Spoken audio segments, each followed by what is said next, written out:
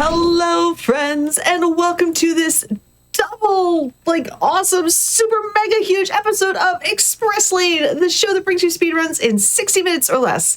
I'm your host, Oscar424, with occasional guest appearances from my corgi co-hosts, Galahad and Freya. And we've got a lot of show. We have a lot of games today because all of these are hopefuls for Summer Games Done Quick 2025. Yes, everybody that you see here has submitted an absolutely amazing run that I want to make sure is showcased for everybody to see, and we hit a little bit of every genre ever.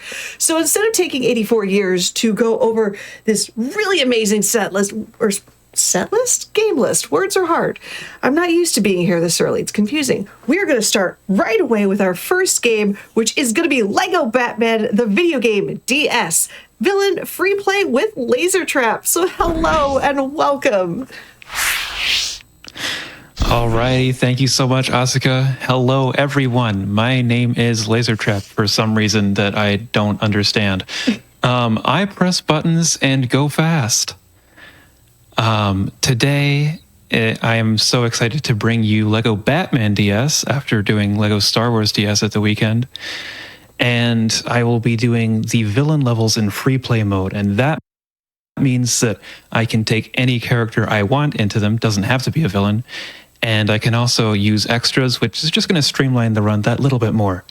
And with me today, I have actually someone who has a faster time than me, Shemcat. So say hello. Hello. All right, that's Shem.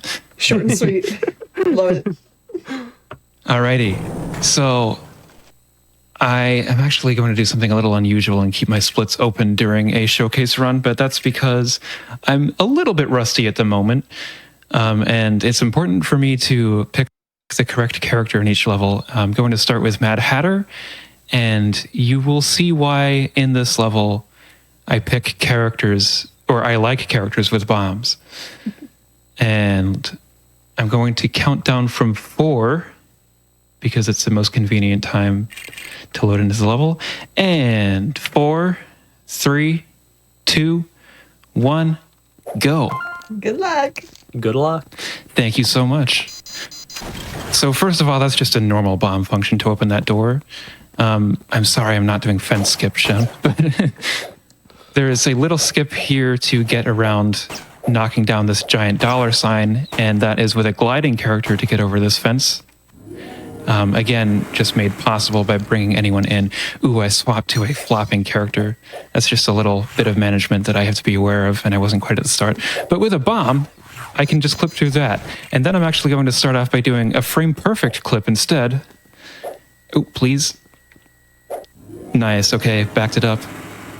Very nice. That vault clip is quite difficult, very finicky. You have to get the right distance from the vault. And then on top of that, there's like a little lip, so you have to jump through it, and that's the frame perfect part. But we can talk more about bomb clips here. Actually, I'll let Shem do that. Yeah, so certain characters in this game can place a demolition canister or just a bomb on the floor, and that's an object you can't go through. So if you place it close enough to a door, or something like a door, like a grate or something like that, and jump in between that, the bomb and the door, the game is like, oh, what do I do? So it just pushes you through the door. And as you can imagine, that saves time pretty much everywhere, because there's a lot of doors in this game and a lot of puzzles that we just skip because we can just go through the doors. Nice. So you'll see that a lot. Player 2 is dead, so I can't character swap. There's all sorts of little optimizations in this game just to like save time on skipping animations and stuff. Ooh, this is actually really inconvenient because player 2 is dead at the wrong times. You can't character swap while dead. Oh, player 2 is dead, excuse me. And that is how we do a lot of our animation skips. I can't lie, I actually didn't know that. But that was a blue brick machine. Yeah. The blue brick machine is the only one you'll see in the entire run, but you just bring 3 blue bricks back. It spits out an object to build, and you build it, and stuff happens, and it's Lego. Anyway, that was the first level of the run. We go backwards through this chapter because it's just faster on hub movement. and I picked regular Batman, not classic Batman, not Bruce Wayne, regular Batman, and you'll see why at the end of this room. This right here is called the grapple clip. Get some height, and this is called jump storage. And I'm going to pause the...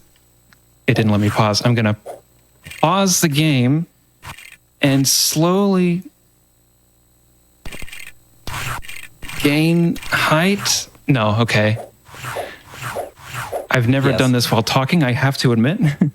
So the way this works is after you jump, there's a very small window where you can swap, and when you swap back to that character, you gain a tiny, tiny amount of height when you, swap back to them. And if you do that a bunch of times, you can start to get quite a bit of height. And the reason Laser Trap is pausing in between these is because... 1 second, Shem. I just went through the floor with Batman, but now we're going to see more of your jump storage, so go ahead. Yeah, the reason they are pausing in between each little jump is because this game is very, very laggy when you swap between characters. And so that's just a little bit of a failsafe to get through the lag whilst the game is paused. So that is actually really, really precise, as you might be able to imagine. The pausing is also really useful to just check that you get the optimal height. Okay, they're not following me. Sometimes player 2 follows and you can just open this door normally, but since I got Mad Hatter, I can clip through easily enough. All right. Pretty intense level there. You made it look so easy, though. Yeah, it's... Thank you. It's really tricky, and I've gotten lucky twice in a row with Mad Hatter here to make the door clips easier. There is another one I could do in this level where you stack it on every single character, but I have such a hard time saving time with it that I'm going to choose to show off a Batman Classic advantage, where instead of clipping just barely through the floor, I can clip through the ceiling like that and save time on building a ladder. Yeah, Batman Classic and regular Batman, they've got like the same animations, but for some reason, Batman Classic and Bruce Wayne gain way more height when doing something like that. And yeah, Batman Regular is able to clip downwards like you just saw in Botanical Gardens. I have no clue why that's a thing. I don't think anyone does. It's just a really weird quirk of this game. Just It's Lego just Batman that the things. clones, the clones don't have the same properties. If you're wondering, by the way, why I'm character swapping as I go into a bomb clip sometimes, that is just to reach the ground sooner. It's one of those little micro optimizations we do. All right, that was a much better level. And now I go into arguably one of the trickiest. It's one of my big PB time losses, at least. And let's see, this is one of the cases where I kind of don't even want Hatter, although I don't want Crane either, because he's one of the only bomb characters that doesn't go to the 8th slot, which means I have to use the touch screen to efficiently swap to him. All right. Ooh, I got shot doing that setup. This pausing is just to try and get a more precise setup. There we go. And now I am going to skip an entire room by going over a fence.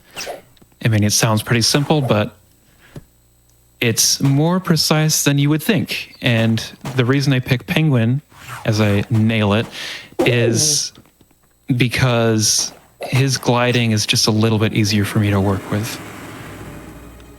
Yeah, I have no clue if he's actually better, but he just feels nicer than every other character. I think it's because, that's not a diagonal. Because it's like Hatter has short legs, Penguin's short legs give him, for whatever reason, slightly more air height. I don't even know. It's something. Yeah, It just works. Yeah, on the topic of Hatter having shorter legs, that means when we are setting up the bomb clips, we don't have to really space it at all. So most of them, it doesn't quite work if you're like right next to the door. You have to kind of space it out. But Hatter, you can just run straight up to the door, and it's pretty much free. So that is why he is our main character when going for these bomb club setups. When there's a level with a lot of them. That's something I never would have thought of with Lego characters with the different shaped legs. And I always thought they were like the same leg pieces. So that's cool.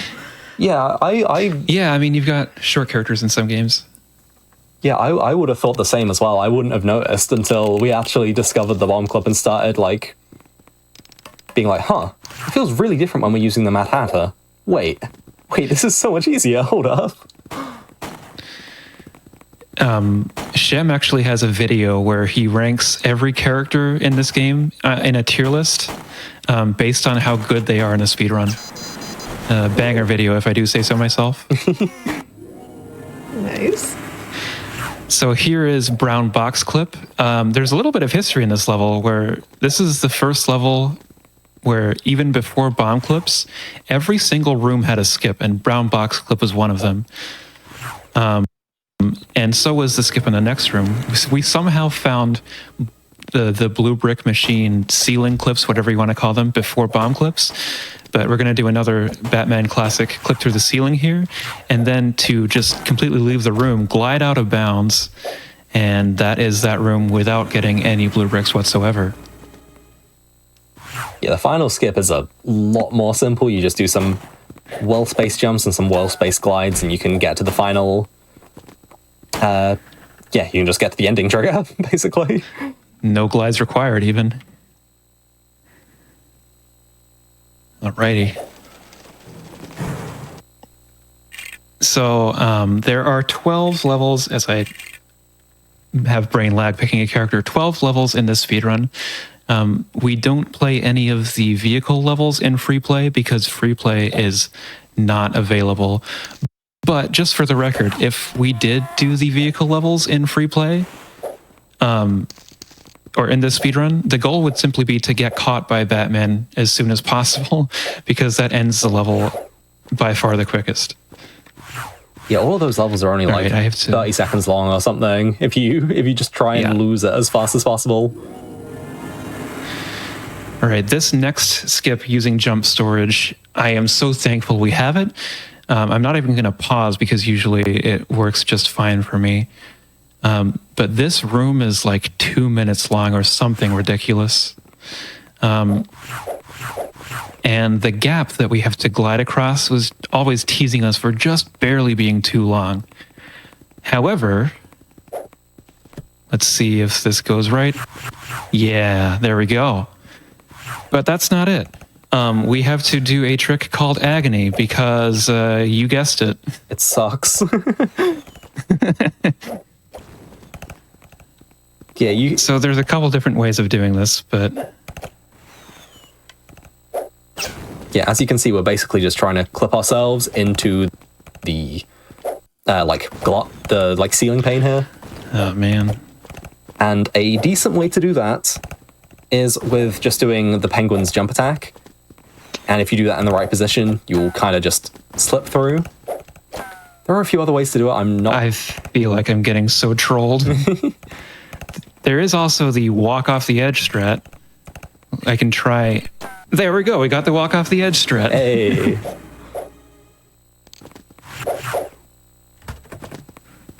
I was pretty consistent with the usual jump strat yesterday in my quick D-Rust, but not today, unfortunately. And the last room...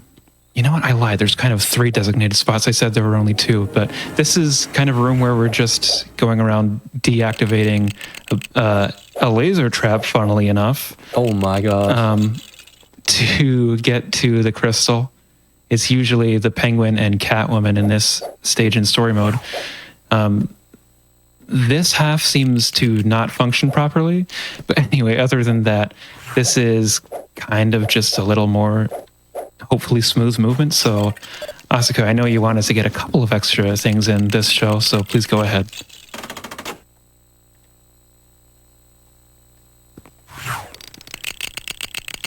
Uh-oh, we lost her. There we go. As I was saying, this is the Road to SGDQ and Summer Games Done Quick 2025 is going to be live from Minneapolis from July 6th through the 13th. Make sure you register and attend the event by May 26th and use !SGDQ in Twitch chat or visit gamesdonequick.com for more info. And Games Done Quick is hiring.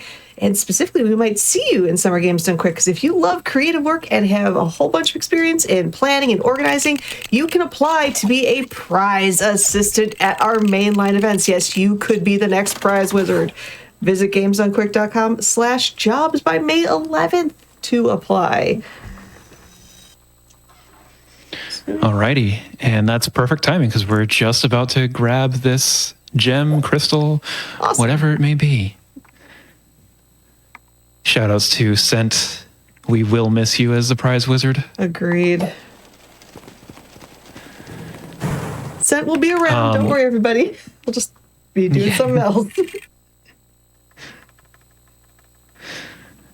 This level is pretty short.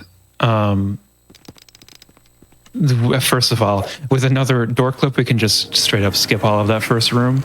And then we can do a nice little double jump up there to skip building a ladder. And, also with invincibility being a thing that we get to use in free play, every character will be immune to that toxic goop.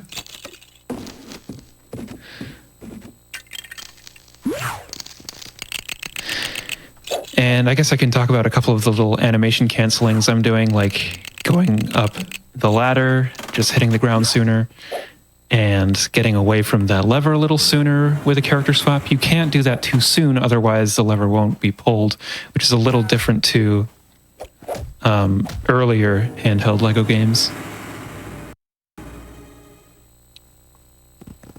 Yeah, this level. And then in this last room... Yeah, it's mainly just bomb clip till you win. It's pretty satisfying to do quickly.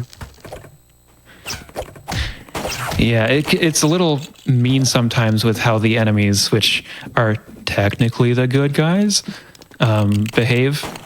They're trying to stop evil from breaking in and all that. But that was the sewers, and next we go to Arctic World. And this is actually a level that shares a name with one of the PC and console levels, but every level in this game is completely different. That's why we have a different board for the DS version. It is the same name, so there's no different Twitch category, for example, but different board. We use different titles. And what else was I going to say? I can't remember because it's Glidey McGlideface time.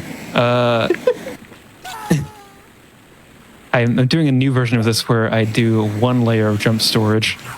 Okay, got it.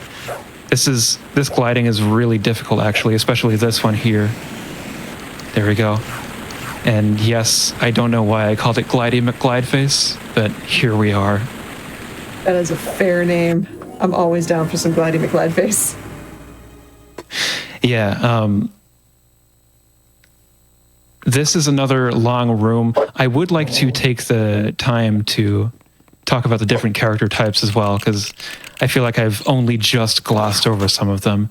So if you look at the bottom screen, the top left, which I refer to as slot 1, is the one that I pick. And in this case, it is Mad Hatter, who has bombs. He also has other abilities, such as going through travel chutes because of his handy-dandy short legs. And then other important characters are going to be, let's see, slot 3 is our grapple character, who can typically double jump as well.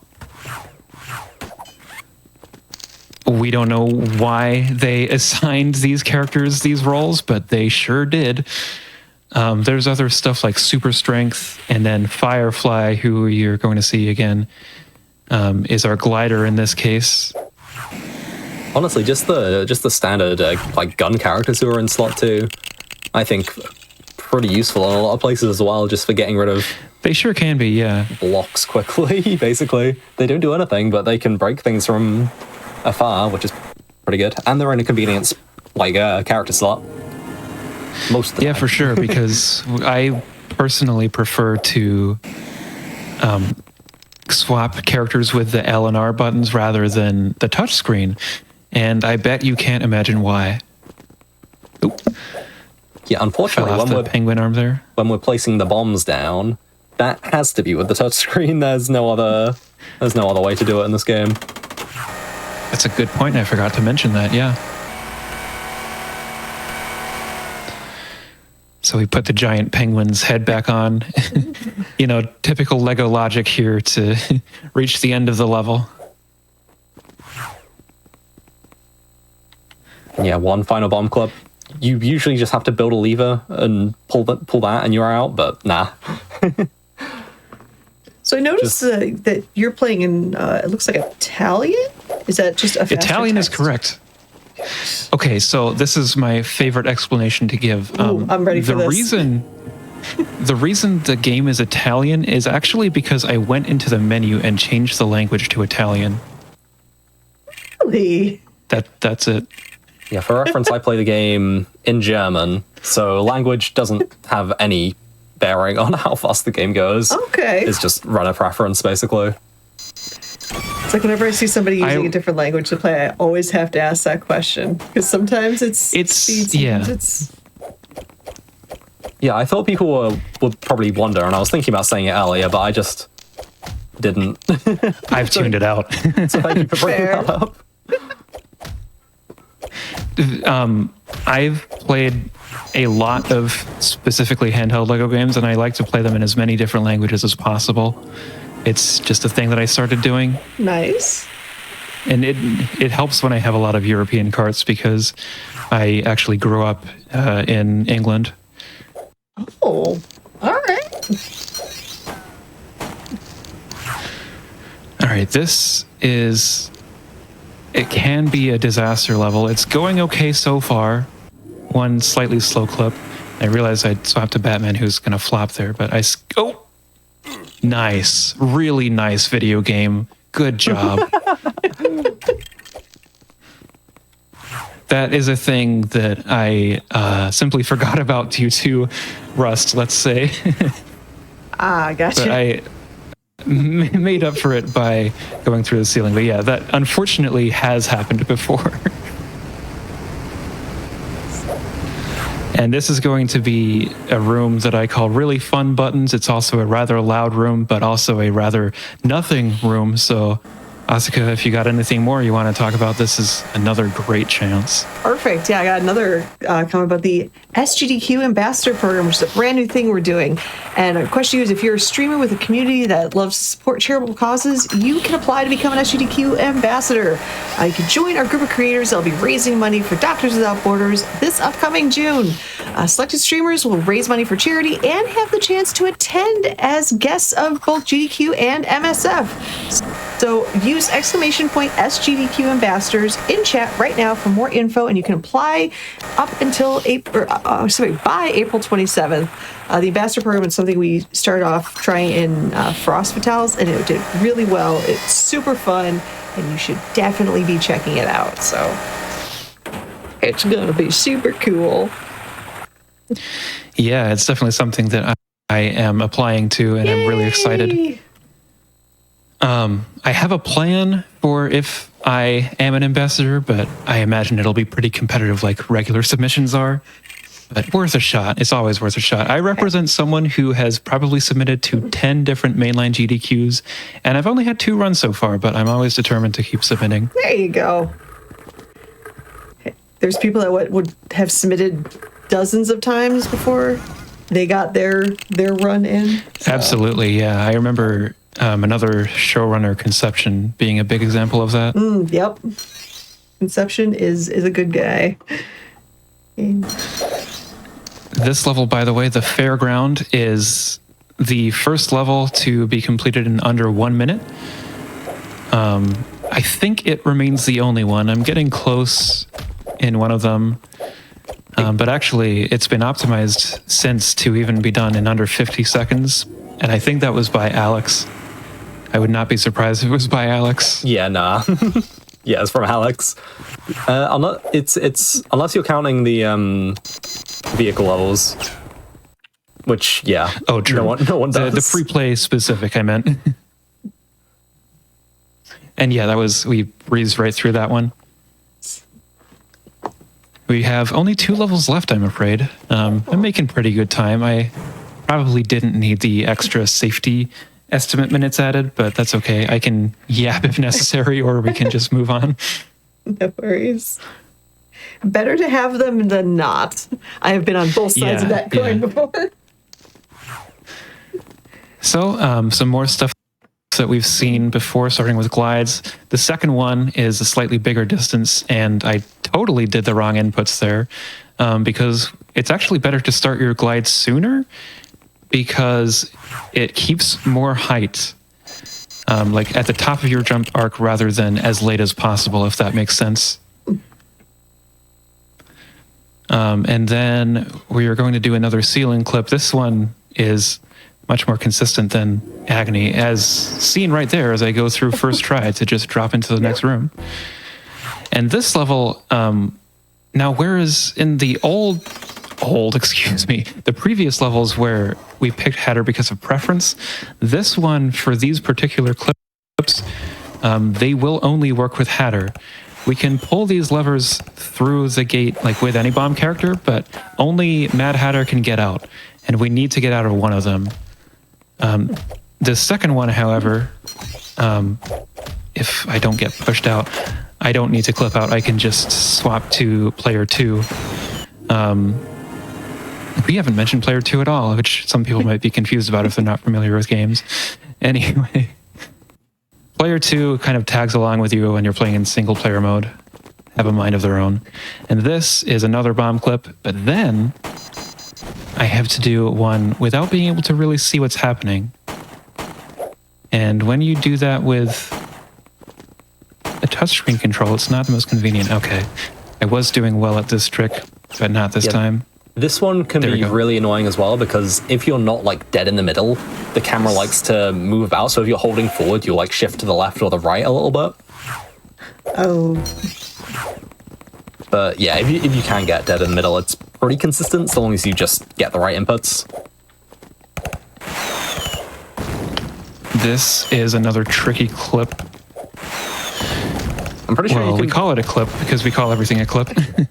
I'm pretty sure you can just like double jump, hold there, right? Nice. Alright. This is looking like it'll be a 28, which is fine. It's slower than the practice runs I had yesterday, but it's definitely underestimate. The curse of the marathon luck. Oh, I didn't pick Hatter. That's the curse of touchscreen. You know what? We've got a little bit of time. Let me do that right.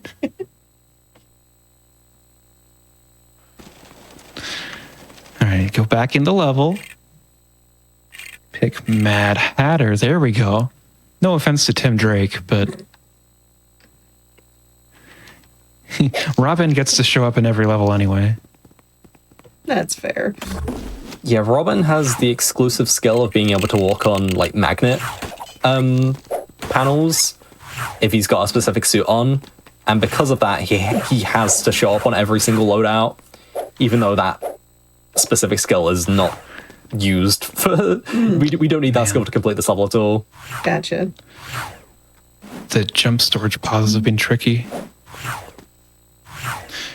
I'm going for one that I don't usually go for, but I wanted to show off because this one is an example of kind of floating across a gap. There we go. Ooh. Pulled it off in the end. Oh, that looked and then that looked cool. A little skip there to get up here with tons of player 2 character swap lag, by the way. The game just dropping frames and not letting me get all my inputs, so I didn't get the clean bomb clip. That's kind of something that happens when you go places you're not supposed to be. Player 2 freaks out and generates a whole bunch of lag. Yeah, that door I don't think you can clip through for whatever reason. Alongside the main room in the last level, where we had to do like the funny stuff with Mad Hatter and clip out. But yeah, those doors are weird, so we just do what we have to do.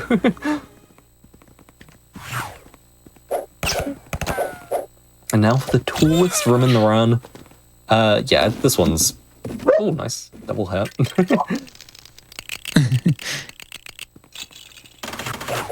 Yeah, this one, we basically just build a bunch of grapple clips and acrobatic panels, or grapple panels and acrobat panels, and just climb up and up and up, and our AI partner will follow us to the top. And then, are you going for the clip in here? Yeah, I'll do the clip at the end. Yeah. Doesn't save much time because in this level, the AI is unusually good at following you. They're supposed to be, but they're not usually very good at it. This clip isn't too bad with Hatter because if you go into this corner, you don't even have to do any inputs, and you should just pop through the door like that. And to finish the run, there's going to be one last tiny bit of jump storage. Usually you only need to store a jump on one character. Hopefully it works. Just get up there. Yep. Press this button. Time is coming up in just a couple seconds here. Both of us... Why were you over there, sir? Oh, no. Whatever. All right. Get ready. And time. GG's. GG's. Yeah, your partner heard just a few more seconds and said, well, actually. No, I swear, if you go down to the left, the AI partner will be like all the way on the left. If you go down to the right, it'll be all the way on the right. It's never where you want it to be. Clingy when you need them the least. Love it. All right, so I had that as a 2850. Yep, 2850. Not the cleanest run by any means, but I had other stuff to practice for the weekend, okay? Which, to have two runs, like, just ready to go like that, impressive in and of itself. Yeah, thank you. Thank you so much for having me on, Asuka. Oh, yeah. Yeah, for both of you, where can they find you? What are you currently playing? Sure. I, on Twitch, am lasertrap_. I play a lot of handheld Lego games as speedruns. I've done a few Mario Kart speedruns, indie game speedruns, mostly Lego though. Lego is what I always keep coming back to. And I also am playing a few retro games. Tomorrow, I'm probably honestly going to unwind from this busy weekend with a little bit of Final Fantasy V, which I'm currently playing casually. Yes! That's a good game. It's one of my favorite Final Fantasies. Big It's hearts such a for good me. game. And a couple shout outs as well for this game. Alex, obviously, our best story mode runner. He's pretty insane at the game. And there were some IL runners who helped contribute a lot, like Owen and Shinboy. And I think I'm forgetting one more. Shem, do you remember? I'm not 100%. I would have to double check. But yeah, Shem, if you want to give a couple shout outs as well. Yeah, one of and to yourself. Yeah. I guess I'll do a shout out and then plug. So Nuxmaster is another Batman and Star Wars runner who just recently, like a day or two ago, lowered the world record in the villain hunt category, which is kind of like this, but even more fast-paced. It's a pretty cool category. And I guess if you want to find my stuff, I mostly speedrun RPGs on stream, and I play, twitch.tv/Shemcat. So yeah, if you like RPG speedruns, I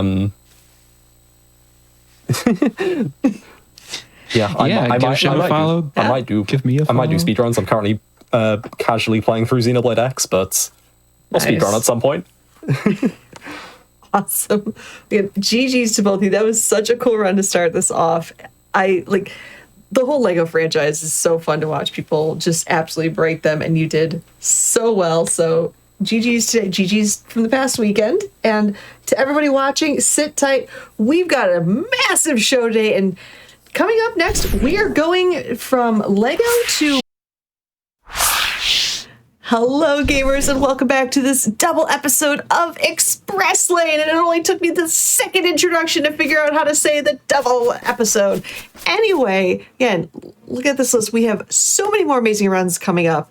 But coming up next is a really cool and unique run that, as soon as I saw the submission list, I said, I had to get this on because I had never seen it before, and it is amazing. Blink and you will miss out on such a cool run. And that is going to be Celeste, Mario, Zap, and Dash any % with White Hat 94. So hello, White Hat. Welcome.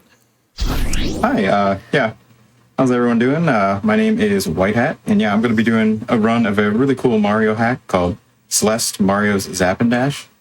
I want to just explain a few of the mechanics real quick, because commentary is a little hard during the run, but basic movement, fastest way to move, basically is dash, so you can dash.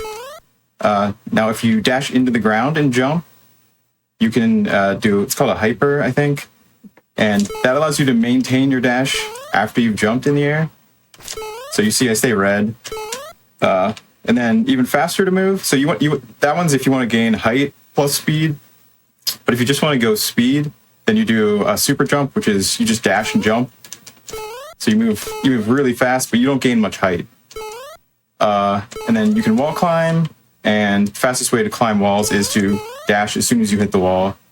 And I guess the only other small mechanic that occurs is that you see the corners of blocks, they sort of push you around the corner. They line you up automatically. There's a few spots where that comes in. But yeah, so I'll just give you a countdown. So we'll just go from the title screen. So yeah, 3, 2, 1, go. Good luck. All right, thank you. Oh yeah, so starting out right away, you managed to get run speed. This is the only screen in the game where you get running speed. There's no other part of the run where you're running long enough. And I mean, we're about to get dash, so you won't be needing that anyway. All right, so we get the wall grip. Now we can wall climb up vertical walls. You'll see there's a stamina, those hearts at the very bottom left.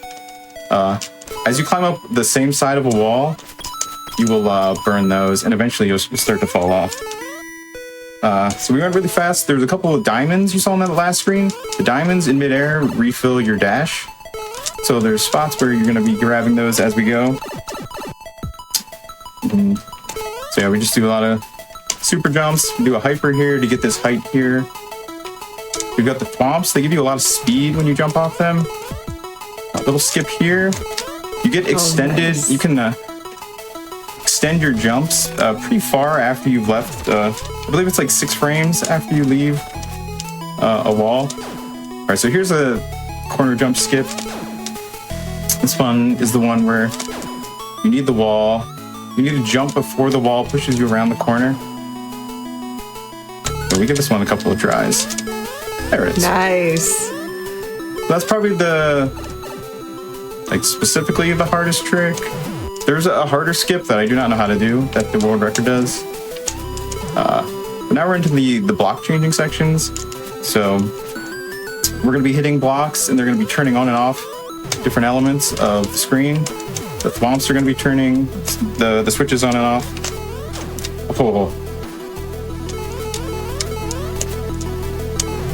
And you do occasionally die during these runs.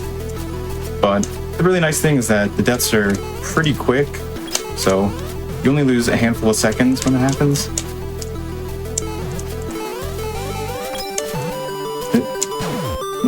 Like how someone in chat already, I agree. I swear this is witchcraft, what you're doing right now. All right, cool little skip there. Actually doesn't save too much time. Really cool, you can just sneak under the spikes. Here's the floaty guy you're supposed to carry through here, but if you're tight, you can just make it without. Ooh.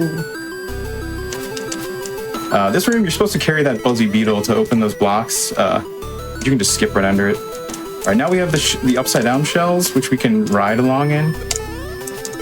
But a lot of the rooms, you don't really need them. Be careful. This room, you have to carry the shell all the way to the end. There's 2 switches that we need to hit, and I saved it. There we go. Nice. And I think you're supposed to carry the shell on the way back also. All right, there's a moon right here. Oh no! It's not a big deal. We were supposed to not get them. Yeah, you can just miss that moon. Gotcha. See how much time you lose when you grab it. It's the only moon that you come across in the whole run. I don't know how many moons are in the whole game. I think like 100, but that's the only one that you directly come across during the any percent run. Okay, you see the thwomps really give you a lot of speed. Okay, this is pretty cool. So I found this while I was practicing for this. There's a really neat alternate path you can take up here. So this is new, so we're gonna show this off. Okay. So you come down all these pipes, and then there's this really cool alternate.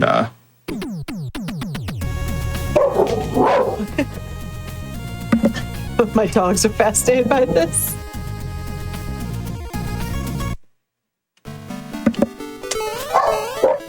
All right, and then we just keep going. All right, so here's the X-ray scope.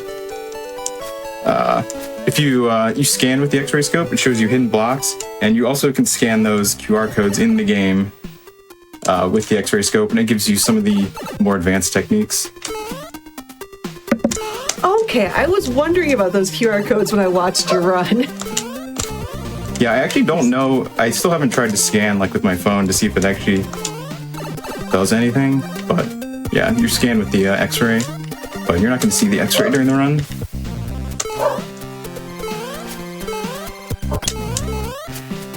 This is probably my favorite music of the covers in this are super, super good. Yeah, they are. Oh, we get to see the floaty little helicopter buddy help us down here. We skipped them last time. Okay, here you see the crystals again. They refill your dash in midair. Lets you climb a lot higher than normally. And yeah, there's some sections with wind. We did go through that one room pretty quick. Whoa. It's like, I need to know, how did you find this and the obligatory? Do you play Celeste like normally? Well, I follow a lot of homebrew and hacking stuff, so I saw it when it came out, but I didn't actually play it until the end of last year. I forget when I played it. You know, it's so fun. And I actually have never played Celeste. Wow, really? Yeah. I think I have it. I think I've gotten it in like a bundle, but I've just never played it. Yeah, you probably just fooled a lot of people by saying that. But yeah, from what I've seen and heard, that the mechanics are pretty spot on for Celeste. Like they did a really incredible job. All right, so this part is the bubbles. The bubbles they refill your dash every time you get in one. We just like skip through that whole room. So the green bubbles you can control which direction they launch in. The red bubbles they just go in one direction. All right, this room has a pretty cool skip. You're supposed to jump on this swamp to have him follow you along as you go through this.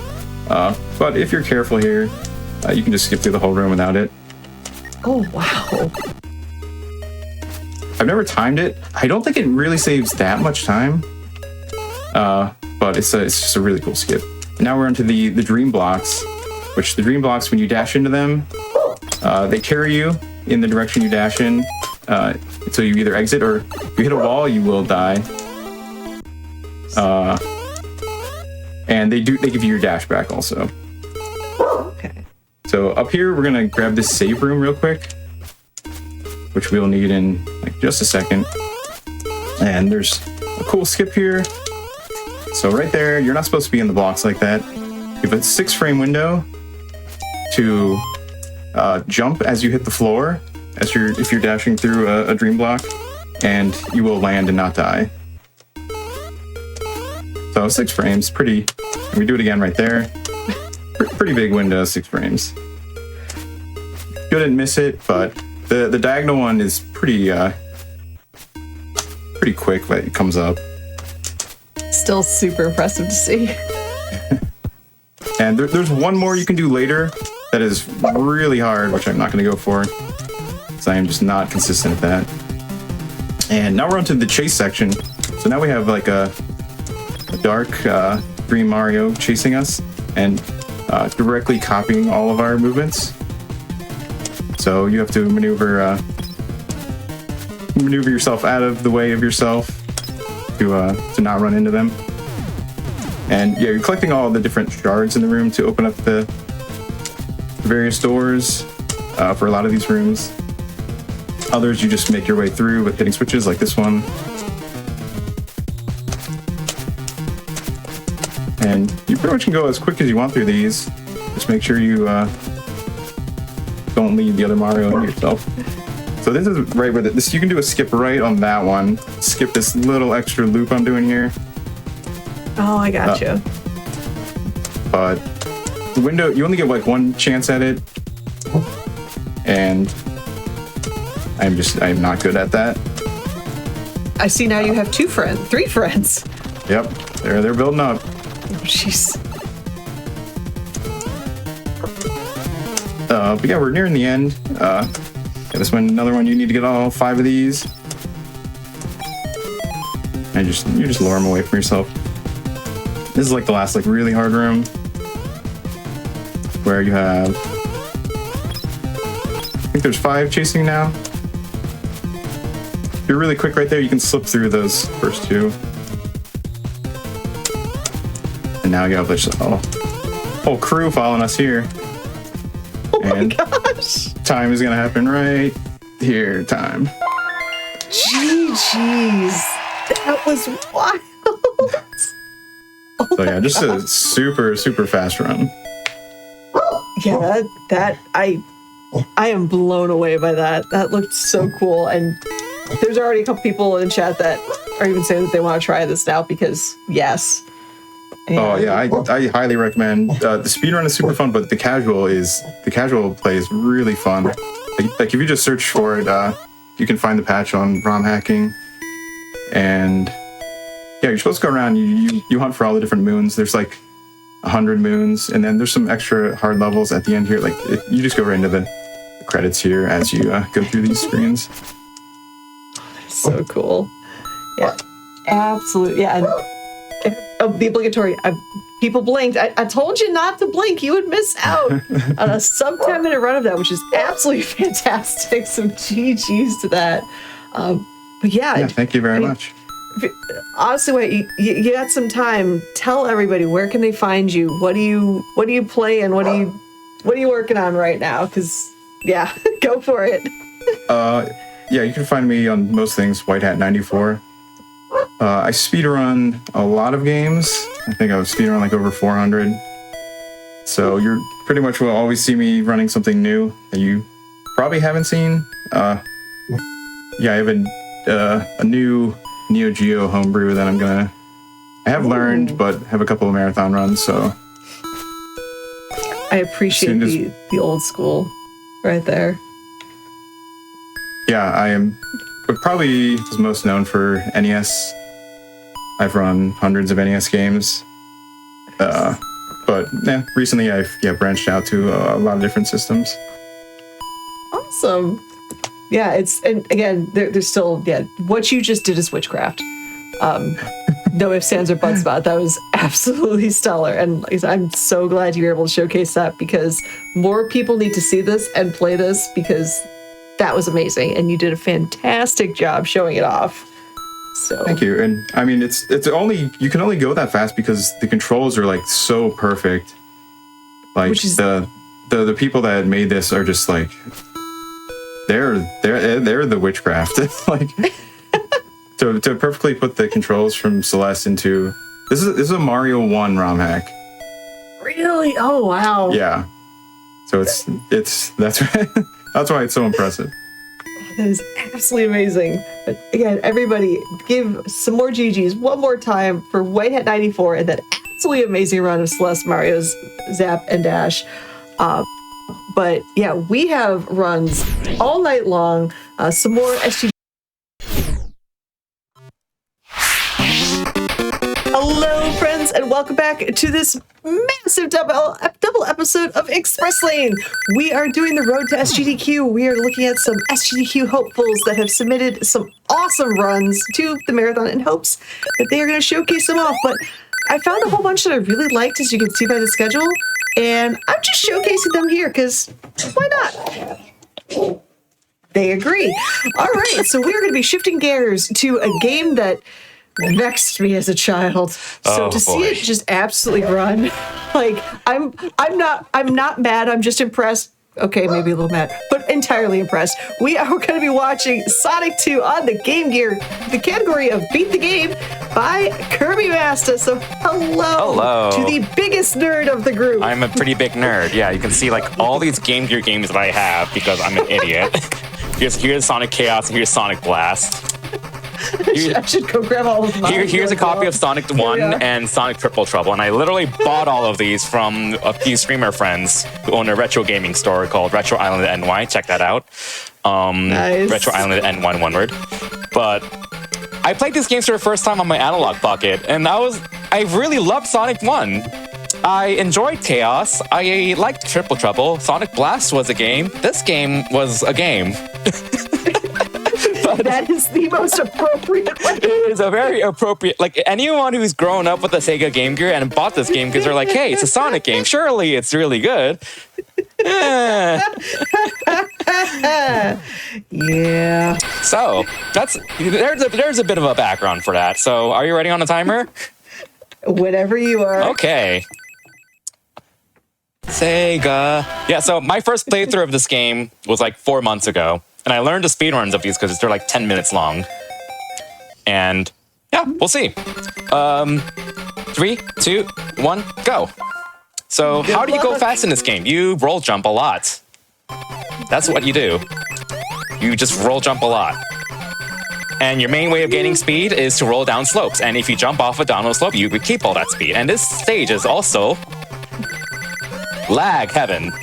And when the Game Gear game lags, ooh boy, it's bad. The Eatons are all eaten, and we're having inputs for dinner. Also, hit the signpost at 24. That's the fastest way to speed this up because the faster you, classic Sonic style, the faster you clear a stage, the more time bonus you get. If I cleared this at 23 seconds, we would have 150,000 time bonus instead of 100,000 time bonus. Oh, weird. Yeah, so the normal leaderboards typically go by real time minus time bonus, which is exactly what it sounds like, but we're going by real time here. So if you are fast, in this game's case, if you are faster than 24 seconds, nice Eaton input. I was supposed to jump there. I was supposed to jump there too. Then you want to clear the stage at exactly 24 seconds. You can see the glory of all the inputs being eaten here. Yep, I remember these very well. All right, so sadly we didn't make that at 24, but that's okay. That's okay. Sometimes it's just surviving. Yeah, so right there, we got an 80,000 time bonus, but it's not worth waiting the extra few seconds for that in this case, so 24 is like the golden standard. All right. How much do you like this boss? Anyone who's played this game as a child, what is your favorite boss in this game? In other words, what is the only boss you played in this game? Thinking emoji. Oh, that's actually early. Oh, man. Oh. I think that works. That works. That should work. Oh, so conveniently enough, Robotnik saves us from jumping to our death in the lava pit for whatever reason. And then now why? Yep, and now we're here. So this is probably the hardest boss in the game. Not even memeing. Yeah. I need to like actually really focus. Here we go. Those cannons are random, aren't they? They're random. The time is always the same, but the cannon patterns are random. Like how high and what the trajectory is. I think I'm 5, 6. And it's a giant FU, number 7. There's a fake out there. And if you miss, don't catch that, you will die. Yep. So this game is very notorious for so many people just not getting past this boss, and for a very good reason, because how do you dodge those without being a speedrunner? That really is the final boss of Sonic 2. It really is. Right, and when I stream speedruns of this game, like I swear, every time I stream this game, someone in chat goes like, "I've never seen this part of the game in Zone 2 because I've never gotten past the first boss." I'm like, I do not blame you. I do not blame you. But yeah, we're on Sky High. This is Zone 2, and this is a pretty quick zone here. We don't want that because it causes lag, but you know, game shenanigans, whatever, it's fine. And we're done. Hooray. Nice. Yeah, so this zone has these paraglider segments that are kind of not intuitive. So like if you by some miracle get to this point in the game as a kid, then you'll just keep repeatedly dying on these paraglider segments because you're like, I'm holding right. Why am I just not going anywhere and just falling to my death over and over again? And there's another one in this stage coming up, by the way. But we're just gonna skip all of it by taking the stop route. See ya! Ooh. And you can clear the stage in like 12, 13 seconds, actually. But, you know, real-time strats, so we're just going to wait until 24 and think about life, about why are we playing this game. All right, there we go. Giving people time to process the fact that there is a game after the first level. Yeah, there is actually a game after the antlion, apparently. Yes. Absolutely. Gosh, I wrote this out not too long ago, and as soon as I got to the antlion, I was like, oh, I remember him. Oh, 2 hours later, I'm still trying to beat him. Yeah, this game does a great job of making these bosses challenging. For good or bad reason, kind of pretty debatable. Also, these birdies are kind of hard to murder quickly. We got a really good kill there. Gonna want to destroy those missile launchers because they spawn more birdies, because birdies while fighting this big birdie is kind of a bad idea. Especially because we're at 0 rings, because you're at 0 rings and every boss fight in this game for reasons. I was going to say your murder pattern was on point. And that's zone 2.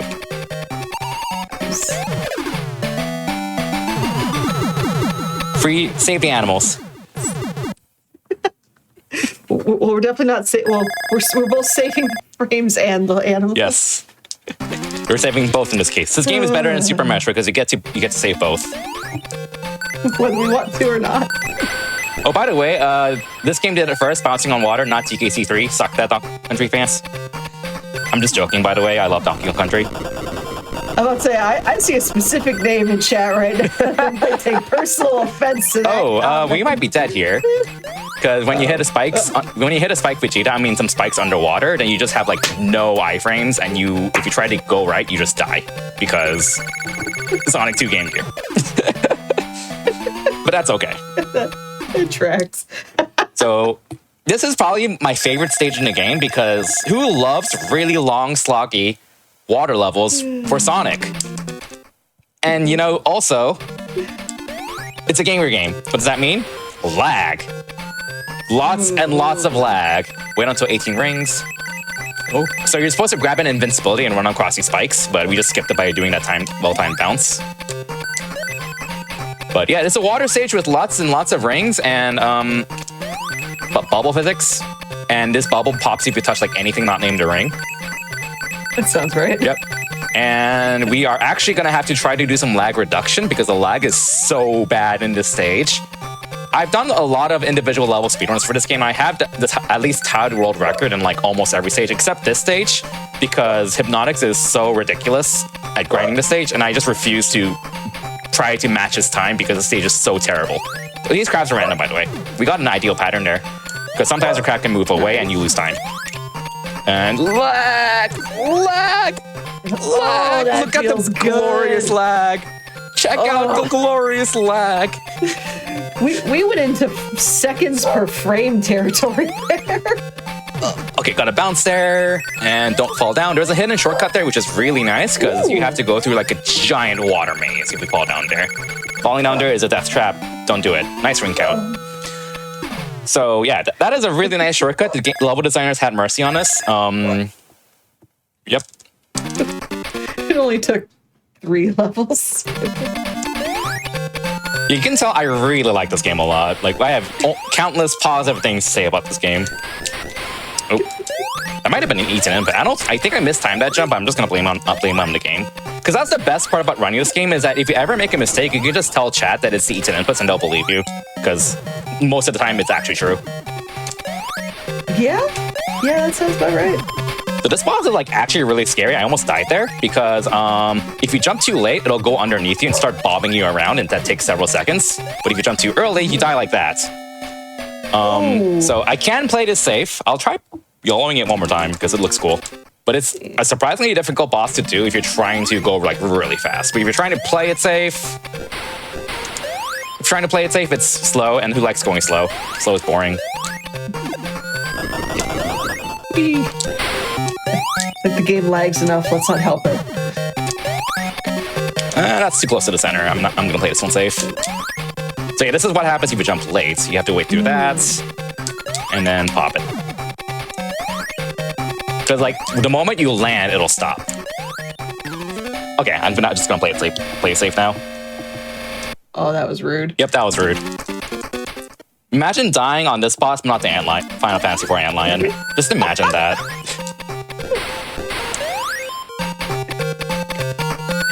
There's so many childhoods crying right now seeing. Oh boy. Sir is a game. Yeah, so I'll just play it safe. So is playing it safe just letting it bounce you? Yeah, just let it bounce you. Gotcha. Because the closer it is to you, the smaller your window is of trying to get like a really good hit. I can go for this one. Like that. Alright.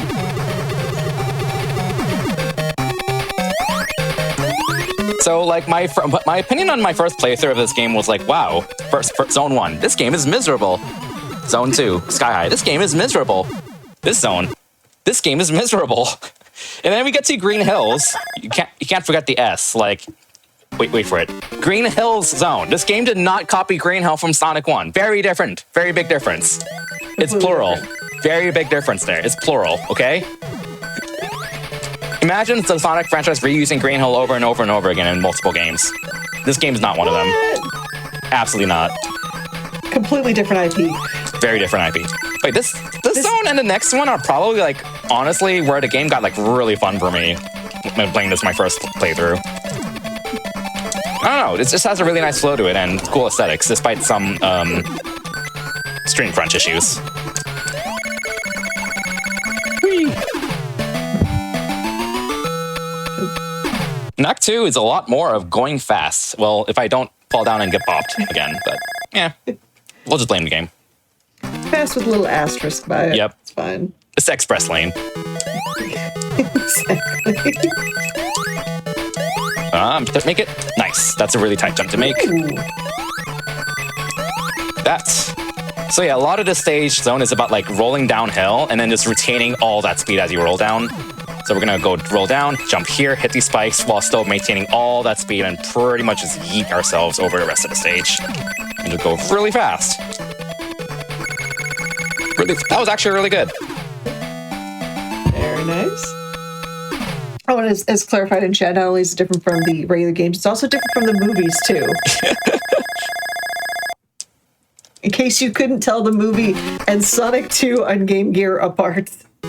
Oh boy, this stage. Alright. The stage is the definition of what is screen crunch. Where am I going? Where am I going? Oh, God. Where am I going? Yeah, I remember this one. Nope. Okay, I'm not dead. I'm not dead. I'm not dead. I'm not dead. Okay. There's a fast strat to go through this like relatively consistently, but I just kind of messed it up, so... Oh, I should have gone further right. All right.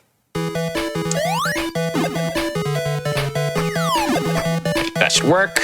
Boing. That's a fast strat. There we go. Very clean. Ooh, very nice. And boing. So this boss is random. Basically, between every attack, well, what he does when he's attack is random, but what he does between every attack is also random. He can do a stomp into clap. Actually, no, a stomp. You can do a stomp or a clap into stomp.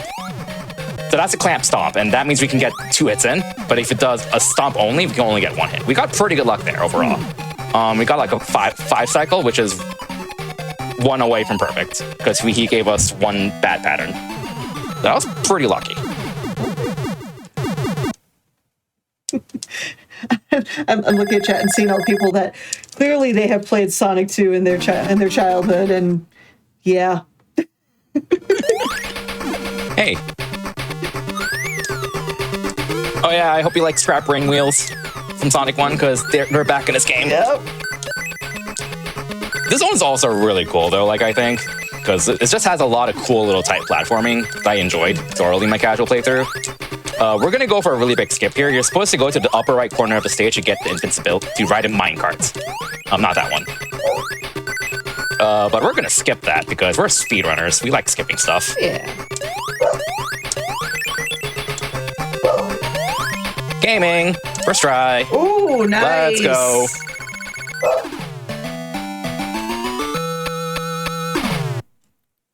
You have no. All the battery jokes are coming in. Yeah, yep. I've heard the Game Gear's battery life is fantastic. It's great. Good thing we're not playing on a physical game. We're playing on an analog pocket, which is great. Such a great piece of hardware. Pricey, but so worth it. Yeah, 100% second on that one for sure. But this is like the other zone that like I thoroughly enjoyed in my casual playthrough. For opposite reasons than Green Hills. It's like, while Green Hills was like, oh, you get to go really fast and horizontal and it feels really cool. In this stage's case, it's like you're doing a lot of cool platforming. It just has a nice flow to it, and the music and aesthetics are really cool too. Sadly, the boss coming up has one of our favorite 2D Sonic mechanics of all time. Can you guess what it is? If not, you'll see in like 5 seconds. Yeah. Hey. Oh, yeah, it is this one. Woo! Who loves auto-scrollers? Yep. They're great. Gotta love them. 40-second auto-scroller. Yeah. Well, I have stuff to say. Go for it. Great time to do so. All right, sweet. So, y'all, just FYI, any subs you put to the channel, Prime Gaming subs, gift subs, bits cheered on this channel, GDQ Twitch channel, help support Games Done Quick Hotfix and amazing runs of games of a time, such as Sonic 2. So if you enjoy watching speedruns like this, consider subscribing to the channel and get access to our emotes, have ad-free viewing, and chat with other subscribers during our replays. Now, the question I have for you, because I haven't asked this question yet since we're both Analog Pocket users, are you white pocket or black pocket? Black pocket. Yes! Let's go. Okay, you can stay on the channel. What about chat? What's chat's opinion? White pocket or black pocket? It's like Pokemon Black or White, but It really is. Dude, this boss is like actually surprisingly scary. Not because it's hard, but because if you die, you gotta take that auto-scroller again. Auto-scroller again. It's great. There are faster ways to clear that boss, but in a run like this, I'm not risking it. I do quinfecta speedruns of all 5 Sonic Game Gear platformers, and this boss is always the scariest because I do not want to lose 40 seconds in the middle of an hour-and-a-half run of 5 games. No, fair. Oh, yeah, by the way, this stage was probably the most rage-inducing stage in the game because you just have to, if you pick the wrong paths up these pipes, you just usually get yeeted to your death and or spikes, which will probably kill you. Shout out to Spike Vegeta. Not quite the case early on in the stage, but later on in the stage, you will just start getting eaten into spikes over and over again if you happen to pick the wrong path, because Sonic 2 Game Gear moments. Left, down, we're good. But I'll have you know, thanks to certain comments, somebody such as yourself made it earlier, Spike was in fact rooting for the spikes. Well, here's one for Spike right here. Oops. Thanks, Spike. Oh, sweet. So that platform, we just did a skip. So that by moving left, you can randomly make this moving platform respawn and go left instead of going right then left, which saves about 6 seconds. I love how surprised you sounded. Down, left. Oh, hey, skip. Just memorize it. Just memorize all the mazes at the end, Yeah. Lamau. But what's gonna happen if you miss one? Just get eaten into spikes? Surely not. Sounds about right. We are on the second stage left, and this is starting part has a lot of lag because you have like 5 enemies on screen firing bullets, and we didn't die. Congratulations, game, for not eating my inputs. We're alive. We're alive. So we kind of just skipped the entire bottom half of the route by taking this nice top route up here, and then we get such glorious screen crunch where we have to ride this platform. If you fall off this platform, you die because there's no way back up. Oh, joy. Bit of a skip to skip the last piece of that platformer, and we're done. One more stage. Nice. So, this boss was a surprise to me because I played Sonic Mania like for the first when it came out. Favorite Sonic game of all time, honestly. And remember, my first playthrough of this game was like in December, and I played this game legitimately. Got to this point legitimately. It was required a lot of patience. Let me tell you that. So my surprise when I got to this boss, I was like, whoa, oh, all right. That's where that guy came from in Sonic Mania. Today I learned. Nice. I don't know why they brought that enemy back into Sonic Mania, but you know, cool, I guess. They felt bad. Yeah, they felt bad for this game. They wanted to give this game some mercy. Hey, it's Super Sonic. Okay, so this is a very random boss again. Basically, if it ever balls up, that's slow. Like that. So we're just losing time. And it's great to have this at the very end of a speedrun. Oh, of course. It's great. It's great. Like I've had a fight where it only balled up like once total, and I ended the fight in like 10 seconds. It was great. And time is coming up.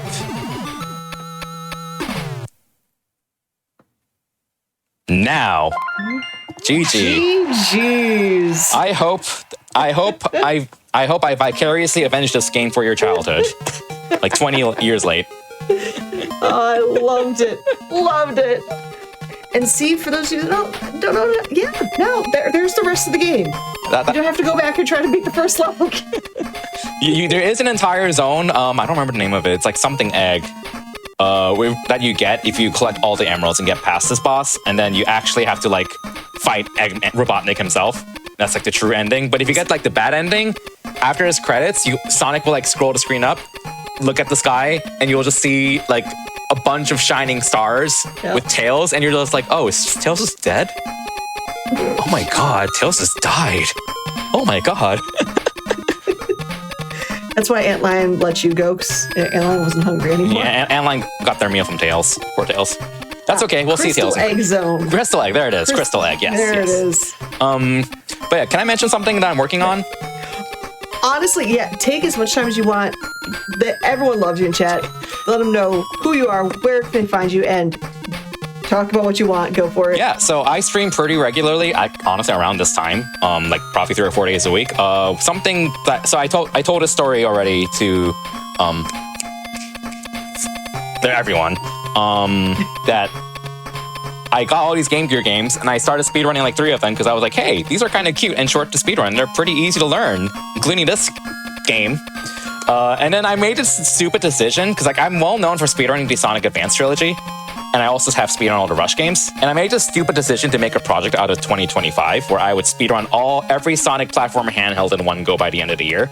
So I've recently learned Sonic Generations 3DS, and I still need to learn Sonic Rivals 1, 2, and Sonic Pocket Adventure.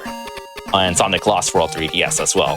But if you like Sonic, lots of handheld Sonic especially, hit the follow button because I try to do like a stream of every Game Gear game in one go. Once a week, just to make sure I don't like forget how to run them. So that includes Sonic 1, a game, which is this game, Sonic Chaos, Triple Trouble, and Sonic Blast. And I'm also occasionally doing Sonic Rush trilogy speedruns. So that's Rush Adventure, and Colors DS, just to stay on top of all of those.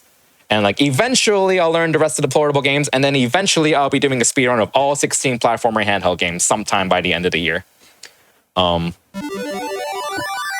So expect a lot of that kind of stuff. If you like watching that, feel free to hit that follow button. And I also speedrun a lot of Fire Emblem.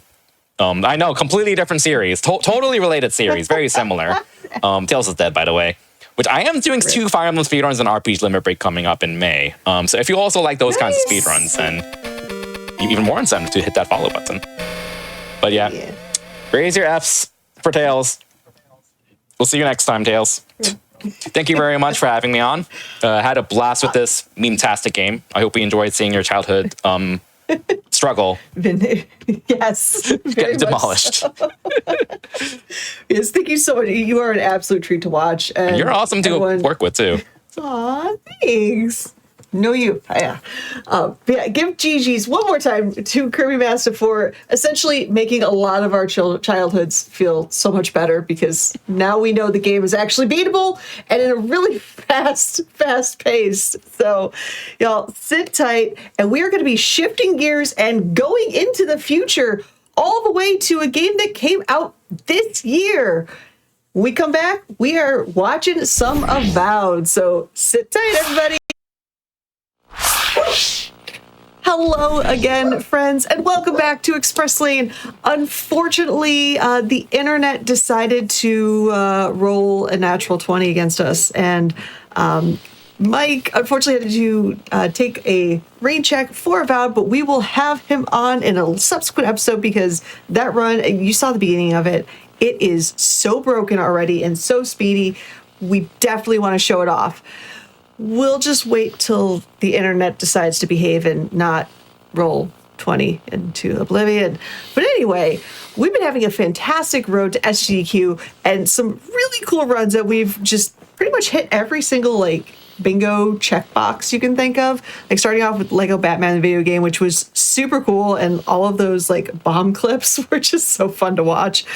Then we got to see Celeste Mario Zap and Dash, which if you missed out on that run, it's this super unique hybrid of Mario Brothers, the original Mario Brothers with Celeste tech. Definitely go back into the VODs if you didn't see that. Check out the VODs at youtube.com/gamesdonequick. You can watch that run. You can see all the previous Hotfix shows, events like Back to Black, Frost Fatales, even previous GDQ mainline events.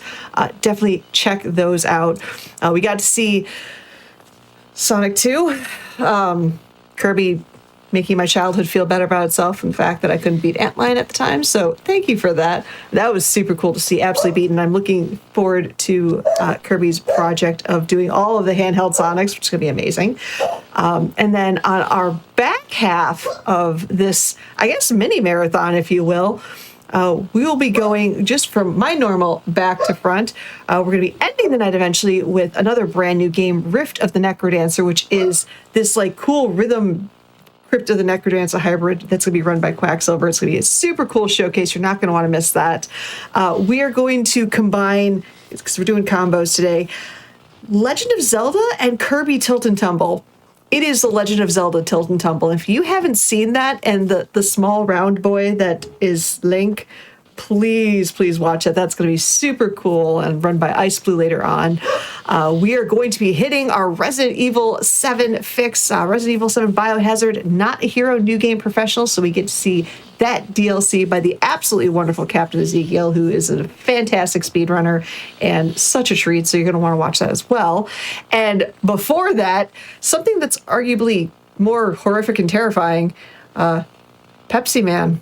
Because you can't have an SGDQ thing without Silly Block, and you can't have Silly Block without Pepsiman. I mean, and we're doing cutscenes, because of course we're doing cutscenes. But before I introduce the next run that we get to see, I do have two little quick announcements, because why not? We're going to be live with our AAPI celebration here on Games Done Quick from May 3rd and May 4th. And come and celebrate AAPI Heritage Month with a weekend full of Asian and Pacific Islander speedrunners. Go into Twitch chat right now and type !AAPI in the chat for more info. It's going to be super cool. Also, Black in a Flash is returning with an event for Juneteenth from June 20th to the 22nd. And if you want to learn about how to join the Black in a Flash community and submit your runs there, all you gotta do is visit gdq.gg/BAF. Those runs are going to be absolutely amazing as well. So, all of that said, because I don't want to yap all by myself, I want to have a conversation. There are two really cool people that I want to bring into this conversation. But with that, we're going to be talking about our next run and our next submission on this road to SGDQ. That is going to be All Night Nippon Super Mario Brothers Warpless with GT Ace and commentary by Supersonic. So, hello, friends, and hello to somebody that has pretty much run every single iteration of Super Mario Brothers that I have ever seen on the GDQ stage.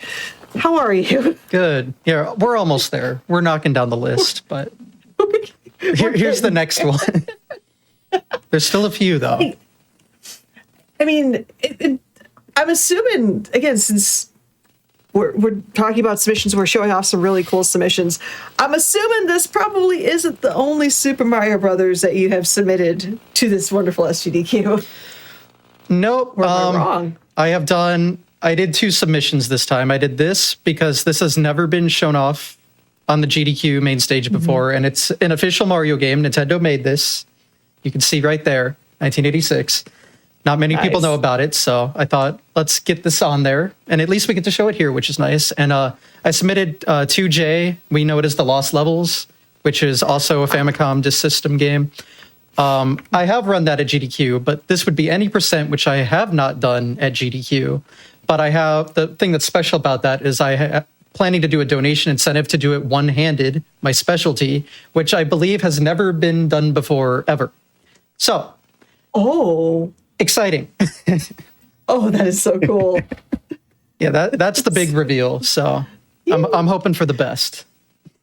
Oh, that's going to be awesome. And then I see we have a wonderful commentator who's been with us on Express Lane before.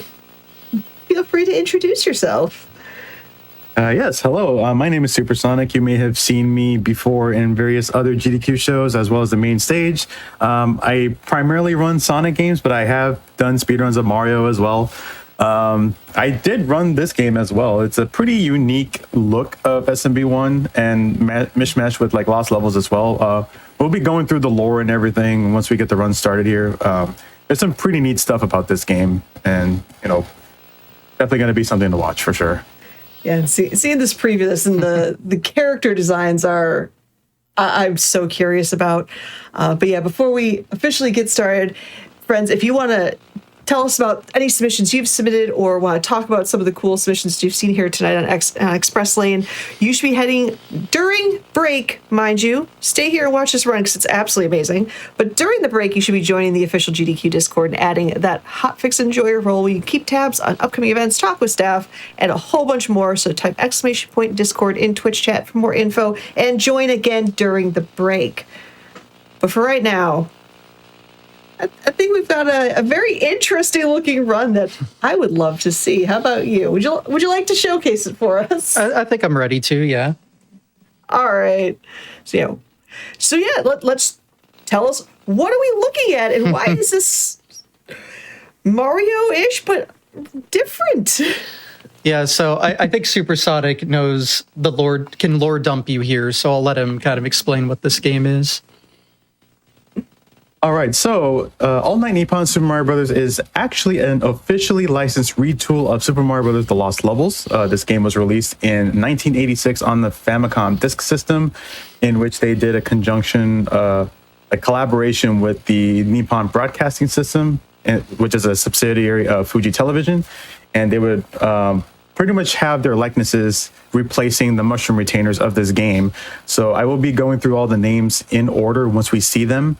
And I will also be describing some of the various differences between this and like the original versions of like SMB1 as well as 2J. Love it. Yeah, like I said, we're pretty much ready to go. Yeah, whenever you want to get started. And yeah, I'm seeing it in chat, like, yeah, I got a lot of screens going. This is just the way I do my camera here. So yeah, the CRT, my console's just off screen, but got the hand cam. There's you guys on my TV. Yeah, and then OBS is on the monitor. So try not to get too confused. The main thing is the big feed, and then I'm just playing on original hardware with original CRT. I like to showcase everything because it's cool. Retro hardware is fun. Okay. So, yeah. But yeah, I'm ready to start if everyone else is ready for me to start. So let's do it. All right.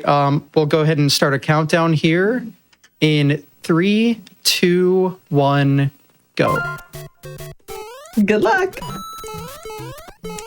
All right, so I'll kind of talk about the brief story about this game. There's an excerpt on the instruction booklet of what the story is about. So basically, one day, the peaceful all-night Nippon dreamland Viva Kingdom, where mushrooms live, was invaded by the tribe of the huge turtle Koopa, who possesses powerful magic. That magical power was used to transform all the quiet mushroom people into rocks, bricks, and mics among other forms. All Night Nippon personalities Miyuki Nakajima, the Tunnels, Kyoko Koizumi, Beat Takeshi, and the AB brothers were also captured. What became of Sun Plaza Nakano? Pitiable Sun Plaza was fooled by Koopa's letter to his illusionary business prosperity corner into visiting him. and he was changed into Koopa Tribe minion Oka P. So this is pretty much in Japanese, so they're trying to translate this into English, which is why it kind of sounds a little broken here. But yeah, this is just a Japanese translation of what they tried to accurately say. So, but yeah, pretty much we're going to be seeing various characters from the All Night Nippon show, and yeah, they look very funny in the game too. So we'll be seeing them. I'm just out here hitting pipe jumps and stuff while you explain. Yeah, so I mean, pretty much like this game, so we're going to be seeing mostly the SMB1 levels in the first 4 worlds, but once we get into World 5, we are going to be seeing some of the levels from Lost Levels as well. And as you kind of notice that whenever GTX is stomping on an enemy, he does bounce off a little higher, because that is basically taking the physics of Lost Levels in this game. And yeah, so we're going to be grabbing the Fire Flower here, because we're going to be utilizing the fireballs to defeat Bowser, and it takes 5 fireballs to defeat Bowser. There are actually 2 hitboxes on Bowser. There's like one on the top left and then one on the bottom right, and then they kind of converge in the middle. So if you end up getting the fireball in the middle of both hitboxes, that actually counts as 2 damage. So it is actually possible to get like, you know, either 4 hits, or I don't know if 3 has ever been done with this before, but definitely 4 is like what we've seen for the majority of this. And yeah, just like that, that's World 1. So we got to see Miyuki Nakajima, which is the Monday host. That is the mushroom retainer for that one. So when you were mentioning all the names, I immediately clued in on Beat Takeshi because I am obsessed with Takeshi's Castle. So, like I know that name. That was a nice hard strat I just did. You nice hit the wall corner jump there. Yeah, so the thing about this game is, you know, these are the Mario 1 levels, but they're slightly modified. So they got rid of the spring there. So you have to hit an invisible block and climb up. So I hit the corner of it to get Mario pushed back to the left so I could make a quick jump up there. Yeah, so now we're in the water level. We're going to be seeing a bunch of bloopers and Cheep Cheeps, but we have fire flowers, so we can just kind of shoot them down whenever they get near us and everything. Another neat thing about this game is every level is pretty much unique.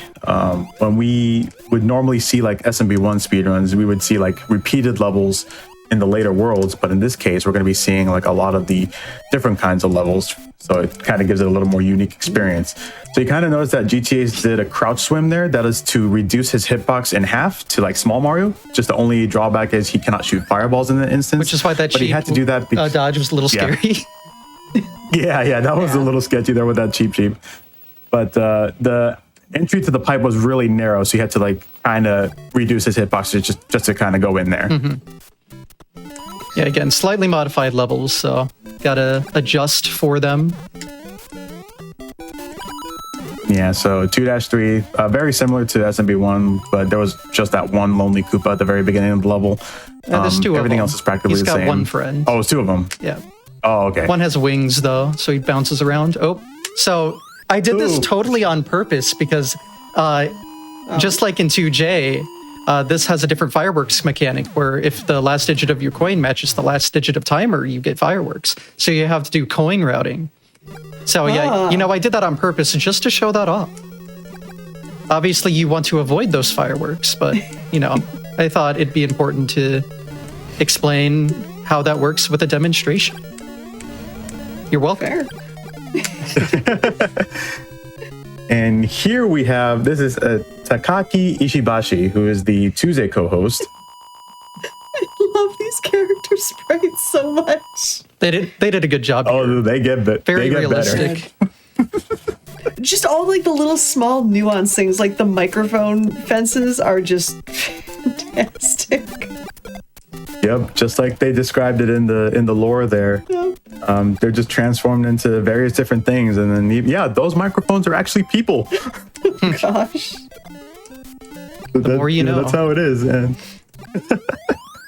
And also another thing to add with the fireworks as well, like if you end up getting the multiples of 11 in your coin count and it matches with either the odd or even number of your timer, like the last number, that'll give you a 1-up plus the fireworks, whether it's odd for 3 fireworks and even for 6 fireworks. Mm-hmm. Oh, wow. Yeah, a lot to think about.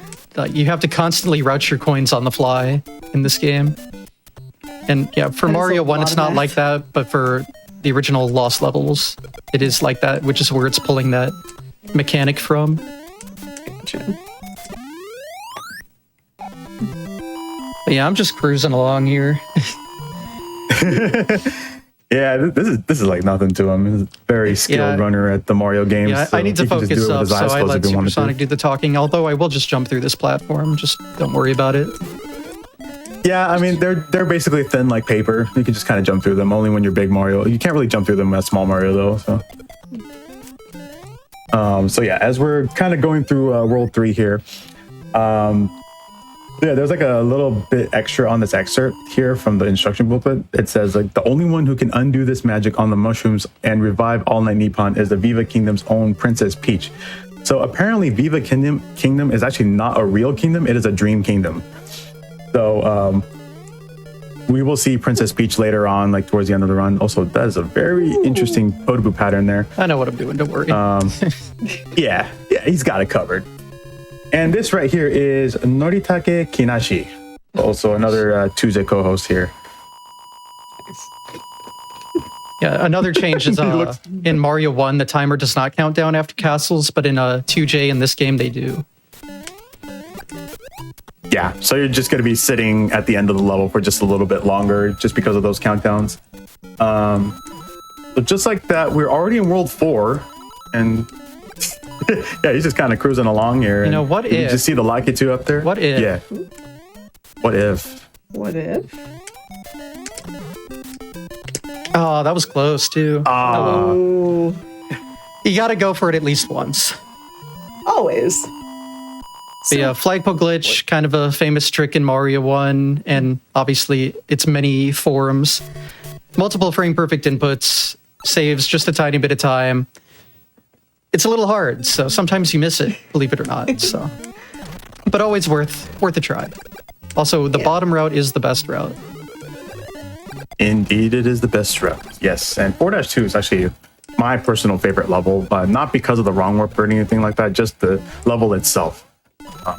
I just like going the bottom route here, just like GTH is doing, and having the fire flower is pretty good too, because it gives you kind of like target practice in a way, just to kind of understand how to shoot the fireballs, seeing the trajectory and those kind of things. 6-2 is also another level you can practice on as well, but you know, just kind of get you geared up on learning how to speedrun any sort of like Mario Brothers game.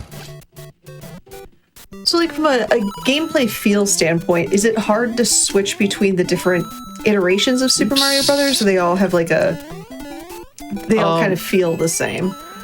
They feel same for the most part, but they have like some minute differences. Like again, the minor level differences, even so the levels are the same based on Mario 1, but they have like small differences that'll trip you up sometimes. That's not what happened there. That was just a skill issue, but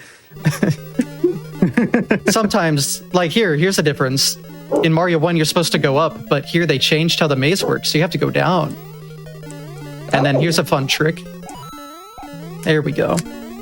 Very Nice. cool. And then this Bowser fight's a bit hard, so I'm going to focus here. I'm glad he jumped forward. That actually made it very easy for me. Yep, and this right here is Kyoko Koizumi, who is the Wednesday host of the All Night Nippon. And what we're going to be seeing here after this countdown, there's going to be a loading screen. Just a black screen. We're going to be waiting for just a few seconds, and then it's going to load up World 5. So it only does that just in between worlds, between World 4 and 5. And then if you get the letter worlds, in which if you beat the game 8 times, you hold the A button and then press start, and then it'll take you to the letter world. There's also another loading screen that you got to go through as well.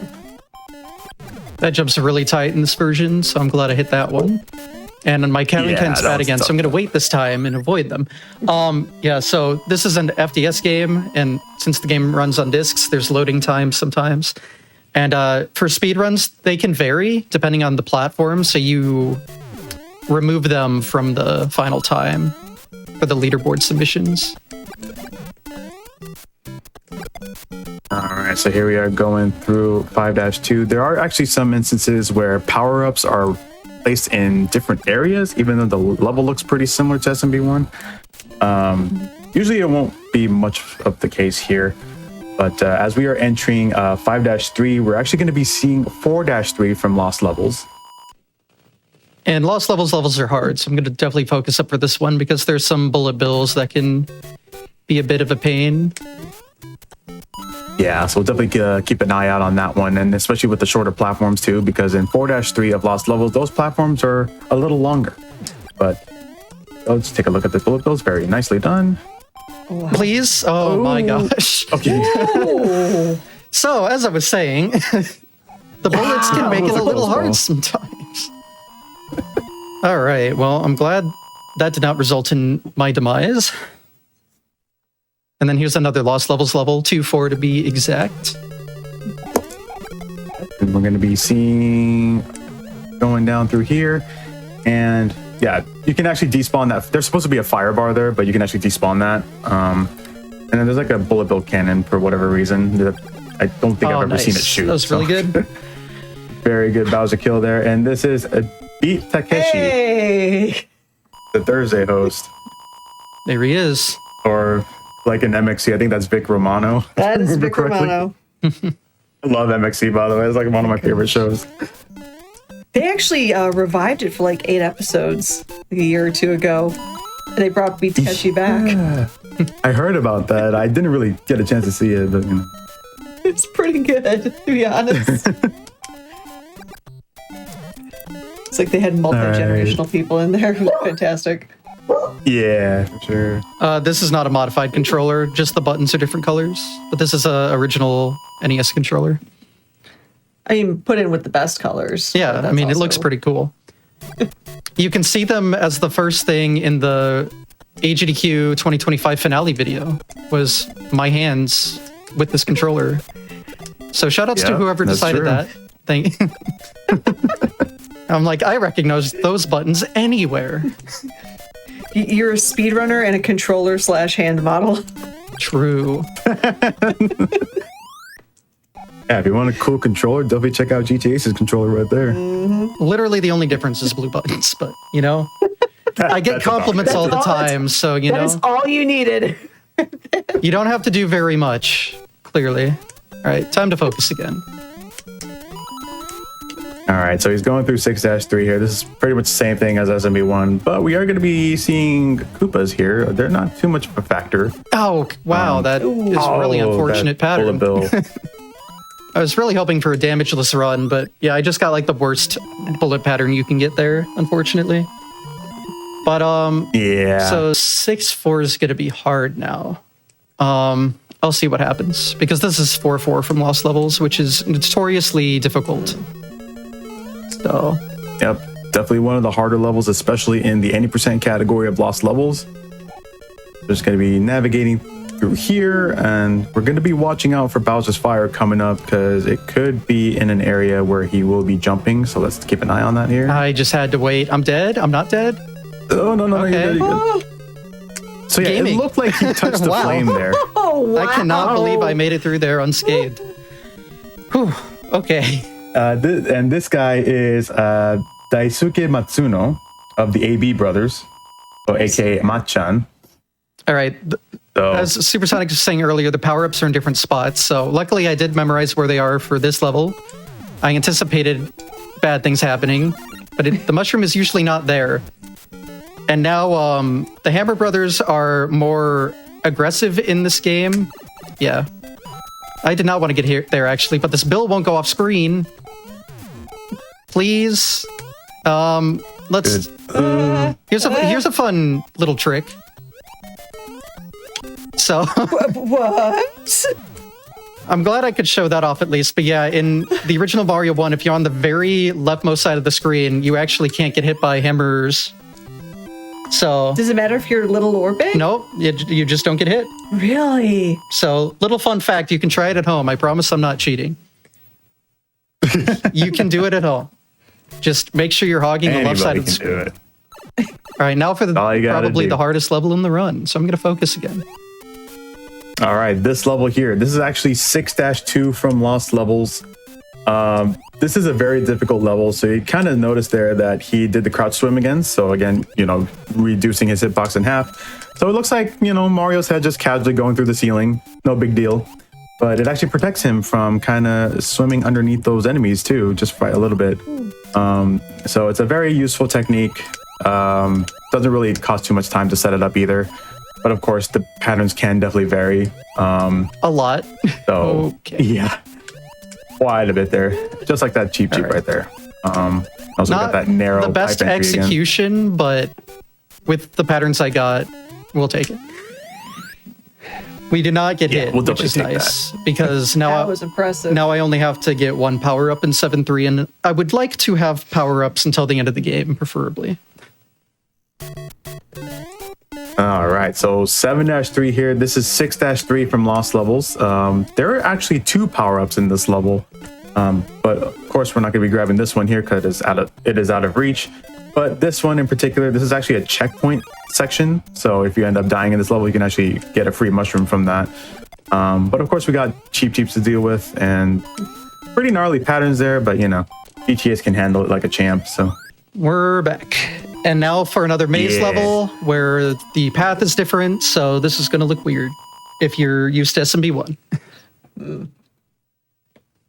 yeah, this path is very strange in the very beginning of it because you have to go, I believe, stop all 3 times Yep. here. And it's a very strange movement I as really well wanted to hit that. That's like frame perfect jump, and then like you have to jump for exactly 2 frames or something. So I went for it. But Yeah. Oh well, it's hard. But this is the correct path, and now Bowser's gonna spawn. Very good. Got it forward, Okay. Bowser. Take it. Already in World 8. And this is Hideyuki Nakayama, or also known as Hide-chan, from the AB Brothers Saturday co-host. And that is the last of the mushroom retainers that we will be seeing, although there is actually one other mushroom retainer that we will not be seeing, but that is from the Worlds A through D levels. But their name is currently called Unknown because we don't know who it is exactly. But now we are in World 8. So in this world, it's pretty much the same as SMB1. Just the minor difference is the star block is actually not there. It's actually going to be a little further And up. hitting that saves a and it's- frame, which actually saves a frame rule in this game. So shoutouts to frame rules. But I tried to do a fast excel at the start, which saves that frame back. I don't know if I hit it successfully or not. And I really have no way of knowing. I don't know. I don't have a good judgment of if I got it or not. But it doesn't hurt to try. Like, it literally hurts nothing to give it an attempt. I think I might have gotten it, though, which would be pretty sick. Yeah, I mean, sometimes you got to go for these kind of things, you know, just a nice little showcase here, just showing all the various things they can do in this video game. And if anybody's interested in learning Mario games in general, you can check it out on speedrun.com. And I believe there's also a Mario Discord as well. If you would like to learn various Mario games, like anything from Mario 1, Lost Levels, a vegetable one, which I call Mario 2, Mario 3, just various others. And yes, I do call it the vegetable one because that's how I remember it clearly. It works. Yeah, because I mean, you plug vegetables and you toss it. So Exactly. It's fine. Yeah. So another thing in this Yeah. game is the Hammer Brothers are a lot more aggressive. You might have noticed that in like World 5 and World 7, but they just charge you immediately. But I have fire, so it does not matter. yeah, so we'll just kind of get through these Hammer Bros here and arrive into 8-4. All right. I would definitely need to focus up for this because Go for it. probably the heart. Totally fine. I don't know if 7-2 or this is harder for me, but yeah. Not You easy. get it. All right, so 8-4. This is the same as the 8-4 in Lost Levels. You kind of notice he did a jump buffer there. So Mario was pretty much skating on 1 foot. Only Fire Mario has that effect. Nobody else does have that, with the exception of Small Fire Mario, which is like a pretty cool glitch that you can do. Now we're in the G room. So that section's like shaped like a nice. G. Very nicely done on that nice. Fast Excel. This is the second to last room, and there's like a tiny bit of a Don't die. oh gosh, like a, that was section made a that he lot just harder in crossed. this game, so it's hard to Yeah, that be little prepared for that. Yeah, that little section there that he just crossed, that is actually a maze section. So if he got it wrong, that section will loop. And now we're going to be seeing our good pal Bruce this dark-looking Bowser here. Wasn't really a pal, but we got through it. Playing it safe there. Also, time is time is coming up on the axe grab here. Nice. And time. Very nice, Bowser. GG. All right. Good job, dude. Ended with a nice win count as well. Nice. Perfect. Definitely intentional. All right. And And now we can bring here- a door. We're going to be seeing Princess Peach in a geisha outfit and pieces paved with kingdom saved. Hurrah to Mario, our only hero. This ends your trip of a long friendship. We did And it. you get 100,000 points for every one up. So, against all odds, deathless, I think. Many close Yeah. calls. GG's. Sub 21, which is very good. World record's a 1959, just barely. My PB's a 2011. So we'll take a 2057. That's also with load, so it's actually more like a 2053 or 2052 for like a leaderboard timing. Not bad. Not bad. That was amazing. Not bad. People my might gosh. expect maybe a little higher expectations from me, but we'll take that. Not bad. It's just watching Mario speedrunning as a whole and just how close you're cutting all of those jumps throughout the entire run. I'm like, I know I would be staring at those like Hammer Bros for a solid minute before I had the guts to like even go near one. Oh, don't worry. They just charge you in. in this game, so you can only stare at them it's for like 3 fine. seconds. I mean, true. I think I would have been out of lives by then. That's for sure. But that was absolutely amazing. I see the next challenge from Chad was to explain frame rules using public transportation, but that'd be a lore drop for another day. But thank you so much, both of you, for being here. Please take as much time as you want. Shout out who you are, where can they find you, what are you playing, and any other additional shout outs. It is all yours. Well, I'm GTAce. You can find me on Twitch at GTAce99. I stream Mario a lot, if you can tell. I usually just try to get world records. My Mario 1 days of world records are probably over, but I have had a few, like 100 or something, so, it's fine. We had a good run. Trying to get Lost Levels world records currently. And then this game, I don't play all that often, but, it's fun to break out for a marathon. I did have the world record in every... Oh, no, they added more categories since. But I used to have the sweep, all world records for Mario in this game, including Warpless here. Supersonic has also had the world record in Warpless, so 2 record holders previously. Yep. Going over this. Surprisingly, I did hold the world record in the Mario game. Anything is possible. You can have Sonic in your name and have a Mario record. No, anything's possible.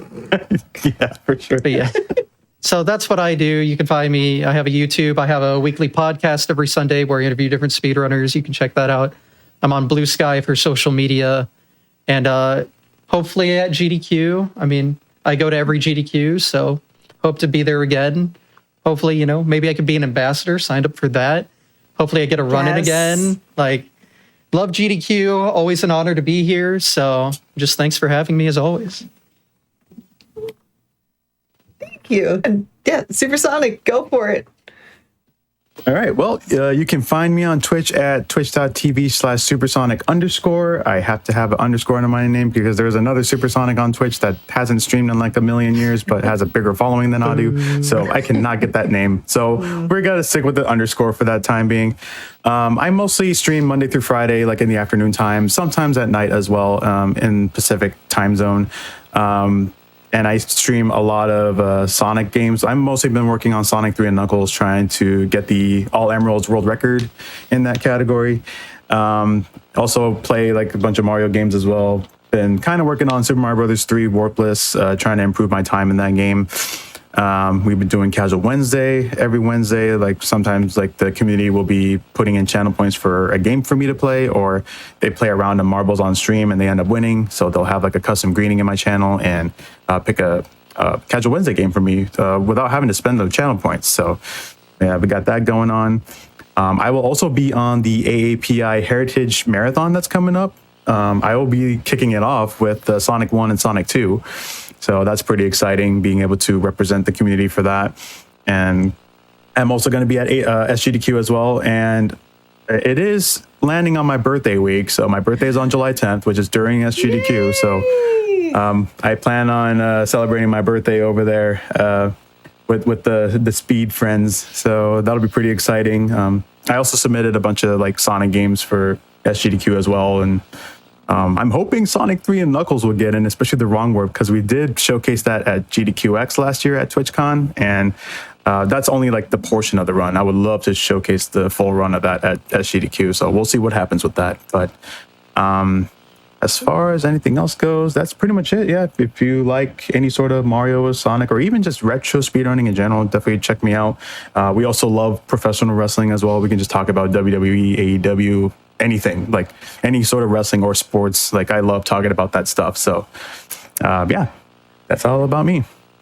I might have to hit you up on that, but that is for a conversation for a different day, because otherwise our producer will probably cut me off stream right now. But anyway, GG's one more time to GTA's and Supersonic on commentary. That was an absolutely amazing run. It's Hi, gamers, and welcome to the second half of this wonderful double-stuffed episode of Express Lane, the show that brings you speedruns in 60 minutes or less. Again, I'm Oscar424. I'm your host. I've got my corgi co-host, Galahad and Frey, and Galahad's... He is tired of hearing me talk right now. Bye. Anyway, we are doing the road to SGDQ, so every single game you see here that is below me and everything over here, they have all submitted these games in hopes that they will be making it onto the SGDQ main stage. And as a reminder, Summer Games Done Quick, or SGDQ 2025, is going to be live in Minneapolis, Minnesota from July 6th through the 13th. Actually, right now, you can even register to attend the event, but you have to do so before May 26th. All you gotta do is type !SGDQ in Twitch chat, or just visit GamesDoneQuick.com for all the info you're gonna need. And something that we are doing really cool for the first time for Summer Games Done Quick is the SGDQ Ambassador Program. So, general question for you. Are you a streamer with a community that kind of loves to support charitable causes? Awesome. You should apply to become an SGDQ ambassador. You can join our group of creators that'll be raising money for Doctors Without Borders this upcoming June ahead of SGDQ. Selected streamers will be raising money for the charity and even have the chance to attend the event as guests of both at GDQ and MSF, or Doctors Without Borders. Use !SGDQ ambassadors in Twitch chat if you want to get more info on that, and make sure you apply by April 27th, so you don't have much more time to apply. It's a really cool program. The Ambassador program was debuted with Frost Vitalis earlier in the year, and it did super well. It was so enjoyable, and everyone had a lot of fun doing it. So who knows? Put your name out there, and you might just become a GDQ ambassador. Freya agrees. I think she wants to become an ambassador too. But that said, looking at our set of runs on the back half of this express lane, I feel like I have reached my people. You might not know about me. I tend to find myself in the awful and silly block, and we have a silly block game coming up. We have the legendary silly block game. It is Pepsiman, and of course we're doing cutscene percent. Today is going to be run by Jonathan Irving. So Jonathan, hello, and thank you for submitting Pepsiman. You there, Jonathan? Yes. Hey, hello. Okay, so yeah. Sorry, you were saying? Oh, no, I was just introducing you. The floor is all yours. Okay, yeah, sorry, I was not sure about the cue there. Okay, yeah, hi everyone. Welcome to Pepsiman. This is obviously a game about this carbonated drink Pepsi. Yeah, and we'll be doing cutscene percent today, which means we have to show all of the skippable cutscenes. They're actually skippable, but for this category, we have to show all of them. which is great because they are entertainment in itself. They are funny, they are silly, and yeah, give more time for commentaries for me, I guess. So yeah, it's great that we are doing this category for marathon events. Yeah, before we start, you might be wondering like this is Pepsi Man. Pepsi Man will run by himself. Like, how can we speedrun this game? Well, there's actually a set of buttons that will allow me to make Pepsi Man dash even faster for a short time. But I will basically mash those buttons so that Pepsi Man will run faster every time. And there are a couple of other speed strats that I will talk about during the run as well. So, but yeah, I think we are all ready. So, should I do countdown? Absolutely. So we'll start in 3, 2, 1, go. Good luck. Oh, bless these cutscenes.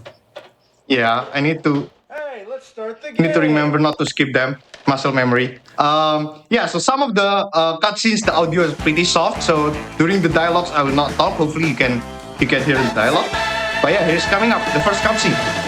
Ah, Pepsi Man, you got here just at the perfect time. I got a call that a vending machine ahead ran out of Pepsi, and I was just on my way there when I got a flat tire. There are a bunch of people gathered in front of the vending machine. They want Pepsi, and the word is that they're just about to riot. I plan to head over there as soon as I can fix this flat, but it looks like it's gonna take some time. Can't you do something, Pepsi Man? Okay, so in this first stage, we have to help give people some Pepsi, otherwise they will riot. Well, okay. So, yeah. Yeah, Pepsi Man will now run through the city of San Francisco, I believe, the setting of this stage. You can probably already see that, ironically, I will try to avoid collecting these Pepsi cans. It's because at the end of each level, the game will count up the number of Pepsi cans that I collected, and it will count up. So it means if I collect more Pepsi cans, the game will take more time to count up the number of Pepsi cans, which means more time. So yeah, more time loss. So I'm trying to avoid all these Pepsi cans as best as I can. The trash can. In this section, I cannot jump, so avoiding... those two Pepsi cans are unfortunately the hardest to avoid. Unfortunately, I didn't manage to avoid it. But it's okay, it's a small time loss, no big deal. Apologize for some property damage there. But yeah, otherwise... Yeah, this is... You're just sharing. You're just sharing Pepsi with everybody around you. That's all. Yeah. Yeah, it's a bit ironic that I will actually try to avoid collecting these Pepsi cans as much as I can. Yeah, here this is at the first scene of every stage. Pepsi Man will first drink Pepsi for himself. It's so that Pepsi Man can regain energy to do whatever his superpower for the next scene. See, the game counts up the number of Pepsi cans that I collected. Unfortunately, I collected 3 Pepsi cans there. No big deal. Yeah. Okay, coming up is the second scene where at the end of the scene, I will actually help those people that need those Pepsis. Again, I will try to avoid collecting Pepsi cans as much as I can here, while of course avoiding all these obstacles and all these pits. Because yeah, as you can imagine, if I got hit by any of these obstacles, I will lose some time. Again, apologize for the property damage there. And here, Pepsi Man is going around at the speed of Pepsi. We had some Sonic run earlier today. Now it's time for Pepsi Man to do this section. This game is released... Yeah, the speed of Pepsi. This game is released before Sonic Adventure 2, by the way, just saying. Yes. Yep, still with 0 cans so far. Oh, that section there, if I got hit by any of the car there, that's an instant death. Fortunately, that did not happen. Okay, so great. So I collected 0 Pepsi can. That's basically the perfect way to beat that level. Kind of. So that's great. By just extending his arm like that, Pepsi Man just give Pepsi to these people and you can see they are now happy. So I guess that's the superpower of Pepsi Man. So that's the first stage of the game. But what's going on here? Oh, there is a truck and Pepsi Man is now hit by the truck and hit these Pepsi cans, as this Pepsi can is now mad at us and is now chasing us. Okay, yeah, so at the end of each stage, or basically every third level of this game, it's a chase level where I cannot really dash, so it's kind of like an auto-scroller where I cannot really save time. The only way I can lose time here is if I hit an obstacle 3 times, which Pepsiman will slow down a lot and he will be crushed by whatever's chasing him, and I will need to restart the entire chase level. So that can be a huge time loss. Hopefully that will not happen. Yeah, the first chase level is pretty much straightforward. So yeah, that's the end of the first stage. There will be 3 more stages. This game has 4 stages. But before we go to the second stage, we'll watch more cutscenes. I'm always down. Every time I see Pepsiman, I always get a big smile on my face. Like you have to. For those that are experiencing this for the first time, just soak it all in. This is art. You're doing pretty good.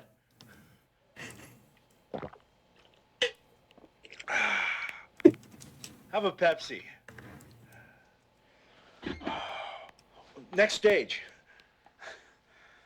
Have a Pepsi, everyone. Those in the chat, if you have a Pepsi at your home, now is the right time to drink it while watching this run. I love it. It's like the guy that actually played him. He was on I want to say Angry Video Game Nerd recently. Like, still had his shirt, still had his hat. It was fantastic to see. Oh, I see that Coke Man in chat. Them's fighting words. This is Pepsi Man time. Yeah. Yeah, so the cutscene just now, the fireman was saying that there are people trapped in the roof and we have to help them because they are thirsty, as usual, I guess, as in the first stage as well. Yeah, so here there are lots of fires, unfortunately. I don't know what the setting in this stage is. But yeah, basically same thing. In the first scene, a Pepsi Man will have to go to a vending machine, drink Pepsi for himself, so that he can do his superpower for the next scene. This level, I'm not trying for canless. Some of the cans are just located in a very tricky spot, so yeah, I'm fine with collecting some cans in this level. Coming up next is the bridge section, where there are a lot of falling beams and a lot of pits. So I'm going to focus a little bit here because this section is quite tricky.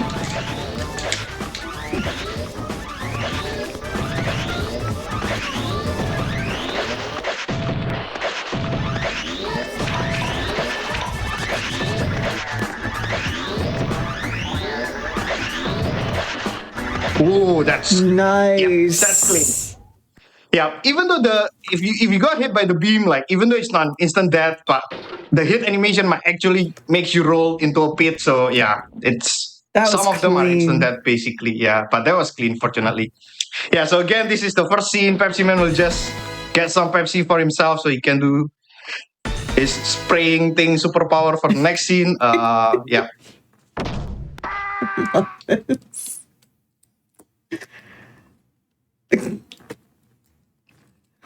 All right, I need to know, and I try to ask anyone that runs just some iconic, silly games, what brought you into running Pepsi Man? Like, how did you find yourself running this? I mean, as a kid, I played this game casually, and yeah, I guess like it's just a game that I play as a kid, and I feel like I have to play it again. So yeah, that's why I'm speedrunning this. Love it.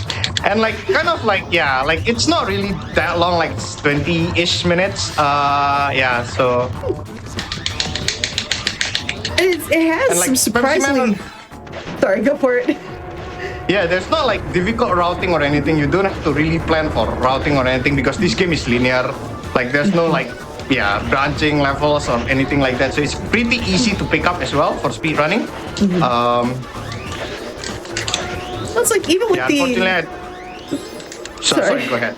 Well, it's like even with the fact that it's fairly straightforward and linear with the routing, there's still you are constantly moving around and dodging things. So it's one of those. It feels like it's one of those easy to pick up but really tricky to get a good time on.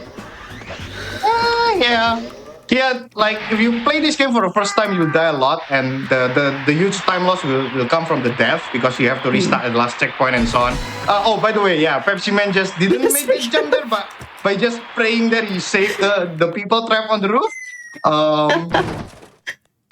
Yeah, and in this, and Pepsiman now falls into this giant truck, and yeah, as you can guess, the truck is now mad at us and now chasing us. So again, this is another chase level. Of course. So yeah, I was about to say like if you play this game for the first time, a huge time loss will come from the deaths. But once you are familiar with where all the hazards are and you can get at least like a deathless run, even though like you don't really mash the death button a lot, like you can get a pretty decent time if you can get a deathless run. So it's quite easy to pick up in that sense. Nice.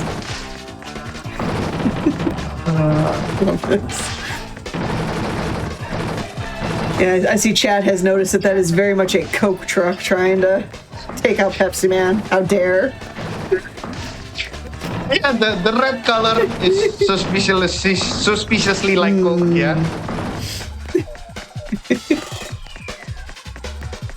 Oh yeah, that is the second stage. Coming up is stage 3. So coming up on the first scene of stage 3, I will need to focus a bit on the first 2 sections of the game because it will feature the biggest skip in the game. But yeah, first let's watch a cutscene.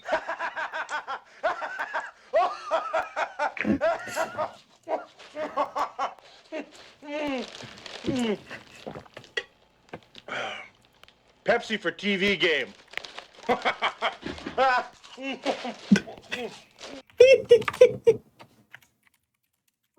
Yeah, now you know what I meant by extra entertainment. At the beginning of the run, I mentioned the cutscenes are extra entertainment, yeah. Pepsiman, a plane full of passengers had to make an emergency landing in the desert. We were on our way there. This is why when you ever run Pepsiman, you have to do cutscene No one %. was hurt or It's killed. required. In the middle of nowhere, right in the middle of the desert, and they are all exhausted. Another helicopter is on the way, but it looks like it's going to Super Chad. He's just like me for real. anything we can Mood. to help them until that helicopter arrives. Hey, so people are stranded in the desert because they did an emergency landing, and we have to help them give Pepsi, basically.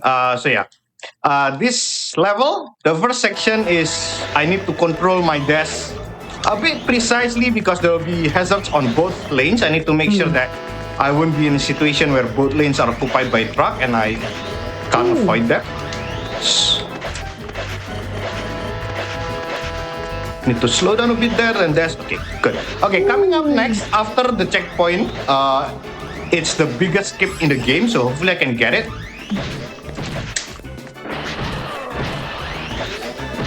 Nice. Okay. Yeah. So this is not the intended way of beating this section. There's just a long, boring road here. It's because the intended way of beating this section is to wait patiently behind that truck that I just skipped, and the truck will throw locks at me, and I'm supposed to avoid it. But the thing with waiting behind the truck is I could not dash, so that was just too slow. So yeah, we found a way to intentionally get hit by the lock, and during the iframe, we skipped that truck. Nice. So that's good, and I'm still with 0 cans here, so.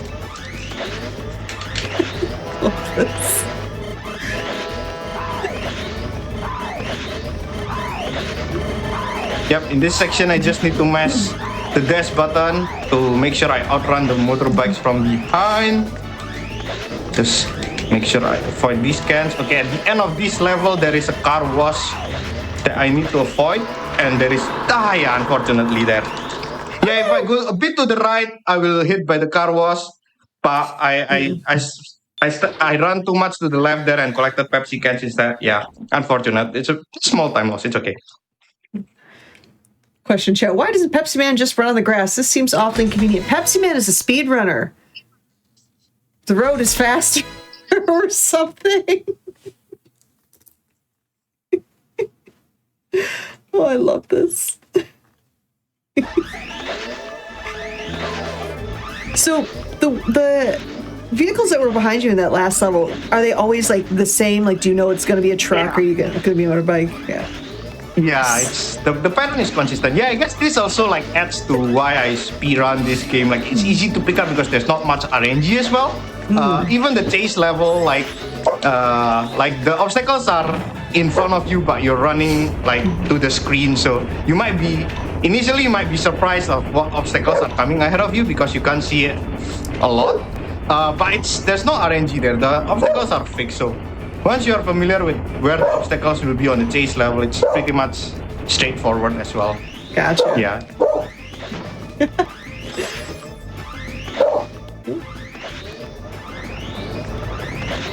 Okay, coming up in this mine section, there are several hazards that can instantly kill me, like those giant boulders. And that checkpoint that I just collected is the last checkpoint in the level. So there's no more checkpoint in this section. So if I accidentally fall down like that, I have to restart the entire section, unfortunately. Yeah, and this section is pretty dark as well. So sometimes I cannot see where the pits are. Even though they have RNG, I almost fall down there again. Even though there's no RNG here, sometimes I just forgot that there are pits.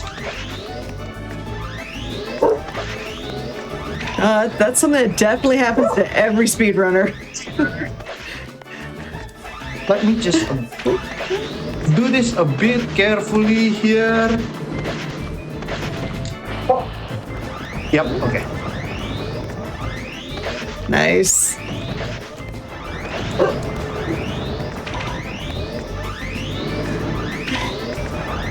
Okay, cool. So yeah, these are the people that are stranded in the desert, and yeah, as usual, just by extending his arm like that, Pepsiman helped these people, and they are not happy with Pepsi cans in their hands. So yeah. So I agree with the comment I just saw. It's like you are making this game look way easier than it is. Yeah, now Pepsiman is charged by these bulls or whatever, I don't know, and slammed into a pile of logs. And yeah, as you can guess, the pile of logs is now mad at us. I guess that's just how log physics work. Yeah. If you hit a pile of logs, they just become sentient and chase you. Yeah. Who needs tumbleweed when we have tumble logs? This is fine. Yeah, I guess like you can probably see this stage level is a bit different in terms of like the obstacles are actually coming from the boss itself, from the whatever's chasing you. So if I got hit once here, I will be actually closer to the enemy, to the boss, and that will make the rest of the level slightly harder because I will have less time to react. So there was a couple of runs in the past where I got hit once and I cannot survive. I got hit twice more basically. But that did not happen today, so that's good. So yeah, we are 3/4 of the game done. I guess we just left with one more stage. Nice. So but yeah, you know what that means? Now that we've completed a stage, it's time for a cutscene. Yep.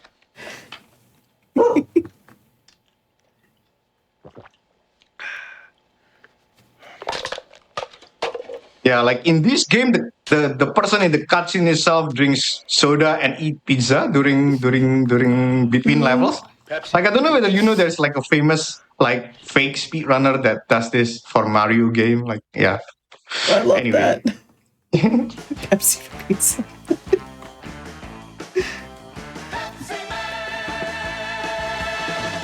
Pepsi Man. It looks like the main With that guy eating pizza, we can just say this is canonically the prequel to Pizza Time or something. Oh, man. Pepsi for everyone, and violence has flared up. And yeah, for everybody in chat again, if this is your first time experiencing Pepsi Man, welcome. You should check out Silly Block for GDQ and then SGDQ and Awful Block and AGDQ. You get to see gems like this. Okay, so in this stage, policeman just told us that a computer has gone haywire and we're supposed to fix it. But all this time, Pepsiman gave Pepsi to people. How is he supposed to fix a computer? We'll see. Okay, so in this stage, the setting is called Pepsi City. And here I'm going to do the same truck skip as I did before, where I'm going to intentionally get hit by that truck, and during the iframe is active, I will dash pass through that truck because similar reason. Otherwise, I will have to wait patiently behind that truck. So that saves a bit of time.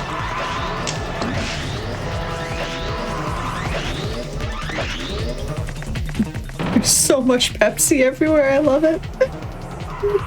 Yep. But again, unfortunately, I will actually try to avoid collecting them as much as I can, which I'm not doing pretty good job at this level. Well, you can't see right now. There's a trash can over you.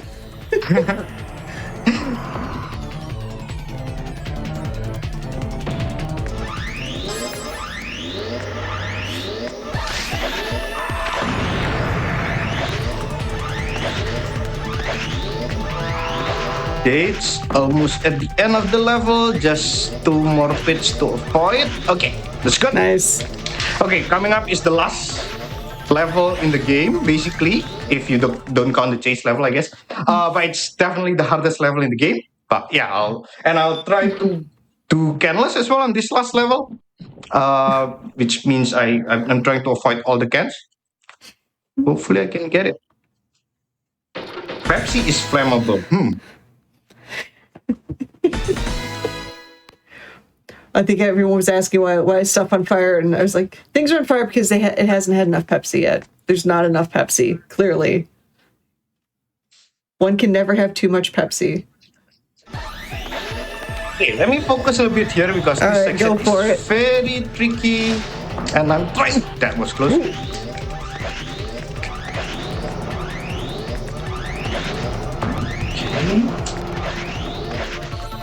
Okay, still 0 Pepsi so far, which is great.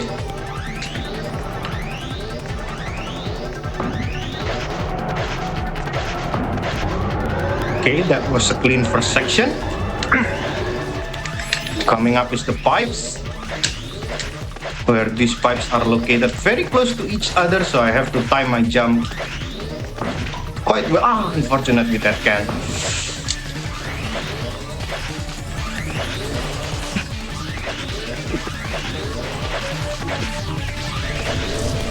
One can, okay.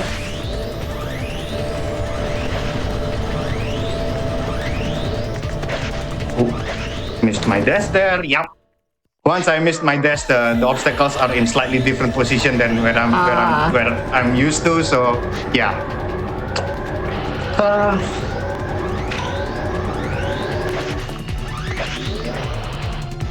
Okay, this last section is basically an auto-scroller. I cannot slow down or speed up.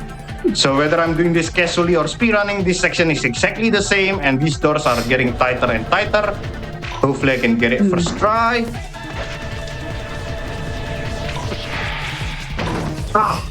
Unfortunate. Yeah, and it's an instant death, so I have to try again. Yeah. Oh, that one's mean. Yeah, and it's the end of the game as well, at the end of the run. So like, yeah, this is definitely a run killer. Like, can be easily like 10, 20 second time loss, depending on where you hit, I guess. Okay, second try. Nice. Yeah, and just by spraying Pepsi to computers, the computer suddenly fixes itself. I don't know. I give up trying to understand this game. But yeah, sure. Sure, you spray Pepsi to computers and it fixes itself. Yeah, sure.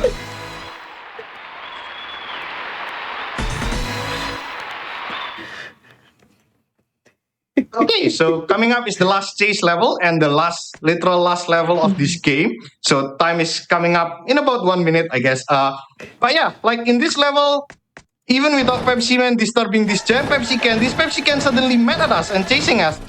I guess it wants revenge from the first chase level. I don't know. And yeah, if you pay very close attention in this level, you'll see a subtle product placement. Yeah. Can you spot it? It's hard to see, really. Yeah. Yeah, I'm obviously kidding. There's like a giant Pepsi can chasing us. There's like giant Pepsi cans lining up on the street. There are smaller Pepsi cans thrown at us. And if that's not enough, there are Pepsi branded mailboxes on the side of the street. Yeah, there you go on the left. Yeah, it's probably too much. But yeah, assuming that I don't get hit 3 times and need to restart this level, time should be in about 5 seconds. And time. GG. Oh, that was fantastic. And there's all the Pepsi cans crashing in the background. Yeah, the animation of the boss crashing something and throws all of the obstacles is also funny as well. It's always funny as well.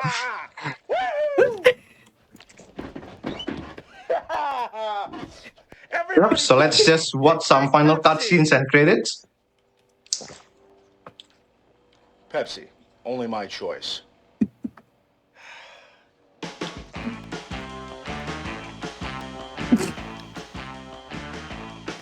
Yeah, that is basically the run. As I mentioned before, it's a pretty short game. Again, all of the patterns on the boss fight there, including the third and the fourth one where they throw blocks at you and throw Pepsi cans at you. There's no RNG there, so if you memorize all the patterns or like if you play enough that you're familiar with the patterns, yeah, you pretty much... I wouldn't say straightforward because sometimes I still die, but yeah, not that hard. Yeah, and don't drink this many Pepsi. Definitely. Yeah. Gosh. Yeah, that's one too many, maybe. Yeah. And one final chug. Pepsi is...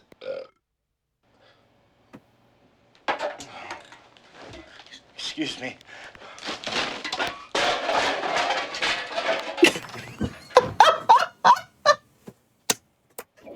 Yeah, I guess this is the part where I should do shout out. Yeah, tell us again who you are, where can they find you, what are you playing right now? Sure, yeah. You can find me in Twitch, Twitter, all the same handle, Jonathan Irvin GS. It's all the same Discord, the same username, very easy to find me. And yeah, shout out to the Pepsiman speedrunning community, shout out to GDQ staff, shout out to Asuka. Great host, thank you. And shout out to all of you as well. Thanks for watching. And yeah, drink Pepsi. Oh, that was, like I said, that was absolutely fantastic. Whenever I see Pepsiman, it has to be showcased and introduced to new people, brought in again for people that have seen it before. It's Pepsi for GDQ, hands down. I love it. So, before we head... Welcome back, everybody, to this mega super big episode of Express Lane. We are looking at some amazing runs that have been submitted to Summer Games Done Quick 2025 in hopes that they will be on the main stage. And, you know, speaking of SGDQ and, like being on stage or whatnot, did you know that Games Done Quick is hiring? So if you love doing like creative work, if you have experience in planning and organizing, you can apply to be the next prize assistant at our mainline events. Yes, you can become a prize wizard in training. But you gotta head to gamesdonequick.com/jobs and apply by May 11th. So you are running out of time. Don't want to miss out on that opportunity. And just as an FYI, when you're at gamesdonequick.com, head to gamesdonequick.com/hotfix so you can check out this season's lineup, check out the schedule for this week and upcoming weeks, and then maybe an in-depth look at this week's runs, like the huge episode we have today, if you can tell by all these games around me right now. But we are going into our very special horror block, which has this runner that may have been on GDQ once or twice or a lot. It is the one, the only Captain Ezekiel, who is running a game that he might know a little bit, just a little bit. Resident Evil 7 Biohazard Not a Hero New Game Professional. So, Zeke, hello, good Sir Legend. How are you? Hi, Asuka. I'm great. Thank you so much. How are you? I am doing fantastic. I've been looking forward to this run because you are an absolute treat to watch, straight up. Thank you. I appreciate that. And yes, hello everyone. I'm Captain Ezekiel. As Asuka said, I'm here to run RE7 Not a Hero. This is actually the first time I believe Not a Hero has ever been debuted on Games Done Quick. We have seen End of Zoe, which is the other canonical DLC of Resident Evil 7. This is the one that was supposed to come out in spring after the game released, and it certainly did not. It got delayed for a very long time, but it's a DLC centered around playing as Chris Redfield, or what we sometimes call great value Chris Redfield, because this is certainly not actually, it is him, but they did something to his model that is someone consider criminal. But before I go any further into the run and what we're doing, I am joined on commentary by someone you've probably also seen do this with me as many times as I've probably been here, is Niddle. If you want to introduce yourself, buddy. Hey everybody, my name is Yiddle. I certainly am familiar with Zeke and RE7 in specific. We've done a whole lot of these now at this point. But yeah, this is Not a Hero. It's never really been shown, and it's in the hardest difficulty, which is certainly going to make things a little more spicy. Yeah, it should be fun. So professional is hard. It's kind of like the Madhouse equivalent. So we're gonna go ahead and start this off. The timer will start after I skip the first cutscene here. So timer will start in 3, 2, 1, go. Good luck. Good luck. Thank you. So Not a Hero, to give a little bit of background on what this is, this takes place immediately after the end of Resident Evil 7, which if you haven't seen that game, played it, or seen a run of it, you can, I just ran RE7 Madhouse like 2 weeks ago for a hotfix. So if you wanted to go watch that is up on their YouTube channel. You should definitely check it out. But this takes place right after that, where we're playing as Chris Redfield, who is here working for kind of like the new Umbrella, which is kind of a restructured Umbrella here to like undo the damage they did essentially, right? So they're the good guys now, quote unquote. And what we have to do is we have to find Lucas Baker, who was the one of the surviving children of the Baker family. And the whole premise of that is taking him down because he is in possession of some pretty serious stuff. Right there, you just saw Zeke switch his FPS. That's going to be a very common theme. If you watched the main game run, you probably saw a whole bunch of that. But what it does is it allows us to get through enemies a little easier, and it also makes just the chance of a cheap shot that instantly kills you a little less likely, though it is always still possible. Yeah, there's a lot of cheap shots in this game. In Not a Hero, actually, we have a very unique thing that we did not have in the main game as Ethan, is we still have blocking, but Chris actually has perfect parrying. And that is unique to Not a Hero, where if we block at around the same time we get hit, I'm not going to say it's on the same frame because it's not that tight. We have a decent window, like a couple, dozen frame window to hit a block on something that would hit us. It could be a bomb, it could be an enemy, and instead of doing a full block animation, we'll instead parry them off to the side. Saves time, and it's pretty cool looking. It's a pretty nice feature we get. Adios, muchachos, by the way. Adios, muchachos. We are playing in Spanish, and that is actually not only said in Spanish, it is also said in English and German and every other language. That is perfect. Yeah, it's really funny.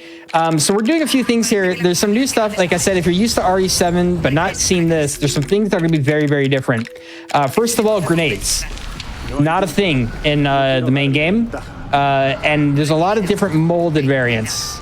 Okay, got the block on that guy. So there is a scripted hit we are essentially supposed to take. And it's a cheap shot, which is what that is. It's essentially an unreactable hit that's supposed to happen. But we can kind of predict when it's going to happen, and it happened there, which means I know it's not going to happen coming up.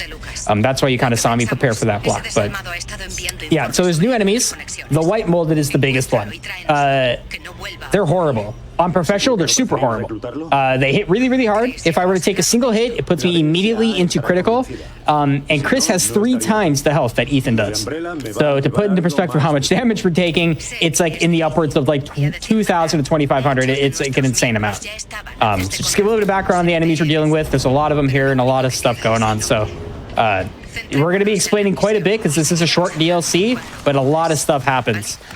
So you'll hear me and Niddle talk about a whole bunch of things that are happening, like specifically coming up here. We're playing on the Korean version of the game. Niddle, do you want to explain what Korean version is and what Sarah D actually is? Yes. So In the main game, we play on Zero D, which is the Japanese censored version of the game, because it offers about 26 seconds of time save throughout the hour and a half-ish run, right? This version of the game, the Korean censored version of Not a Hero specifically, saves 1 minute because a cutscene that would have been censored in the Japanese Zero D just doesn't exist. There's a section where we're supposed to watch a dude get kind of decapitated, and it was just deemed too violent, too graphic, and that's great time save. So the nice thing about this DLC, it is free if you already own RE7. So if you have RE7 on the Microsoft Store, you can experience the 1 minute time save from just having a different version. I was going to ask if you need the Korean version of the original RE7, or does any region version count? It has to be the Japanese version. So like there's the Microsoft Store version of the game essentially. Yeah. And that Microsoft version is the one that allows us to access things like the censored Japanese version and the censored Korean version, because otherwise you can't get them when you live outside of those countries. So we use the Xbox and Microsoft Store as a way of getting around that. It does require purchasing the game a second time, though, which can be a pain if you already have it on Steam. Gotcha. Yeah. That makes sense. So what we just did there, a little bit happened while that conversation was going on, where I went and picked up a crank, picked up some grenades, and essentially ran around a really big molded. Those are what we call, they're fat molded. They're not like the upcoming boss that'll happen later, which is what we call the mama molded. The big ones that are white are just the white variants of the fat molded. And the thing about these white variants of mold is, even with a normal gun, which we don't even have, by the way, on professional yet, we have no weapon, we have no gun, only grenades and a knife. And it's a horrible knife. It's not even worth using. We don't have much to work with other than grenades, so we're kind of avoiding as much combat as possible until we get an actual gun, which we will be getting soon. So a lot of this run is the first half of it is you don't really have a lot to work with, and there's a decent amount of enemies to circumvent, and it's going to get really extreme here in a minute when I say that, especially on professional. And when we get the guns later, it's a lot better, but then we get a way more amount of enemies to deal with, and it can get even more extreme. So that's why we love professional and all of its glory. Yeah. Similar to Madhouse, in the main game, professional doesn't just make enemies stronger and hit harder, and also you do less damage, but they actually move some stuff around. They make things harder to get to. You don't start with as many items as normal, so they really up the difficulty for professional quite a lot. Yeah, it's a very, very fun difficulty, and it's funny that they chose the name Professional, whereas main game had Madhouse, and it fits because in this sense, kind of like the other games that have a professional difficulty, is way more combat oriented. So that's kind of the idea behind this one. This is obviously very combat oriented. I'm gonna grab a few items here. So we just grabbed some ramrods, which those are the special ammo type we need to actually kill the white molded variants, and we will do that a bit later. I'm going to do a little thing here where I look away from the store after interacting with it. The reason I do that is because for some strange reason, if we were to sit there and stare at the door, it takes an extra second for it to open. But if we turn around really fast and turn back towards it, it kind of skips that delay. So you'll see me do that a couple times. Yeah. A lot of little things in this run are entirely unique to sort of how Chris behaves differently from Ethan. Capcom had a whole year to cook on this before they actually released it. So they definitely changed Chris's behavior. He plays entirely different. These guys are really annoying later. Yeah, they're not that much of a problem there, but those guys can be a huge pain. But thankfully, no issues there. Switching on my inventory a bit. Inventorying, just like in the full game, is a very big deal. It's how you optimally save time and make sure your stuff goes in the right spots.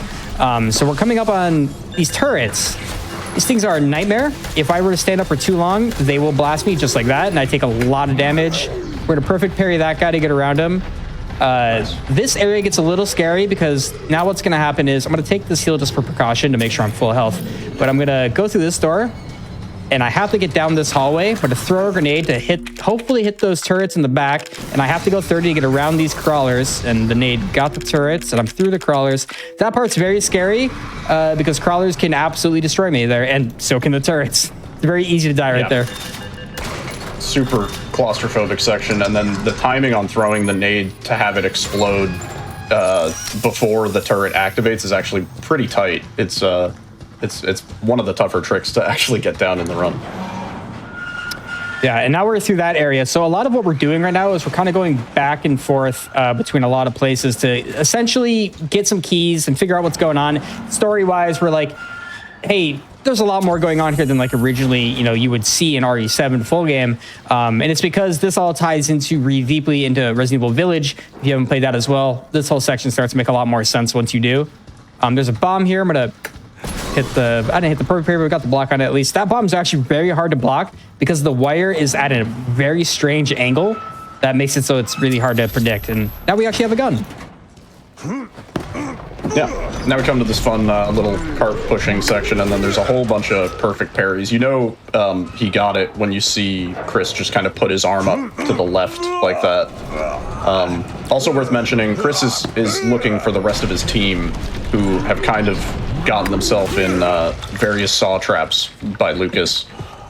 As we know from the main game, Lucas loves his saw traps. Yeah, I got big fan of Jigsaw. Like it's his whole thing. He's designed after that level of like psychological horror. Yeah. How did he set this up? I don't know. The question never occurred to me till just now. That section, I don't know how he set that up. But it is obvious that Lucas wants us to go through this as Chris. It's kind of like a go through all three areas, collect everything, and then come find me sort of situation. It's also worth mentioning the pistol that we're using is sort of the new game plus pistol that we get in main game. It's not nearly as OP as it is in main game though. Now everyone's favorite room and not a hero. You want to explain what this is?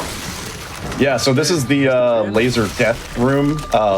There's a lot of lasers, and the movement has to be really specific to get through this efficiently, where Zeke is going to be crouching and uncrouching in specific spots, and then in professional, exclusively, to make matters worse, there's those little dudes that we saw before, and they can kind of stagger you and push you into the lasers. So it's kind of imperative that we shoot them and not shoot the lasers, because if you shoot the lasers, the whole room explodes.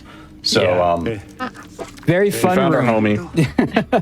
Everything's good. Yeah, well done. That room is so stressful. The room is scary because those guys too, I can't just ignore them, because if they jump, they too can jump into the lasers, and they will. So you're forced to shoot them. Yeah. And he's still here. Like, he's just gonna jump back a whole bunch. What? I'm just gonna ignore him. That's not my problem. He's like, I heard you were talking about me and my friends. Yeah. Even at this point, if I were to accidentally shoot one of the bomb holders, like those things, the whole room will go off still. Found that out on accident in practice. When you aimed at it just now, I got so scared for a second. Yeah, if you shoot it, the whole room explodes, and yeah, it's unfortunate. This is one of our comrades we found. See, we found the first one earlier, and Lucas blew his head off. Found the other guy, Lucas blew his head off. Now we got the third guy, not quite sure what we expected, but his head also got blown off. Yeah. Nothing not consistent. His head's fine. It was the nether lava sauce from the Minecraft movie. Yeah. Jeez. So we basically have a very set amount of ammo right now. Everything up until this point has been very set. There's a little bit of RNG coming up. We basically now have the bomb that Lucas put on us. He didn't put it on our neck. He put it on our arm for some reason. So need to get it off, basically. But there's a checkpoint here. I'm going to do a retry. It sets me all the way up at the top of the ladder. Saves me a little bit of time. Now the objective is get the bomb off our wrist. And obviously, the most logical way to do that is put it in some... What was it again? Like... It's nitroglycerin, maybe? Something like that. Something like that, yeah. Something cold, I think. Very cold, yeah. It's kind of funny that they give you this timer here, because casually, it's going to scare you quite a bit, but realistically, you have a huge amount of leeway, even in professional, to sort of get what you need done. Yeah, and there's a whole lot of molded on the way, and they are very Oh. They're very aggressive. A lot of this is going to be trying to stagger them or outright kill them before they can get an attack off. If you get slowed down in any one of these parts, it's kind of over just because you're going to get swarmed, especially like the next room coming up. But what we're basically doing now is we're running through all the areas that we were in before, except now there's a ton of enemies because the game knows that we have weapons now. All right, ideally we want to get through here without these guys catching up to me and get into the, oh good God, into the Mama Molded fight, which we should be able to do now.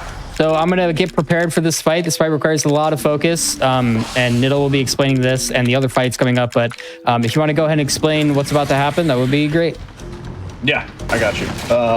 So we're hoping for some extra shotgun ammo. I think we should be good on shotgun ammo. The way that this fight works is it's going to be a pretty specific pattern of neuro and then grenade. So starting off with the neuro grenade and sort of waiting for Mama Molded to spawn a little bit because there's iframes, and then going into the grenade. And if done correctly, she'll fall down like this. And then headshots only with the shotgun. We're going to do 12 shotgun shots to the head. And then when she starts to get back up after our shots, we're going to back up and reload. And then we're going to do another nade, which should stagger her. And 7 shotgun to the head. And then Chris will do what he is known for. Perhaps the best move in the game. Just give her the old boulder punch. And then we're going to go with 4 ramrod shots. This is the special ammo that does extra damage to these enemies. And that's the fight. Great job. Very nice. Very clean. Yeah. And 5 minutes left on the timer. Like, yeah, you really, have a lot of time. Chris could have like hung out, had a meal. You really could have done anything. Yeah. So the chemist in me is looking at that vat of liquid nitrogen going, yeah, that hand ain't surviving if you don't get in there like right? that. Yeah. No way.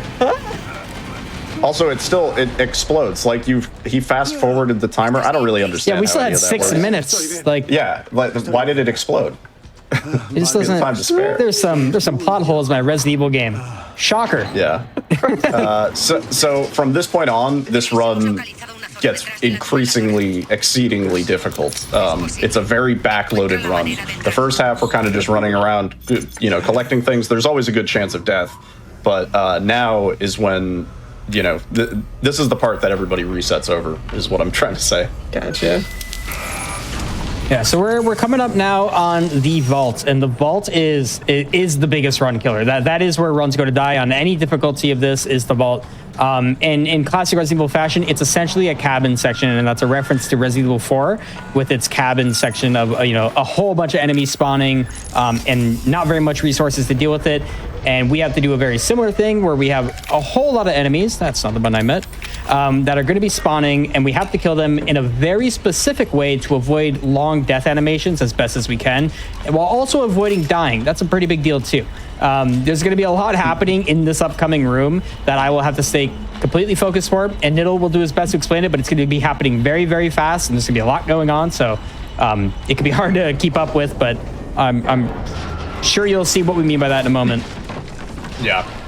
This section causes any runner of this of not a hero like just a ton of grief, because trying to understand exactly what's happening is very, very difficult. Yeah, everything happens in such a short period. So Lucas is going to rant to us. Zeke's going to get a flame round ready, or a flame grenade rather. He's going to open up with a flame grenade, and the goal here is legs and heads. So hopefully you see that rollover animation that the first one did. That's the most that we want to see. We want to just see a quick death, and it's really unfortunate. Sometimes all of their limbs can get blown off, and they'll still be squirming around. We're going to do a ramrod to the white molded. That's the only way. You can kill them with a knife, but it's a miserable experience. So that's how we're going to deal with them here. The timing on this shot is pretty specific, because if you hit this four-legged during its iframes, it has the longest death animation on the planet. And every death is tied to the next set of enemies spawning, right? So if the enemy is still writhing around on the ground in its death animation, the next enemy won't spawn. That's our next white molded with another ramrod shot. And again, legs and heads is the play. Ooh, taking a little damage. It's really difficult to figure out the exact spot that you want to aim when all these enemies are just kind of like clumped up in a big pile and you can't even really tell who's alive. Now we're going to get 2 fat molded busting through here, and these are pretty straightforward. You're just kind of hitting them as soon as you get visibility on them, and we're just using the ramrods here because it'll one-shot both of them. So there's the first one and the second one. And that's the cabin section. That was great. Only 2 slow animations in the whole thing. Yeah, that went actually pretty well, especially considering we got no RNG shotgun drops in our favor, so we ran out halfway through. So very happy with being able to stop that from going off the rails.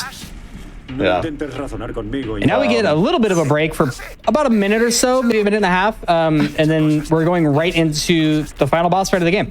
This game, like Diddle said, very, very backloaded, where we go from Mama Molded to Vault to Lucas, and so we're going back to back to back on everything here.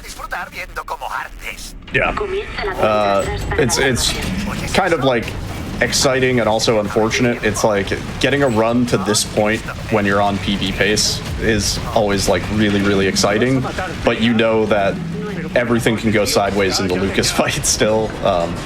There's a lot that can go wrong in that fight too. Yeah, the Lucas fight is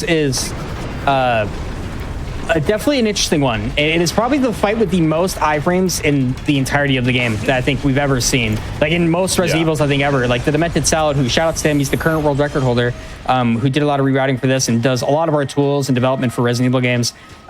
He said that Lucas was probably the worst boss he's ever seen with just invincibility frames. And we use that to our advantage in certain ways, because invincibility or intangibility frames, they're very different than invulnerability.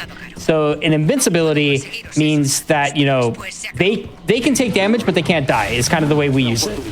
Being able to take damage but not die, that is so cheese. That crawler, it so rarely ever does that, but invincibility and then invulnerability means they cannot die. But we use invincibility to our advantage by doing damage in situations where we can kind of prepare to have someone enter a stagger, which you'll see me do during Lucas here in a moment. But we basically run into Lucas here. He's like, oh, I thought you were dead. But no, obviously not. And now we got this little jump scare turret that's out of ammo. Aw, poor turret.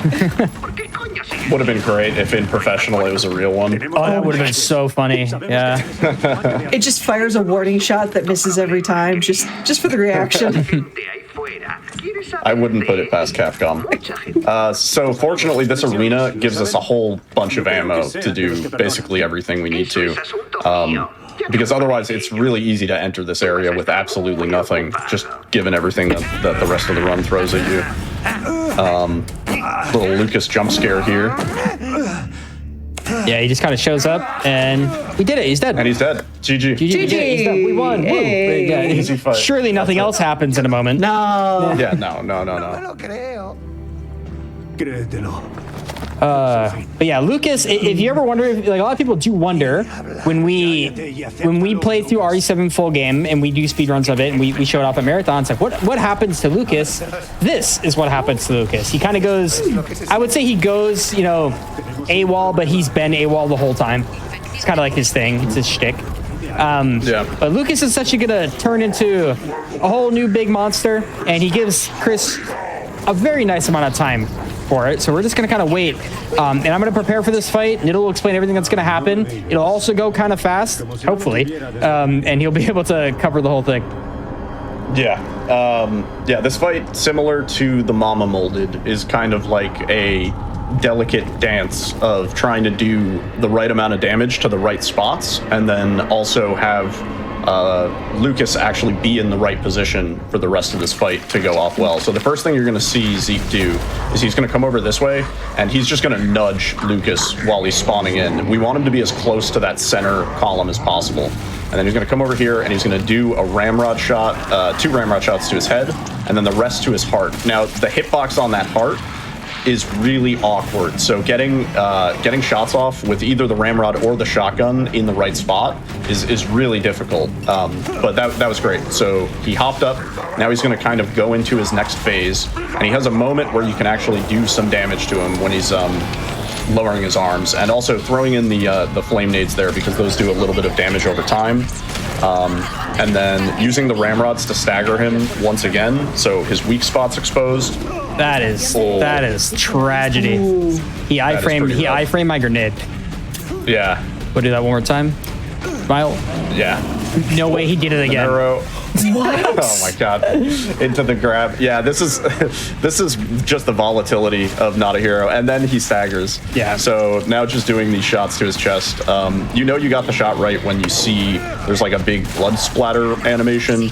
Zeke's getting it like every time just about. So we don't get to see what a failed shot looks like, but it's easy to do absolutely no damage to his weak point, which prevents him from phasing. So you're going to see him hop back up here.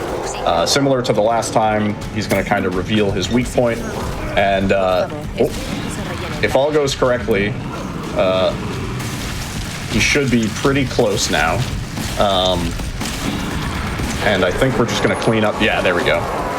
Yeah, just cleaning up with the shotgun. And GG. Yeah, time will be coming up as soon as this cutscene starts. Yeah, on the black screen.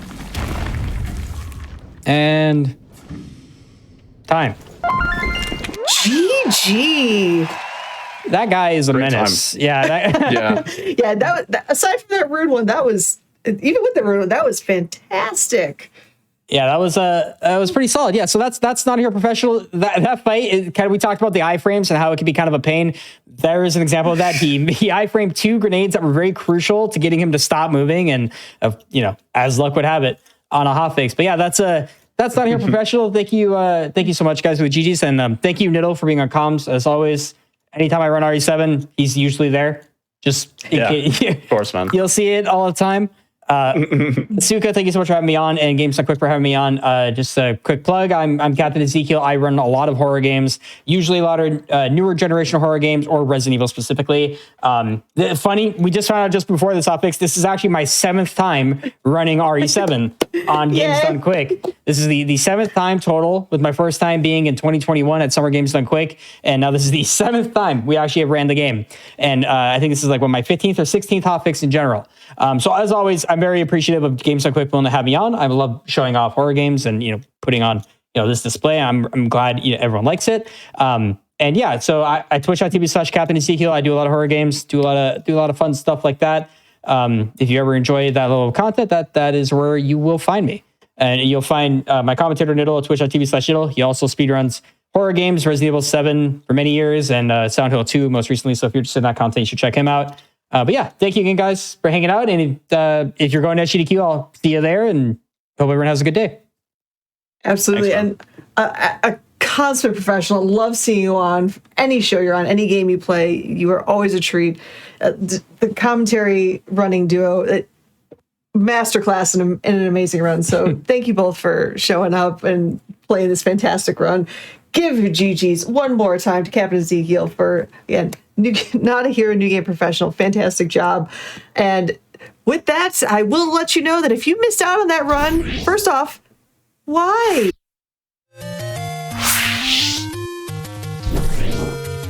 Hello, friends, and welcome back to Express Lane, where we are tackling some of the really cool runs that have been submitted for consideration for Summer Games Done Quick 2025. But before we roll along, I've got a couple things I gotta say. First and foremost, Black in a Flash is returning with an event for Juneteenth from June 20th to the 22nd. To learn more about how to join the Black in a Flash community and submit your runs, visit gdq.gg/BAF. Also, we're going to be live with our AAPI celebration here on Games Done Quick this May 3rd and 4th. We're going to celebrate AAPI Heritage Month with a weekend full of Asian and Pacific Islander speedrunners. All you gotta do for more info is go into that Twitch chat you're in right now, if you're watching this on Twitch, and type !AAPI. All right, so now I've seen this runner mention that this is the continuation of the horror block that we just saw with Resident Evil 7, which, yeah, that tracks. I've also been told, feel free, chat, to ask as many questions because you will probably have at least 4. We are going to be combining a very cursed combo of The Legend of Zelda and Tilt and Tumble with The Legend of Zelda Tilt and Tumble 100% with the wonderful Ice Blue. Hello, friend. What are you going to unleash on everybody? It's a masterpiece. That's all I can really say. I'm looking forward to just showing what this is. I'm not even gonna call it a game. And yes, this is part of the horror block. It's an experience, that's for sure. Oh, it absolutely is. Hello, everyone. I hope you're ready for whatever this is. I'm gonna probably just let the game explain itself. The only thing that I'm gonna tell you is that I'm using a Switch Pro controller. And that's it. Sounds like a plan. So we're just gonna name our file Hi. Or maybe not.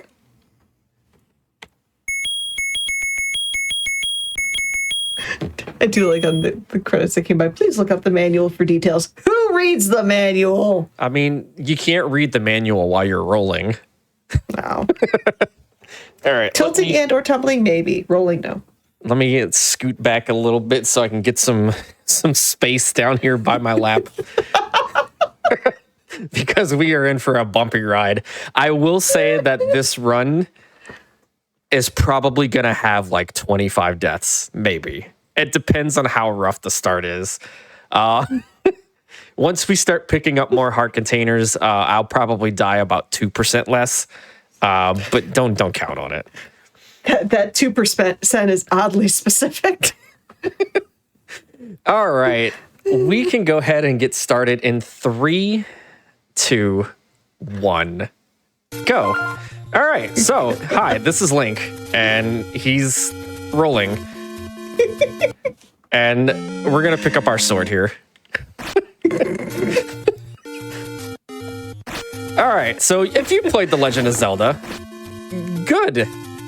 This is The Legend of Zelda, but, you know, this is more like a Dark Souls edition. It really is. Oh, no, we don't want to get hit by those fireballs. Those fireballs do a lot of damage. At this point in the game, they just one-shot you. My favorite part of this is the faster you roll, the faster the music gets. As it should. So everything else. And the best part is if I pause it while it's rolling fast, it keeps the music the same. So we just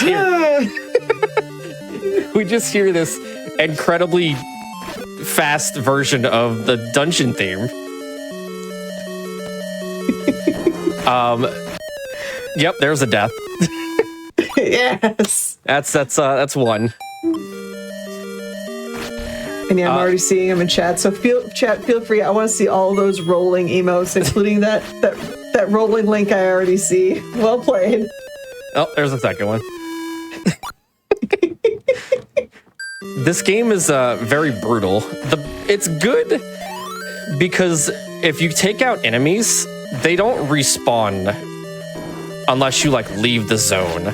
And since this dungeon is now just on one singular plane, we don't really have to worry about the enemies, you know, respawning. Oh, good. Because I'm only going to be in these zones once. Oh, and so will that gorilla. All right. So our idea here is we're going to be collecting 100% of the items. This is going to follow the same standard rule set as the 100% category in the Legend of Zelda. So we don't have to like pick up like the wooden boomerang. That is not required. We only need to pick up the highest tier upgrade of the boomerang. So all I'm going to be picking up is the one, and okay, that spike trap is having a good time. Yep. He's having a good time. We're gonna do our own. No, or maybe not. We're not gonna do anything. We're just gonna pop. We're just gonna pop. The underground sections of like each of the zones have been removed, so we don't have to grab the like we don't have to go like into the little underground sections to get the items. But we're gonna do a block clip here, and we're gonna pick up this bow sideways. First off, shout out to being able to do a clip with our roly boy. That should get a GG from chat right there. All right. So we have our first boss here. This is Aquamentus.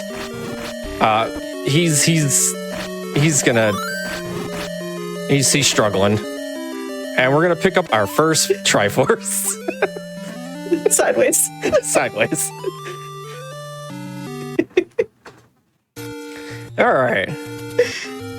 Now we need bombs, like those. Right, those right there. I need those. Because we're going to make a few detours here to make our lives easier. And hopefully not dying. Nope. Nope. Oh, that... All right, maybe... say these things. Maybe it's not going to make our lives easier. It's like, how hard is it to actually pick up things in this game? Pretty impossible. Okay. That's fair enough then. It's very difficult to control the momentum. Because like once Link starts going, he's gone. Like gone. Yeah, so like I said, it's gonna make our lives easier. I'm like, there's a lot of things that could make our lives easier, and not being a roly boy would be one of them. We have to be careful. If I hit those flames, they will take Link out. Oh my god. I love it. All right.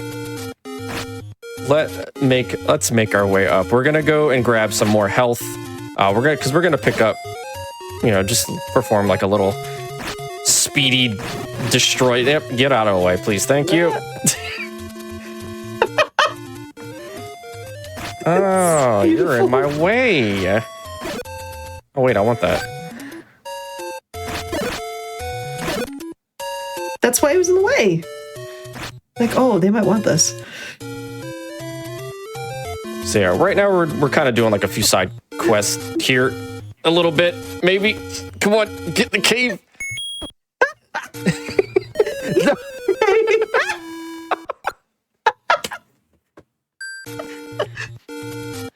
So we want this extra money here. Ow. The ow.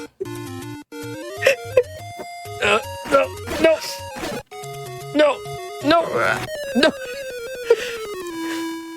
See, I told you this was a horror game.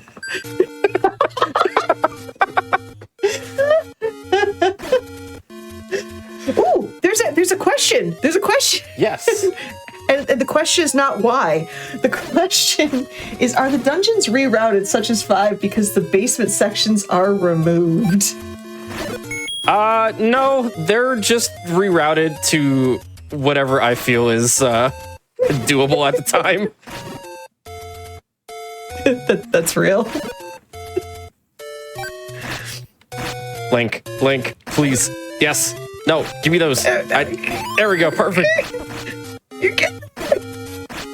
No.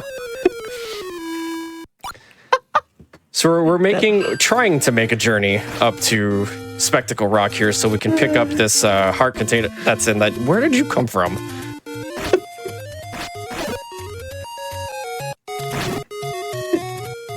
Getting there.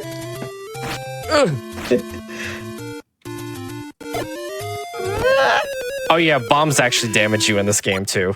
Oh my gosh. Thanks, Jarthus. Can't believe we added friendly fire to this game. Speaking of which, I do see a certain Jarthus in chat right now. Would you like to tell everybody who that is specifically? So Jarthus in chat is actually the creator of this masterpiece. So if you're looking to play this wonderful spectacle of a video game, Jarthus is the person to talk to.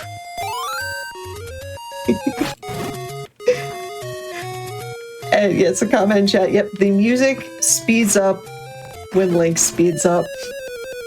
It's phenomenal. Like I said, I told you there was going to be a lot of deaths until we can somehow manage to snag something that, you know. Just have to be careful for those fireballs. The fireballs will hit you for 3 hearts of damage. No, no, sir. Thank you.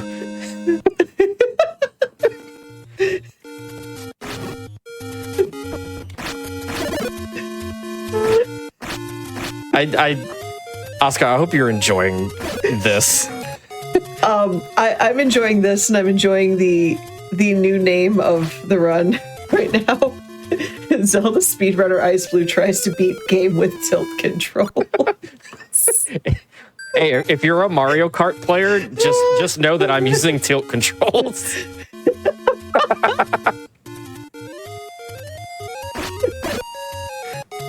Oh god. All right, can we make it into level 2? If we can make it into level 2. All right, we're fine. All right, perfect. Now you save these things. Now it doesn't matter if we die because we'll just spawn here. It's okay. Oh, okay. Progress has been made. GG. We did it. Beat the game.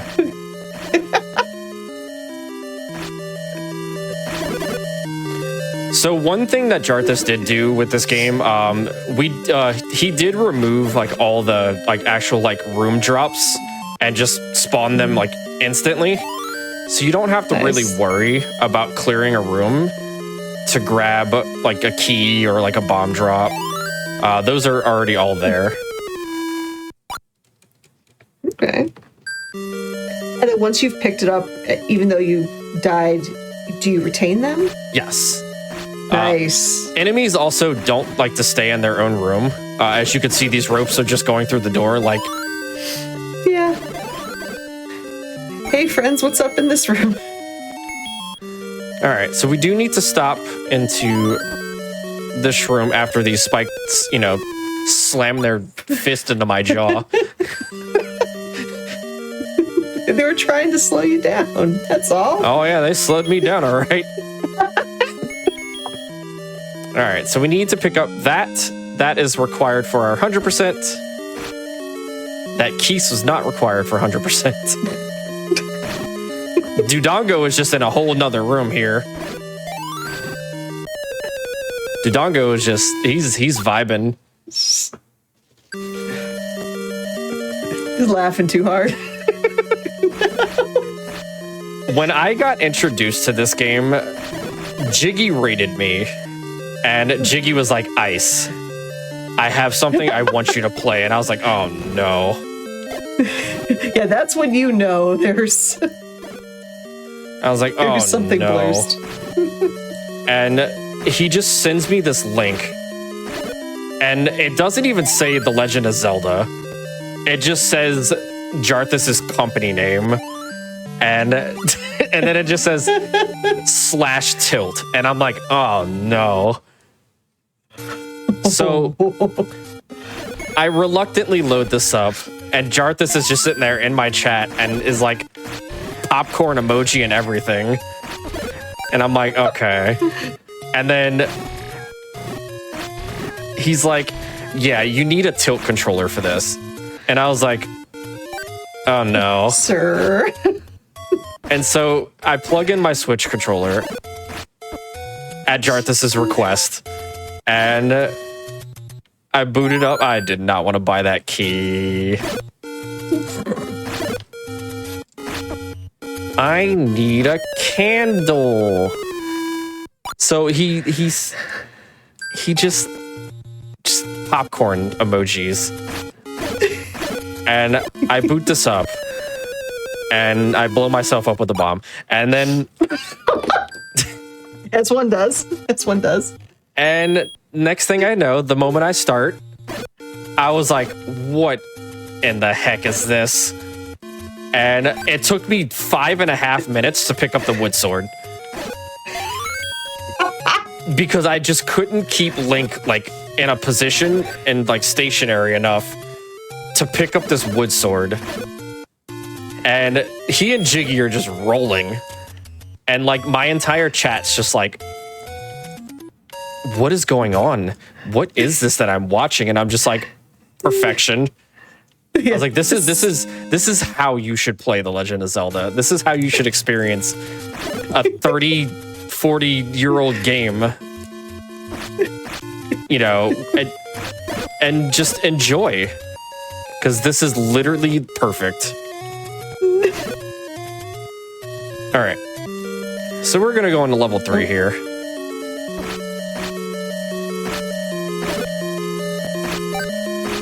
And we're going to attempt to pick up this key. And this key. And this fairy. No, the fairy is important. Here, come here. No, those are walls. I can't get there. Come back. The things in this game just don't care. They will go where they please. That was beautiful. Oh, man. Yeah, things will just go where they please. It wants to go inside out of bounds area? All right. That's where it's going. Why not?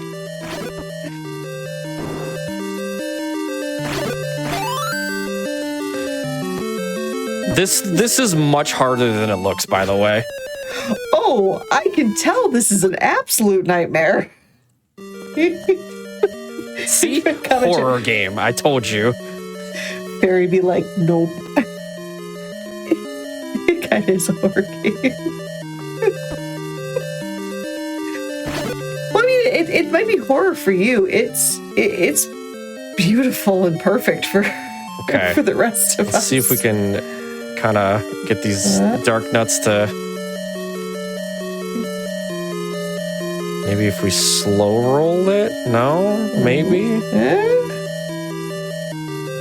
The keys. Rip. Deathless Run win in 2506. The year 2506. When motion controls are perfected and not what they are now. A new patch for this will come out that'll completely negate those perfect motion controls. It's okay. If a patch came out for new motion controls, Jarthus won't implement it because this whole game strives off of jank. Love it. Also proud of you for picking up the item. Yeah, I'm about to pick up this death here. Just depends on where Manhandle is. Oh, I'm sure this will go well. It's fine. Manhandle is fine. He's just not playing nice. Let's say at some point you will need to attack. Manhandle, get out of the doorway. But I like the doorway. No. Oh.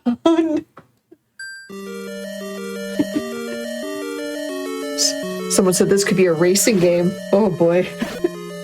This is better than Mario Kart. I mean, yeah, that tracks.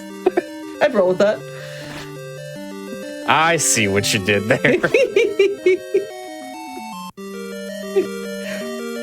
Does Manhandle still only have one face? Yes, he does. Nice. All right. There you go. GG's. All right, Link's Ooh, that was a clean. Link is pointing that way. We need to go. Oh, no, we're going back this way.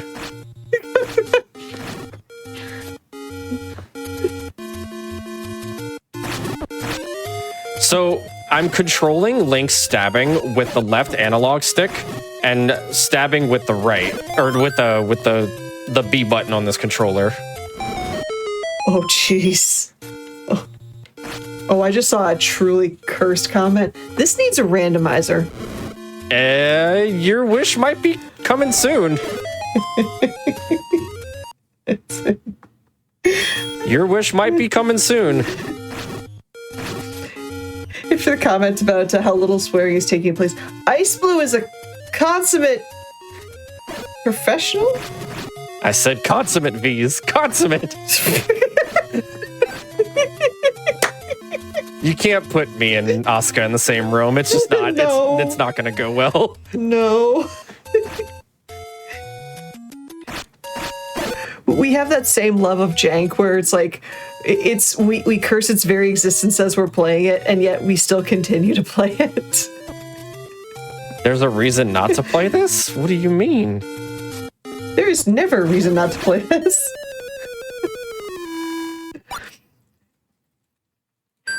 All right. So we need to get over to level 4. We need to pick up our ladder. But first we need to pick up this ferry, because that's also very important too.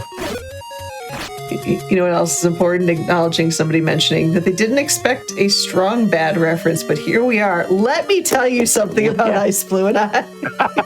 Let's get into that conversation. God. So we kind of pulled the "did we just become best friends" moment when we both found out that we might be Homestar Runner fans.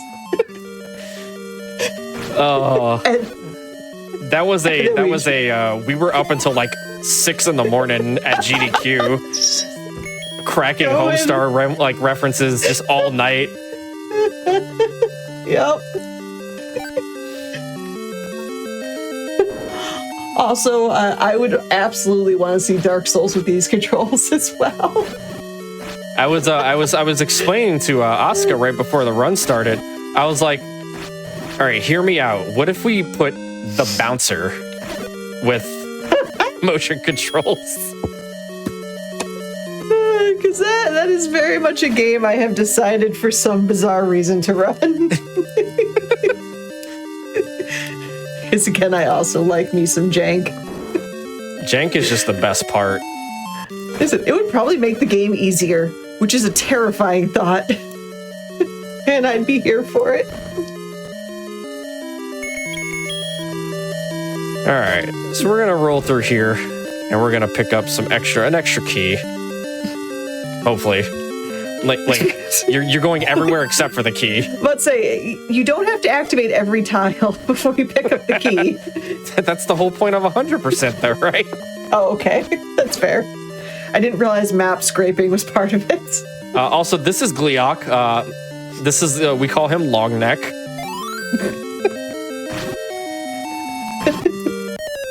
And he does 3 hearts of damage. All right, then.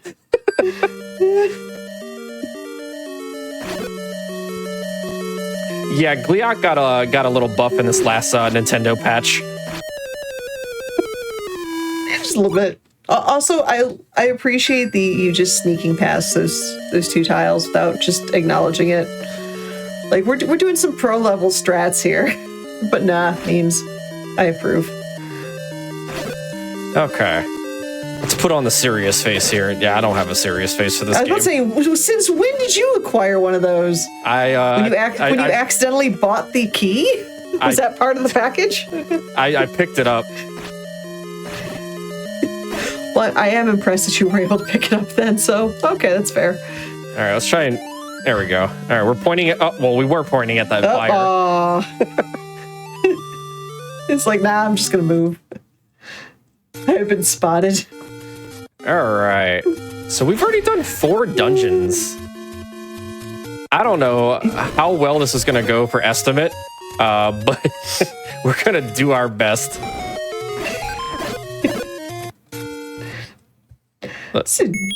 Doing not so bad. All right, we need... Yes, Nope. The best part is if I just do this. Oh, is that a form of cheating? Okay, don't hit the fire. I'm trying not to. I don't know where the brake pedal is.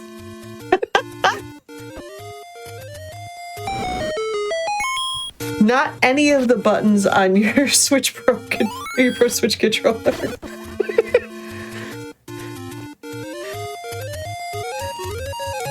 This is the best part right here. Just the music. It's perfect.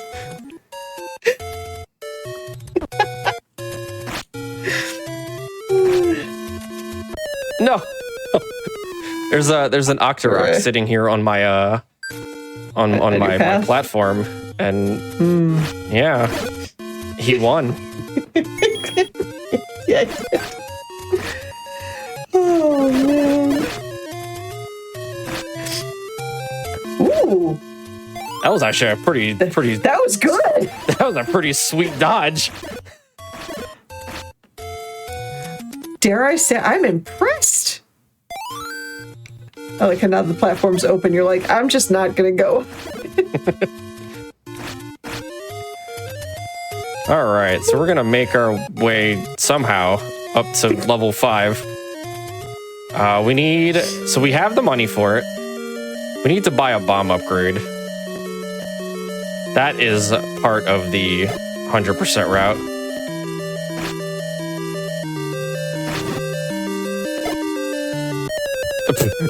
Link, you're not supposed to roll back into the explosion.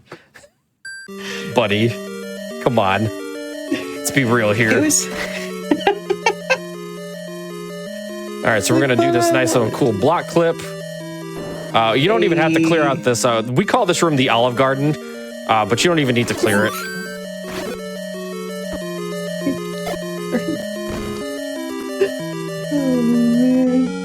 All right, we're gonna pick up these steering wheel and pedal support. We're gonna pick up this bomb upgrade upside down.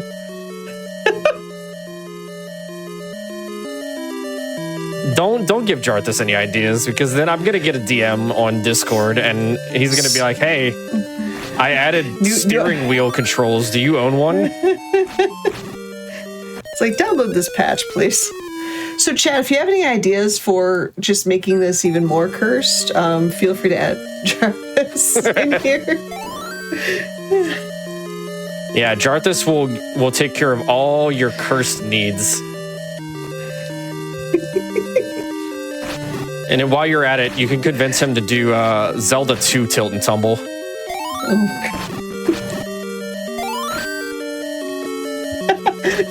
Hope you have a flight sim. Oh no.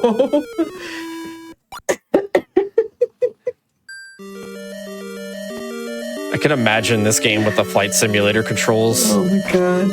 Or that was it Steel Battalion that had that $200 controller or something? Oh, that's a good question. It was like this giant 3-panel like monstrosity. I think that was on Xbox. Just to use that. Gotta find one of those like really like awkward like joystick controllers that have like multiple buttons like on like opposite sides. You know what this needs? It needs Power Glove support. Jarthus would probably do it. I have 100% faith that he would.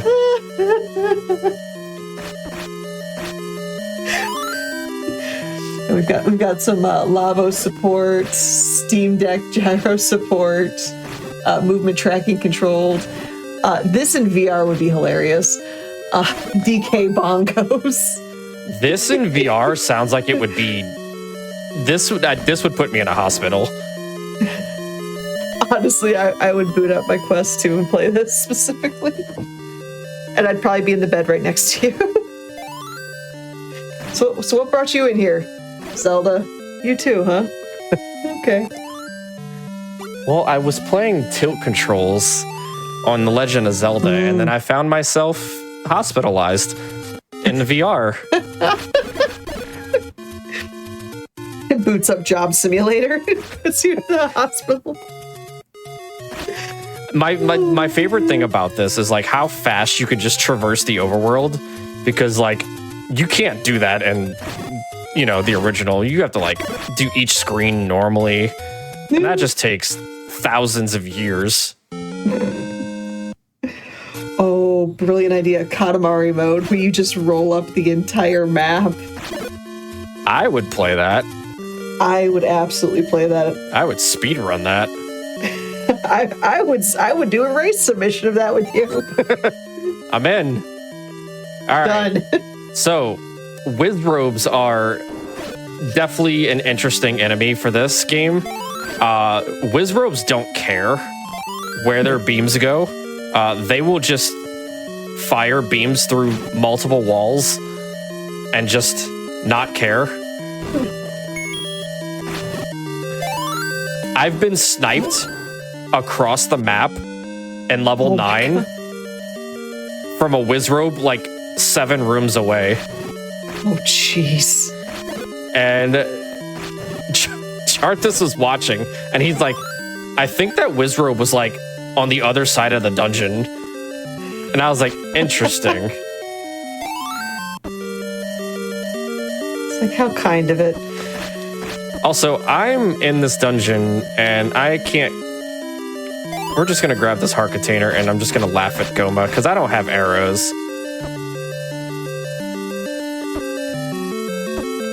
So we're just going to have Goma take us out. Fair. I'm sitting here giggling too much that I forgot to buy arrows. There's a lot to take in with. Yeah. Very much so. So there was one item that was removed from this Brando just because you don't need it, so it would serve no purpose. The power bracelet was actually removed. You just don't need it because there are no like staircases and things to push. The final boss stairs. I'd lose.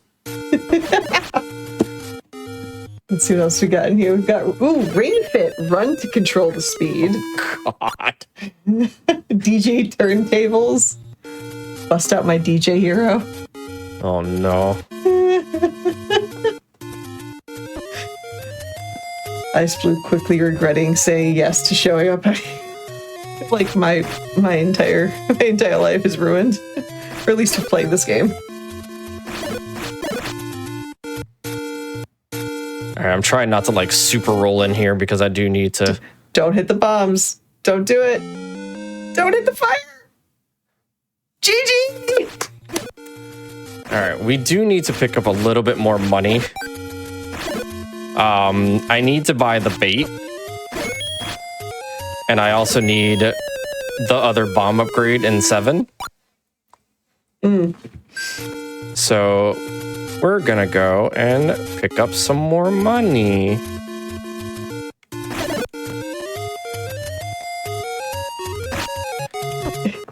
No, stop that. You just really want to go in that cave. But Link, we've already been there.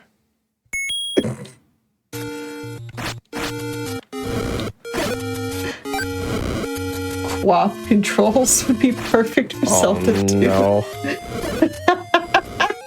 Not co-op controls. Oh no. Oh no. Well, you don't want to see the comment that just came from Jarvis. In fact, taking notes.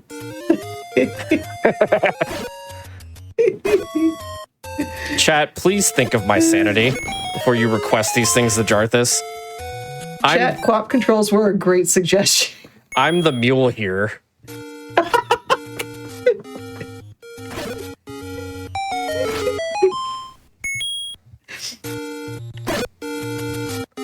Have somebody please think of me.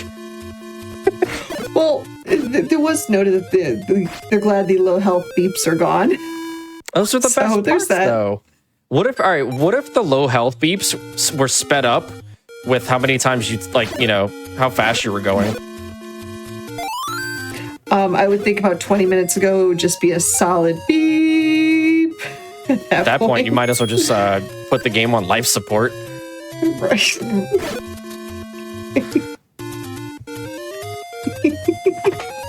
Theremin support, what?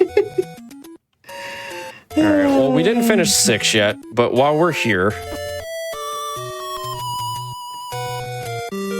we're gonna come over here to finish 7 first.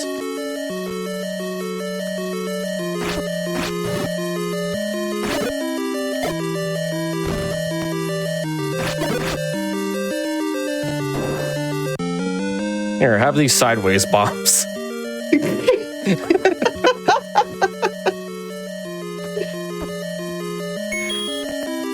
It's like challenge mode, pick up an item facing the correct direction.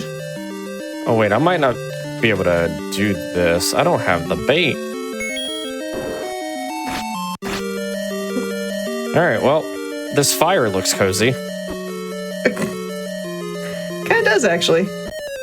There we go. Sweet Link roasting over an open fire. All right, thankfully there's a bait shop nearby. Nice. My brain is just not working with what's going on here, so. No, don't you dare.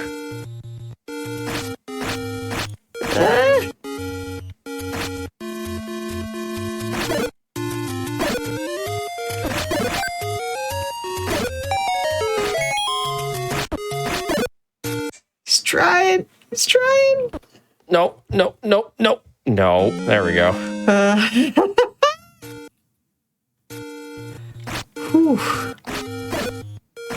It's okay. Everything's fine. See, nothing's wrong.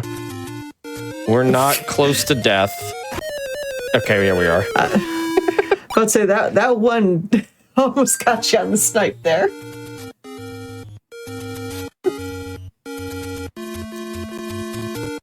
There's a day that I should go and pick up the letter and buy a potion, but today is not that day.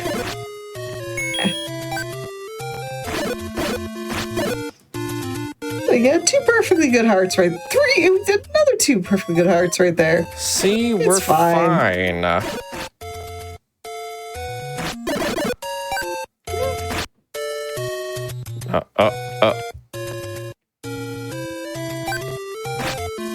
Okay, now we can go to level 7. There it is.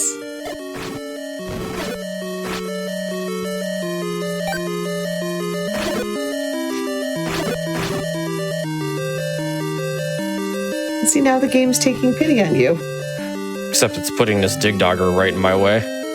Well, I mean, aside from that.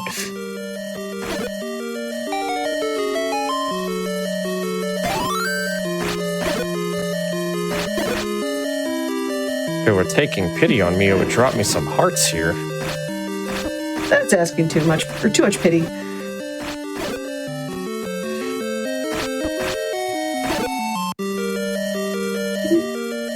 You know, for being one of the highest health droppers in the game, you're definitely not dropping health here. Nope.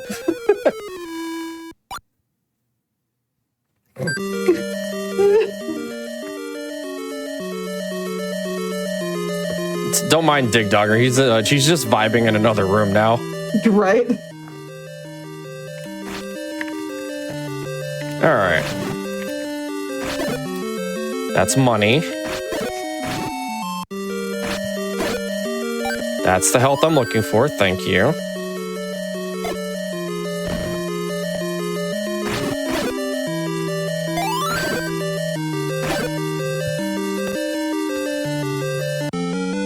All right, we're gonna pick up the sideways candle. Nice. Much better than the straight up candle? Yes. I just like how you blew up the wall and Link's like, I'm just gonna be like a tile below that. But at least it's open. Link, excuse me. That bomb is not for you.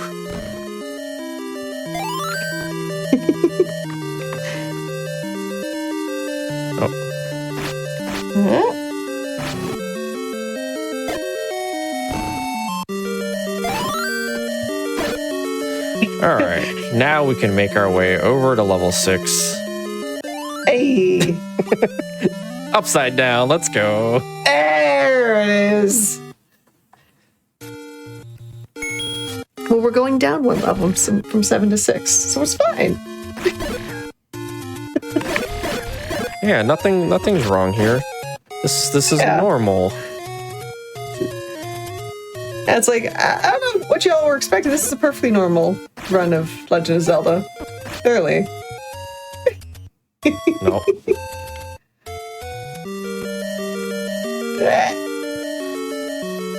The stairs are so hard.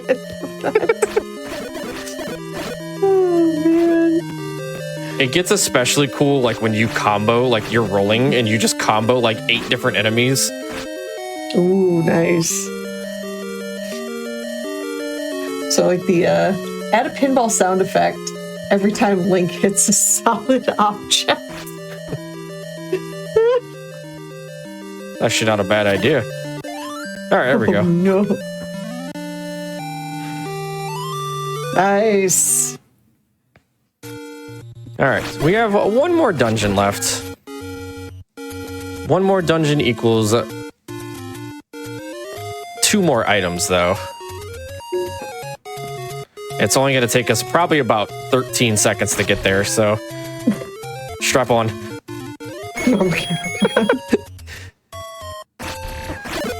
Oh my god.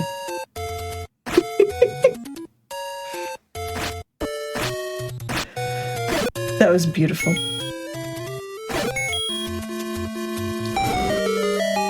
All right, this is level 8. I don't like this manhandle. He looked at me funny. With which face? Yes. Okay. I've actually never seen that before. I didn't know the bubbles could hit me while I was in the animation for picking up an item, and it like actually adjusted Link's position. That's a new thing.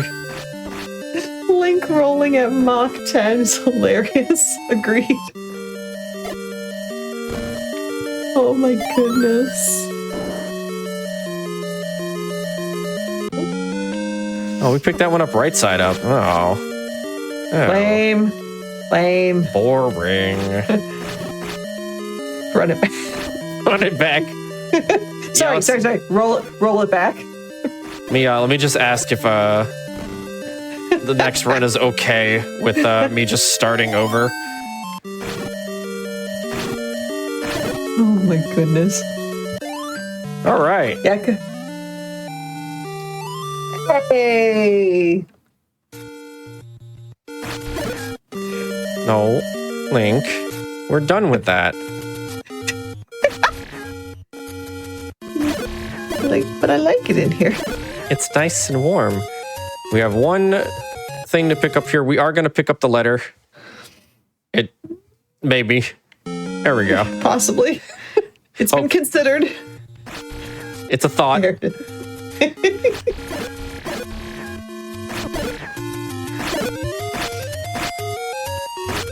All right, so now we have level 9 coming up here. Level 9, as if you've played this game, as you know, is it's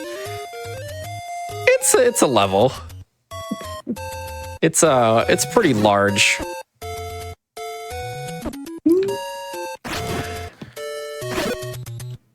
It is a thing, much like a rolling Link.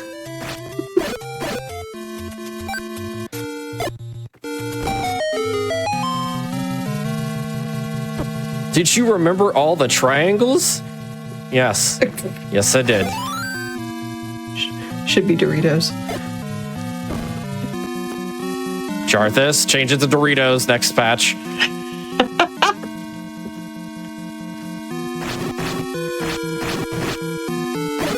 All right, so we have a item that we need to pick up here. 2 items, actually. One of them is the silver arrows and the red ring.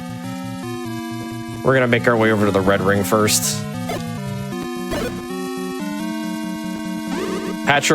There's one of those Wizrobe beams that just travels through the wall. Just out of nowhere. Oh, jeez.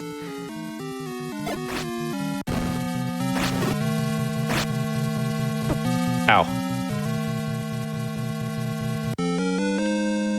And now we're red. Hey! But does it help? No. Absolutely not. Absolutely not. Ow. That bomb's like, you can stare at me, but you ain't getting me.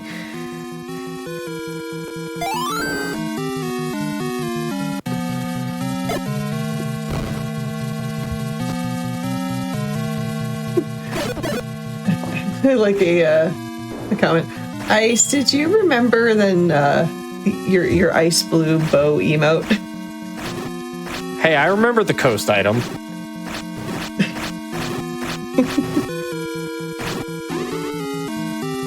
Look, Ice was a pro At forgetting the something. coast item. Well, I mean, I wasn't going to say the quiet part out loud, but now that you mentioned it. Yeah, in one of my most recent randomizer tournament races, I won by 8 seconds purely because I found the silvers earlier than my opponent did, and my opponent went to a different dungeon to look for them. But I went into level 9, and I forgot to get the bow that was on the coast.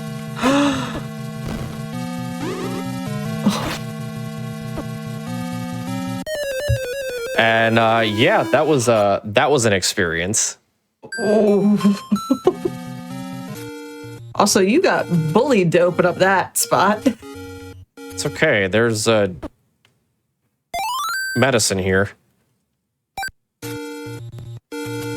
And see, look, now we're healthy. We drank the... Hey! I guess you could say it's the Pepsi? rather, That's true, rather Dr. Pepper, but... Well, since we're not directly playing Pepsiman right now, there's a little bit more leeway in what you can and cannot drink. So yeah, you're fine. Pepsiman was earlier, wasn't it? Yeah. There you go. It's like we're half this game's in the horror block and half this game's in the silly block. It's all fine. Everything's fine. I don't know. Pepsiman could be a horror game. With those cutscenes, yeah, kind of. Pepsiman. All right, well, we're nearing the end of this run here. Hey! Here's Ganon.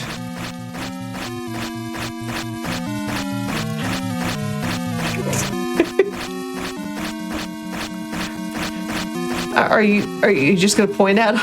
There we go.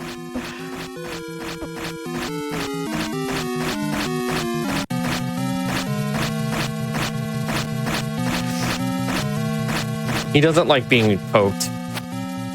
I've noticed that. And that's it. That's time. GG's. We're gonna pick up Zelda sideways. As you should. That is yeah. That is that video game. Gosh, that is perfection. This game, great. Jarthus can send you in the correct direction for this game. It's an experience that you need to experience on your own. Oh, absolutely. I had a blast playing it, and I was thinking to myself, I was like, I wonder if I could route this. And I sent a message to Jarthus, and I was like, hey, if I start routing this, I was like, could we do like live patches on the spot that like for like small little things that I see? And he's like, oh yeah, absolutely. So I'm sitting here streaming on my alt account, and I was like, oh, this happened. He's like, oh, give me 1 second. And he's like, refresh the page. So I refreshed the page, and it's patched. Oh my god. So we sat there and we just kind of like bug fixed a bunch of things, and then I did an any percent run, and then I did 100% run, and I recorded both of those as submissions. And I'm like, look, I was like, I'm gonna submit these, and I need these to exist in this space because it's funny. It is an absolute riot. But Asuka, thank you for having me here. I enjoyed this. Thank you for reaching out to me and asking me if I wanted to run this, because it was an absolute blast. real talk, you were the first one I reached out to. As soon as I saw you submitted it, I'm like, all right. I'm honored. Thank you. Yeah. Again, let everybody know again who you are. Where can they find you? Where can they find Jardis? Go for it. Yeah, I'm Ice Blue. I speedrun a slew of different games, anywhere between Zelda games, RPG games. I play a lot of randomizers as well. It's a very good time. We'd love to have you. Just twitch.tv/iceblue. And also give Jarthus1 a follow as well. He does stream too. He is the creator of this masterpiece. And like I said before, he's working on something new.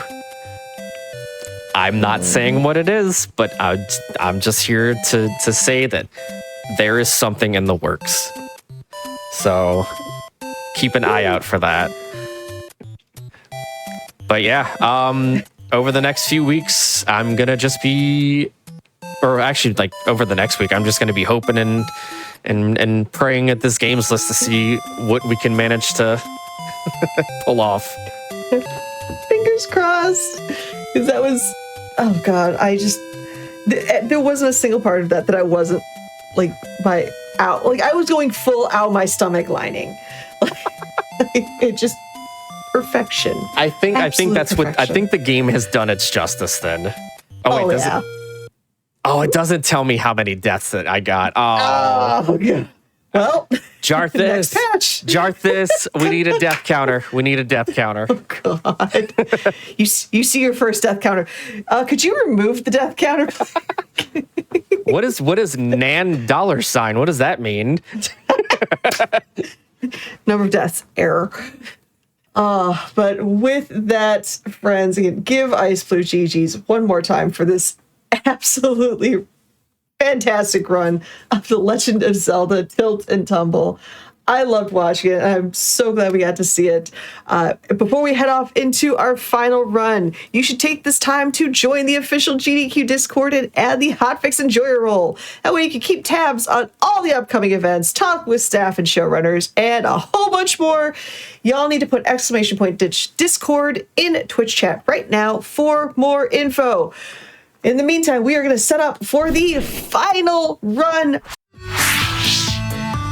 Welcome back, gamers, to the, and I can't believe I'm saying this, the final run of this massively double-stuffed episode of Express Lane. And we are going out with a bang tonight. We have an awesome showcase of the brand new Rift of the NecroDancer, played by Quacksilver. So hello, friend. How are you? Hi, Asuka. I'm doing great. Hi, everyone. I'm Quack. This is Rift of the NecroDancer. It's a brand new rhythm game by the same team as Crypt of the NecroDancer and Cadence of Hyrule. It came out like a couple months ago and has fully taken over my life in the intervening time. I am joined on comms by the Valiant Sun. Hello. Hello. And we have, I think, an 11-song showcase, if I can count. I had the opportunity to do a short showcase of this for the Hotfix Trans Day of Visibility celebration showcase. We've retooled the set list, so there's a bunch of new stuff on there. And I think that's all I need to say without tunes happening. So we'll get into it in 3, 2, 1, go. This is Rift of the NecroDancer. We're starting out with one hard chart to sort of talk a little bit about the mechanics of the game. Namely, instead of notes, there are enemies from Crypt of the NecroDancer. You can see some of them take multiple hits to kill, some of them move diagonally, some of them will have other patterns that we'll talk about later.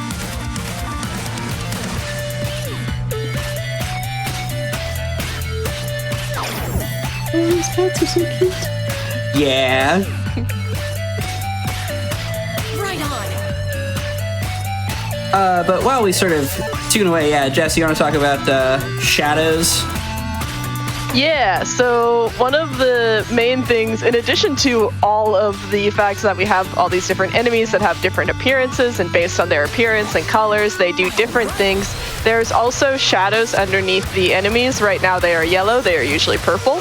that tell you where on the beat the enemy is going to hit like the strum bar, as it were. So a circle means that it's on beat, a diamond means that it's off beat, and then there's also a star or like bumpy circle one that means that it's a secret third thing, meaning it could be really anywhere within that beat. Right now we're doing hard, which means that we are pretty well constrained to a single beat thing, but some of those diamond patterns and star things can mean that in later charts we'll end up with some things that look like they're stacked on top of each other because they're happening within the same beat. Yeah, and also talk about, obviously, this game uses a 3-lane system.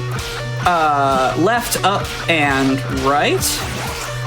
There is also a couple other things to note about inputs, which is, firstly, you can use down to hit all 3 lanes at once, but only if there are enemies in all 3 lanes, otherwise it will overhit. As well as this game by default allows you 2 sets of inputs, WASD and arrow keys. This chart is fairly one-handable, but later charts will not be. Yeah, so we decided to do this Overthinker chart on hard because it gives everyone a chance to actually perceive the game occurring. But yeah, we have a lot of our really basic enemies here. We have skeletons, we have bats and zombies, which make up the big kind of core structure of most songs. You will have usually at least 2 of those enemy types for any song. There's a couple of exceptions, but we'll see those as we get further along in the set list.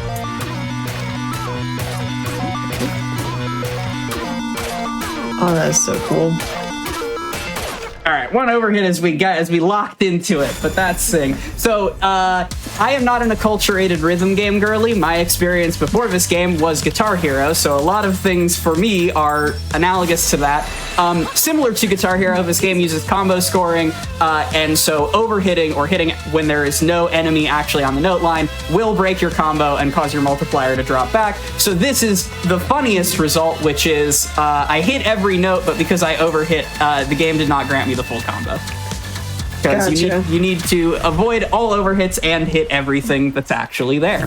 That said, let's go ahead and move into Impossible with Illusional. This, much like Overthinker, this is also Jules Conroy, Family Jules, who has also, for this and the last song, just recently released music videos for them, which I just learned today. Impossible is like hard, but everything is harder. Yeah, so in addition to going like a much higher BPM, which is typical for the Impossible charts, tend to have a little bit faster, we also now have more enemies occurring. So we now have Blade Masters, which at any point in time can basically wind up their swing, and they will dash from wherever they are to 1 beat later, hitting our strum line. So I personally just really love this song. Yeah. And I'm assuming the adorable derpy dragon, that's the equivalent of a sustained note? Yes. Yes. Nice. Those are our buddies, the worms. Fun fact about them, if they are part of the vibe power notes and you don't hold them for the full duration, it will cancel achieving the vibe power, which is extremely rude. Yeah, it doesn't drop your combo, but it does interrupt getting vibe power. We also get introduced to armadillos here, which are the really adorable little monsters there. Armadillos come in 3 different colors: yellow, blue, and red. Yellow, and what's fun about them is that the armadillos take 3 hits to a beat. A yellow armadillo is all 3 hits. The blue armadillos are the first 2 hits, and the red armadillos are the first and third hit. And we see all 3 types of armadillos in this song. So for the ones that can shift onto different arrow or directions, if you will, does it always shift to the same one each time you play the song? So if someone starts on the left track and they shift center, will they always shift center? Yes. Okay, so like that is an RNG hack that I would not want. I would cry over. Yeah, so the bats move, and they move according to what direction they're facing, as well as the zombies as well. They kind of look in the direction that they're going to bounce. The exception being there is a remix mode, I think is what it's called, and it does actually random seed change the enemies. You still have the same beat patterns, but you'll have different hits and enemies, and that's a separate kind of fun mode to go a little bit, like, kind of flex your skills on. Makes sense. Yeah, had it for most of the song there. Lost a little bit in the end, but still feeling good about that. -3, we'll take and roll it. Yeah. I'm like, I still see that S+, so. Yeah, we're kicking off all right. Yes, so remix mode takes, all the charts we play today are static. Remix mode takes the same, like, rhythmic map, and randomizes the enemies so you can get a new experience every time, but it does remove certain other features from the pre-built charts, like traps and certain other features that we'll talk about as we build into our set list. So up next is our like lo-fi duo, I guess, Sam Webster and Nick Nausbaum with Suzu's Quest. As mentioned in chat, yeah, I am loving the aesthetic of this game. It is fantastic. It's so pretty. On a roll.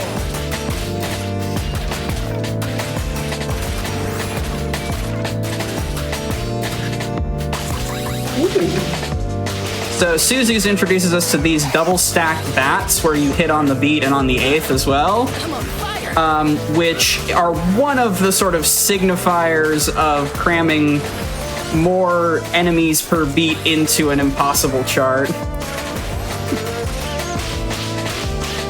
We also get introduced to portals for this, so you can see the portals appear and then they are teleported to wherever the crack in the ground is. So that can pull things up in the chart. Sometimes they are like very cheekily used to push things back so that they don't approach you.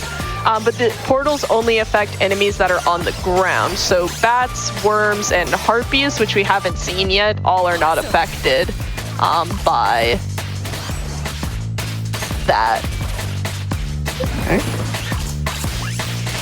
But we could talk a bit about slimes, I guess. Slimes are one of the basic enemies. The green slimes take 1 hit, so they're a lot like a skeleton. The blue slimes take 2 hits, and the yellow slimes take 3. And the skeletons that do have shields on them need to be hit on the beat and then off the beat, so like twice per beat. But if they have 2 shields, which there will be double shielded skeletons in this chart, those need to be hit 3 times. But not in the way that an armadillo needs to be hit 3 times. It is still like on beat, off beat, and then on the next beat. Which means that I mess up 3 double shielded skeletons every time I play this game. Yeah, they're surprisingly tricky since you have to actually like read it as though it's on the next beat.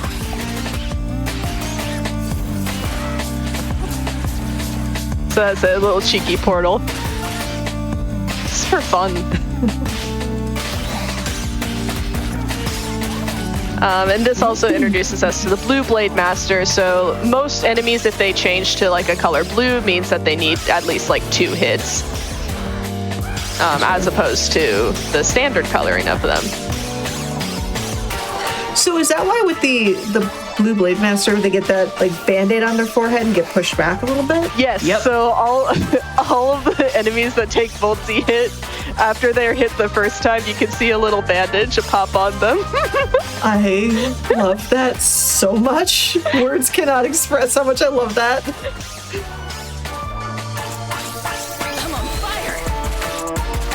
So sort of like Guitar Hero as well, but I think a little bit more clear is the fact that we have 10 health. If we miss 10 notes, then we will perish. However, there are food items in the game, so there are apples, which take 1 bite. Cheese takes 2. Chicken drumsticks take 3, and a ham on a whole bone take 4. Missing those actually, I don't think actually breaks your combo, but doesn't cost you health if you miss a health item, which is kind of nice. All right, Was nice. that an FC? Not quite. Okay. I think -1 or -2, but clearing 2 mil on that is basically what I want from a marathon showcase. Wait, was that an over? Okay, no, it was -1. Didn't even break So- a sweat. Nice. Ooh, up score, nice. Heck yeah. We'll take a marathon up score. You love to see it. Yeah.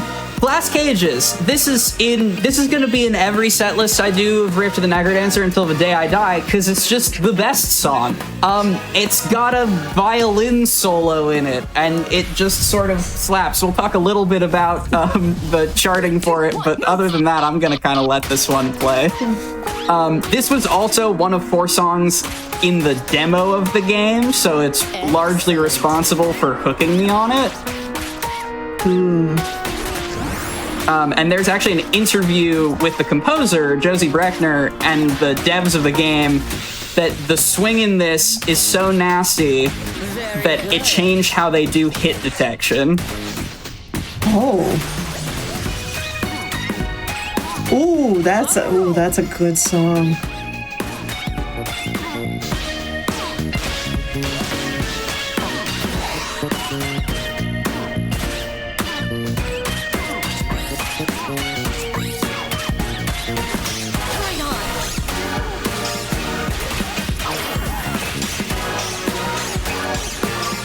Impressive.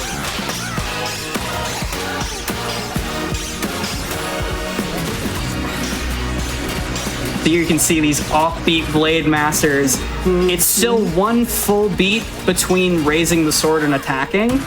So if they raise offbeat, it's also hitting you offbeat. Oh, jeez. We also have these harpies, which are the little flying creatures that are smaller than the worms. They move 2 beats at a time, but they do wait a beat in between, so they kind of have that very quick appearance. There are green ones, the blue ones require 2 hits, and later in this song we will also see some red harpies, which move twice as fast. Meaning you get jump scared by them a lot.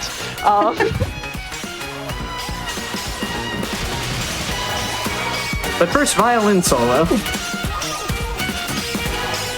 Ooh.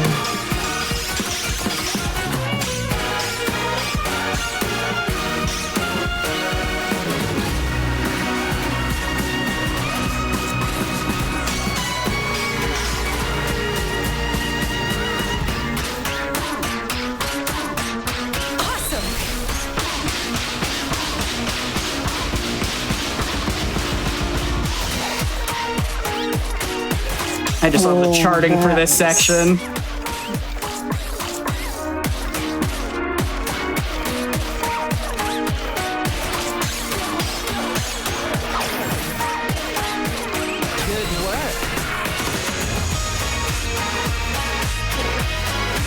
Oh, I'm an instant fan of this song. Yeah. This is beautiful.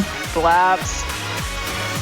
We also get introduced to these skulls, which are the giant skulls. When you hit them, then they will spawn skeletons on the beat behind them. We'll see a lot more of them later. Fun red harpy jump scare again. Red harpies jump scare. Oh, that was cool. Yeah, Josie Breckner is my favorite composer of the set of composers. I don't actually know. We'll be playing at least one other chart that she's on, but there are 5 composers on the original team, and then also about a month ago, a little bit less than a month ago, they added Celeste DLC to this. Nice. So they added a new arrangement of Resurrections, they added a remix of Resurrections by Danny Baranowski, and they added some things from the original soundtrack. We're gonna play one of the original soundtrack ones. The DLC is paid, but the remix of Resurrections is free, and it goes so hard. But in the meantime, here's Scattered and Lost. Everyone loves Chapter 3 of Celeste, right? 3, 2, 1, come on!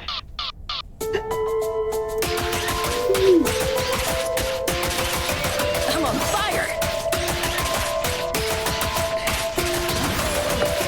It's like when this game first came out, because I've played rhythm games, almost every rhythm game, and I've like not pro level, but I was like, okay, how are they going to do so much with three lanes? But there is so much packed into these 3 lanes. This is wild watching. Yeah.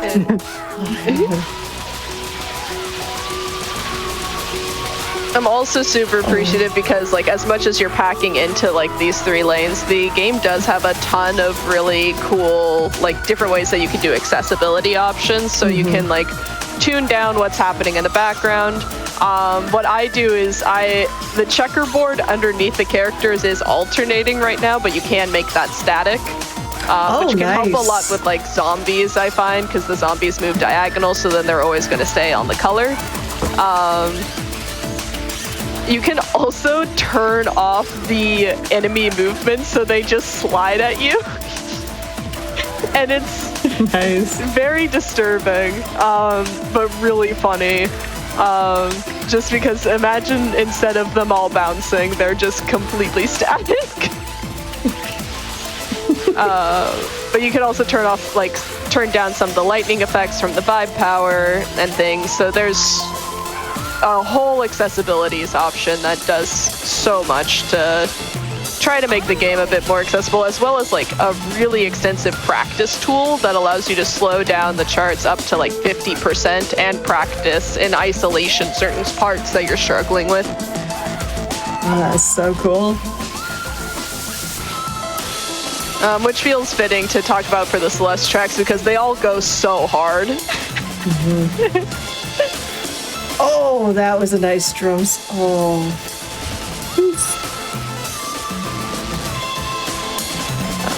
This is also the first time we're seeing the fire trap, which like some of the skulls have been catching on fire, but it doubles the speed at which the enemies are moving, which means suddenly your BPM has gone from, let's see, this one's 196, so it goes from 196 to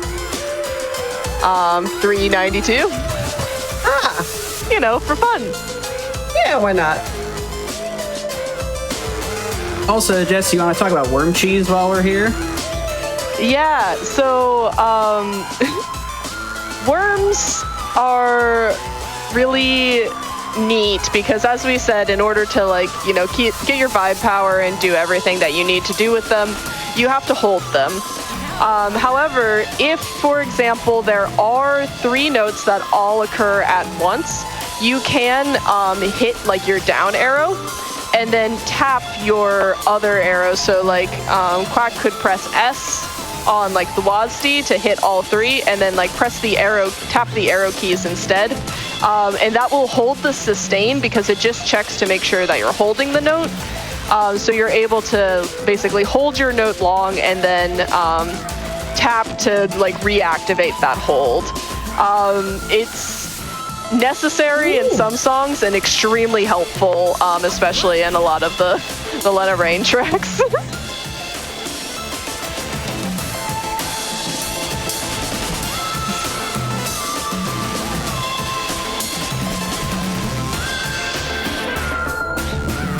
Okay, don't miss the harpy at the end. FC. Nice. Oh, let's go. Nice. Is that your first FC on this? Not my first FC on this. I think that is my first showcase FC in this game. Feeling okay about that. GG. And you get this swanky sticker. I love that sticker so much. It's a good sticker. It's so good. There's the official Discord has a Discord sticker for it too, which is which I use a lot. Moving up in the intensities, the impossible difficulty ranges from intensity 19 to intensity 30, which is the highest intensity in the game. The DLCs are feel a little bit under notated. They feel harder than they are written, but 27 is the Getting Spicy officially. Rave Venge by Alex Mukala was another of the songs on the demo. It is another solid contender for what is most people's favorite song. It is also absurdly fast. It is 260 beat per minute, which makes it the fastest song on this chart by 50. Nice. It's wild.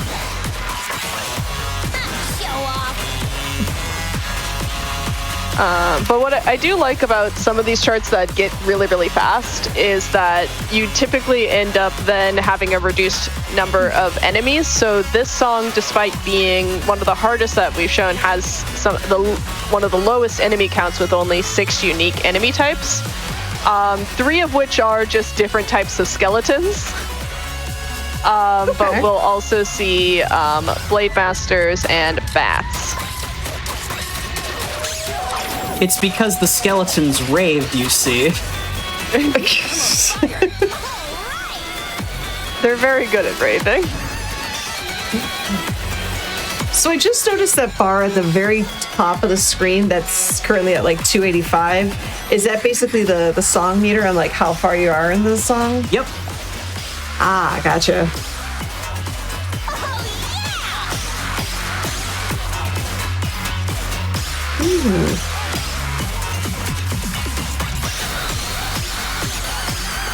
And you can also see at the bottom, I believe you can turn that on as your timing meter for perfects versus greats to see how well you're doing.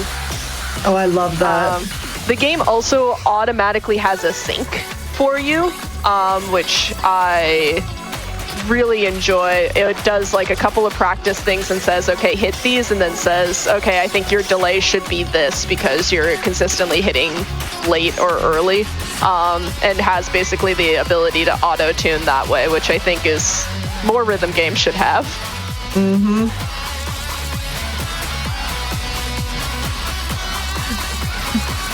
Something most rhythm gamers dread, having to calibrate. It's like, and once you figure out your settings, then it's just like, I like vibe. Yep. It's always just slightly off and then perfection.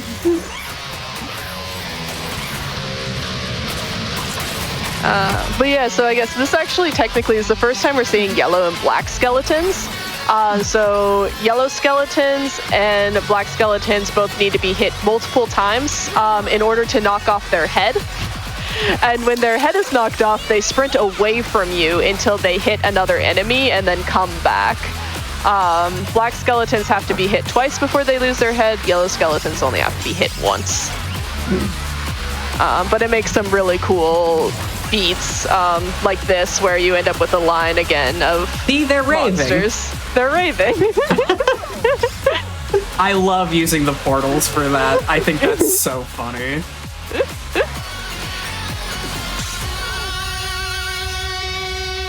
Nice. Sorry, I didn't mean to cut you off, guys. I just wanted to point that out. No, it's really important. The skeletons raving is the most important part of the song. It's like even someone in chat mentioned, I continue to be obsessed with the skeletons' little arm pump dance. It's so good. It's so cute. Really good. Speaking of songs that lie in their intensity scores, when I was building this set list, I reached out to some friends like, hey, what do you want to see in this? And someone said Brave the Harvester, and I said, are you sure? So we're going to see how this goes. This introduces us to a technical rhythm game concept that I just made up and definitely has no other analog, which is called Wiggly. A song is wiggly if it includes both shielded skeletons or worrying about 16th notes, and triplets armadillos. Brave the Harvester is one of a tiny handful of songs in the game where you have to switch between rhythmic ideas very, very quickly. And for that reason, 27's a bit of a lie. 3, 2, 1, move. Fair. It's also fast, and Jules Conroy shreds. Now we're talking.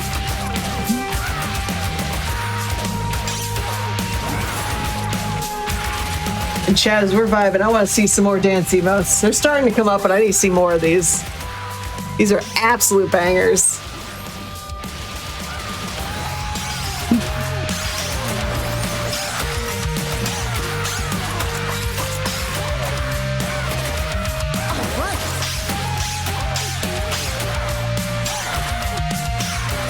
All right, here we go.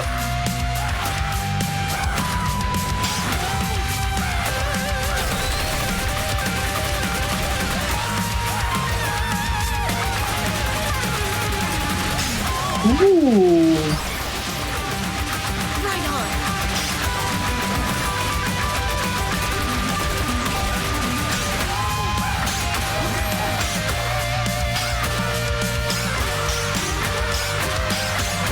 So you'll notice. So we mentioned vaguely vibe power before, but what vibe power does is the little lightning bolts. You have to hit a series of notes that are marked with the gold underneath the enemies in order to basically unlock the vibe power. So we did that. And then what it does is it doubles your multiplier and also means that if you miss any enemies during that time, you won't take damage from them. Which is extremely helpful for some of the like high density note areas when you're trying to figure things out.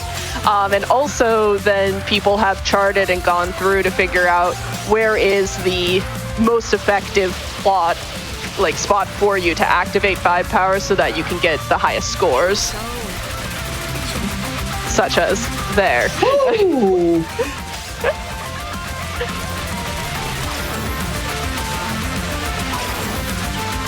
Do you need to have both lightning bolts filled in before you can activate it? No, you can activate it at any time. And actually, like, if you activate it and then do another vibe power combo while it's still active, it will actually extend it by one lightning bolt. Most of the time, though, you will, or I guess you will usually save it, I think, for when you have to, because a lot of the segments where you can get those, like, really nice combo increases tend to be a little bit longer than one lightning bolt would give you. Makes sense. Yeah, it's sort of, there is a spreadsheet that has some of them. There are some things that I know are optimal that I'm not doing for marathon safety just because they're tricky activations on default controls. There's some songs that are relatively new to my repertoire that I'm just sort of vibing, pun intended. And there's some songs where I like, this is the optimal. If we get it in this 16th note, then we will have hit 85 monsters in this, and the score will be good. I'm happy with that. For Marathon Brave the Harvester, I'm not mad about that. Yeah. But now I believe it's time for some smooth jazz, because lest you forgot from all the shredding, this game also has smooth jazz in it. This is Count Funkula. I'm so confused by why it's here, genuinely. But it introduces every rhythm gamer's least favorite thing. Really low scroll speed.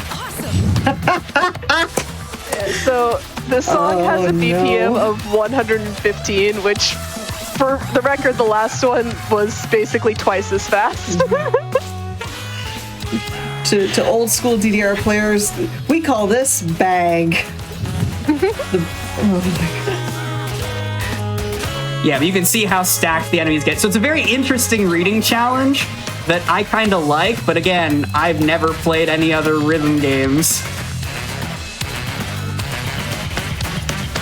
Yep. Other than a brief bit of Waka at the arcade at the last GDQ.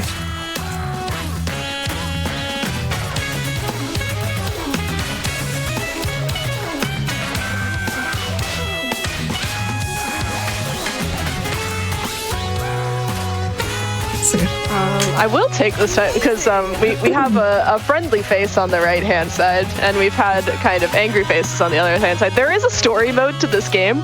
It walks you through a lot of the songs, and kind of there's like a whole lore about why all of a sudden we're playing like a Guitar Hero-esque rhythm game with the characters from Crypt of the NecroDancer. I really like it. It has, I think, one of the most adorable credit sequences I've seen in a video game, if you like complete the full story mode. But there are people that you are helping. I believe this is Merlin, who, as your combo gets higher, they become cheerful, and then there are also mini bosses that you have to fight, and once your combo gets too high, then you are defeating them. There's also little Rhythm Heaven mini games in between the story modes, as well as boss fights that you can do. That is kind of like a call and response sort of boss fight thing. My cat just ran into my desk chair, and I think it's really neat, actually. I highly recommend. If anything, we're seeing impossible. The game default is medium, but there is also an easy ranking. There is a way and a setting where you can definitely play this. Yeah, the difficulty gradations are wide. There is a way, I promise, that you will have fun with this game. I also want to point out that Brave the Harvester, which we played last, was actually a tune from a boss battle in the story mode, because they just uploaded them as charts as well. Yeah, and we had the question, what's the relative difficulty for someone who's only played Rhythm Heaven and occasional DDR? I think the most difficult thing about this is just the fact that you're moving on the beat, which is where we saw very much for this song. Everything kind of gets very crowded. You can't change your speed. Nice score. Yeah, it's good. This song has been a thorn in my side for a while because it's the one drum solo where it's just hi, have 4 bars of wiggliness in an otherwise totally readable song. Hey, Twitch chat, we're starting wiggly as a rhythm game term. Don't talk to me about polyrhythms. I do music as a job. Don't talk to me about polyrhythms. It's called wiggly. Anyway, let's do difficulty 30. Starting with, bar none, my favorite track of the entire game, Baboosh, Danny Baranowski, and Josie Breckner. This does a great job of exploiting mystery traps, which turn any enemy that walks over them into a big ol' question mark, so you just gotta pay attention as they walk a good ways up the highway. And it's very good at teaching you patterns and then being okay, now learn it, and then we're gonna tweak it slightly to make sure you're paying attention. A good lighter side of difficulty 30.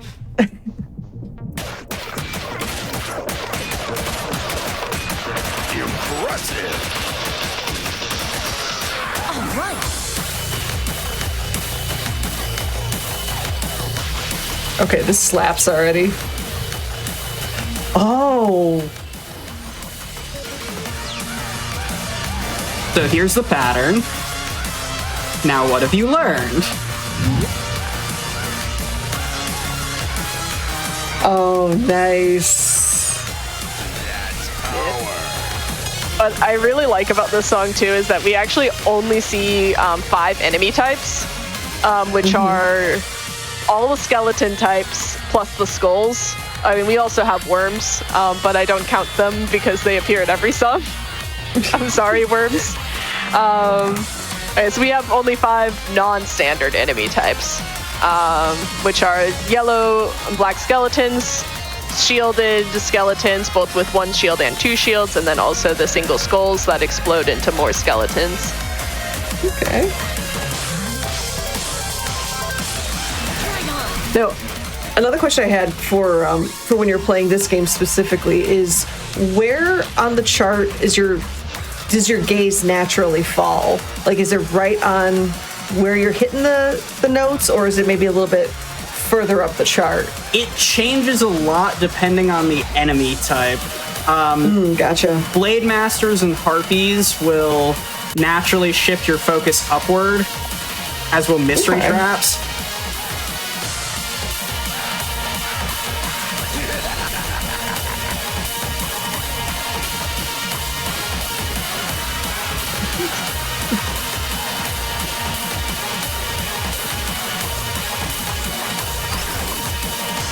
Dang. In the zone.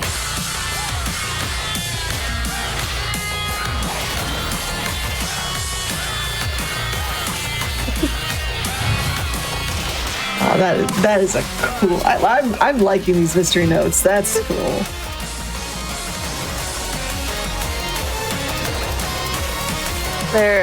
This chart's so much fun just to watch. I could never.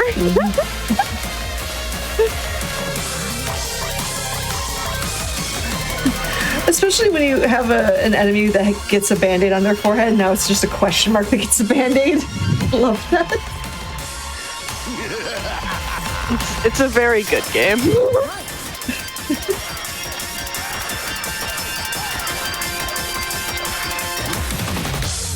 Yeah, 2.4. Absolutely will take Let's that for go. sure. Nice. Very nice.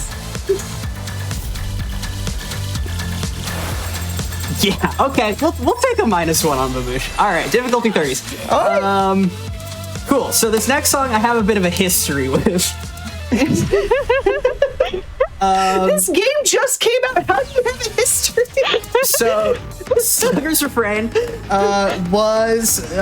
is they added the first free DLC that they added to the game was Meat Boy tracks, like Meat Boy remixes, all done by obviously the original composer Danny Baranowski. During the T-Dom showcase, I FC'd the song until I choked on the literal last note of the chart. No! So if I do literally anything other than that a second time, I'm feeling good. And if I do that again, I'm retiring from the internet forever. Anyway, this chart is fast and is impossible to one-hand. We'll talk about why. Oh! That's technically not the reason.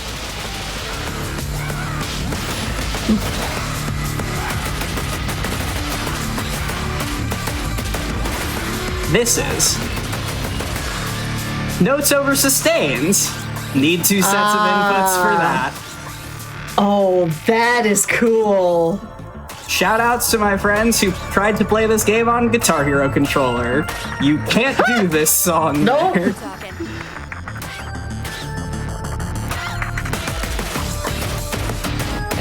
There, like, Quack brought it up before, but there are a handful of songs that strongly benefit from being able to use 2 hands, just to get the note density. But yeah, this is one of the few songs where it is absolutely required that you use 2 hands because of those overlaps. Gotcha. Ooh.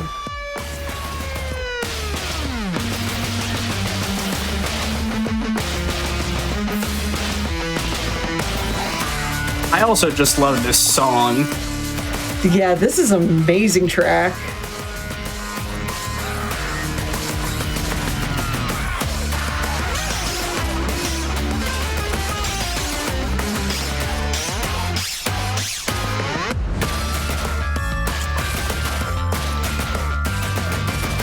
I'm on fire.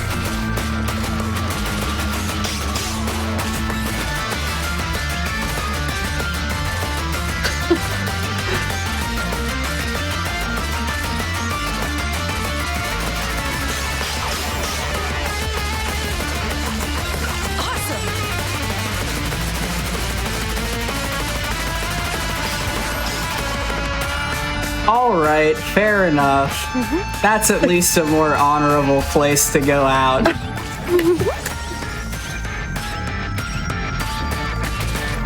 We got both of the real, like, bursty sections. Yeah, those were clean.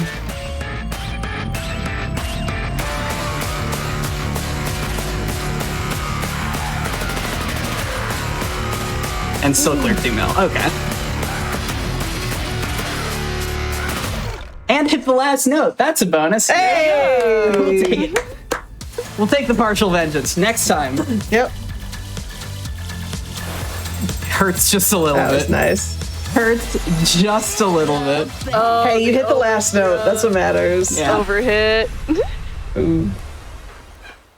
But I hit all the. But Mom, I hit all the notes. Our final song for the evening is the aptly named "Final Fugue." It is the song for the final boss fight in this game. Which, spoilers, it's the NecroDancer.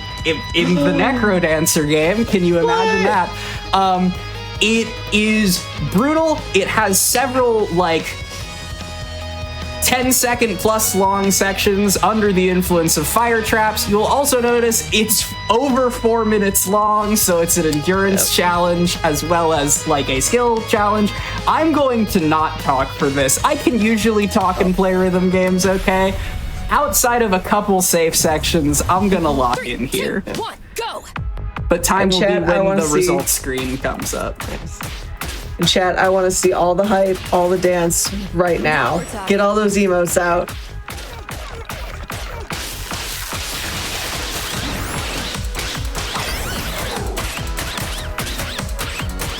Ooh, I like this rhythm.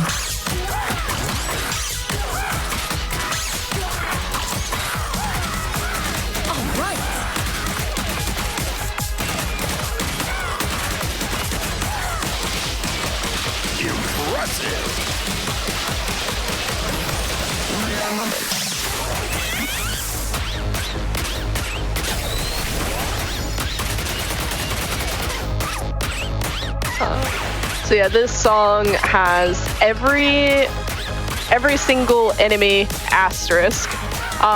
We will not see different colored skulls, so there are blue and red skulls. They're not featured here, and there is not a yellow armadillo. All the other colors are.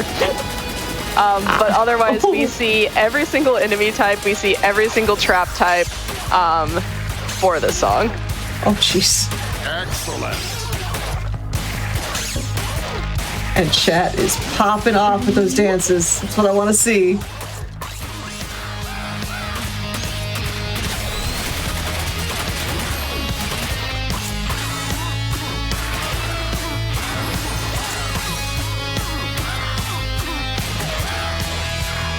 I'm on fire! And I guess that's something too that we didn't see in any of the other charts, but it does happen. The worms actually act as walls, so any sort of creature that would otherwise jump in a direction, if a worm is in the way, it will stop it. Like the edge of the trap. So the zombies were stuck in just a alternating pattern because of the worms there. There are a lot of songs where that occurs otherwise.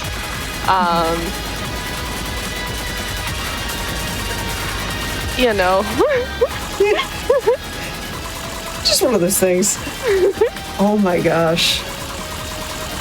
What? The way that they lace the apples there always makes it feel so rude to me because, you're not eating all, there's not 10 health worth of apples there, and there's way more enemies than 10, so it's if you don't make it past there anyways, well, thanks the final for nothing. boss of final boss of food options. It's this is the last song, so we're just gonna throw all the food we have left at you.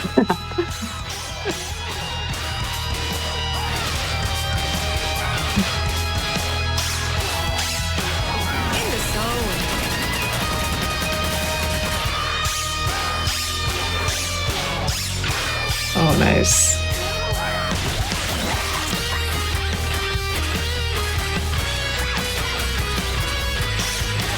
I love that this is a perfect showcase of it doesn't have to be overly fast to be so challenging. Yeah, this is actually, I think, one of the slowest charts we have. Third slowest of the 11, I think, if I know how to count.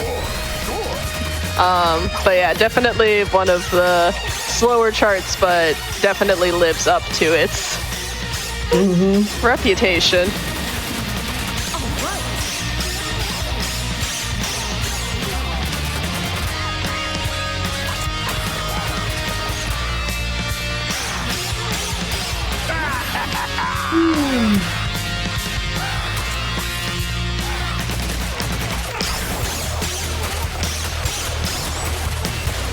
Oh, that's a cool pattern.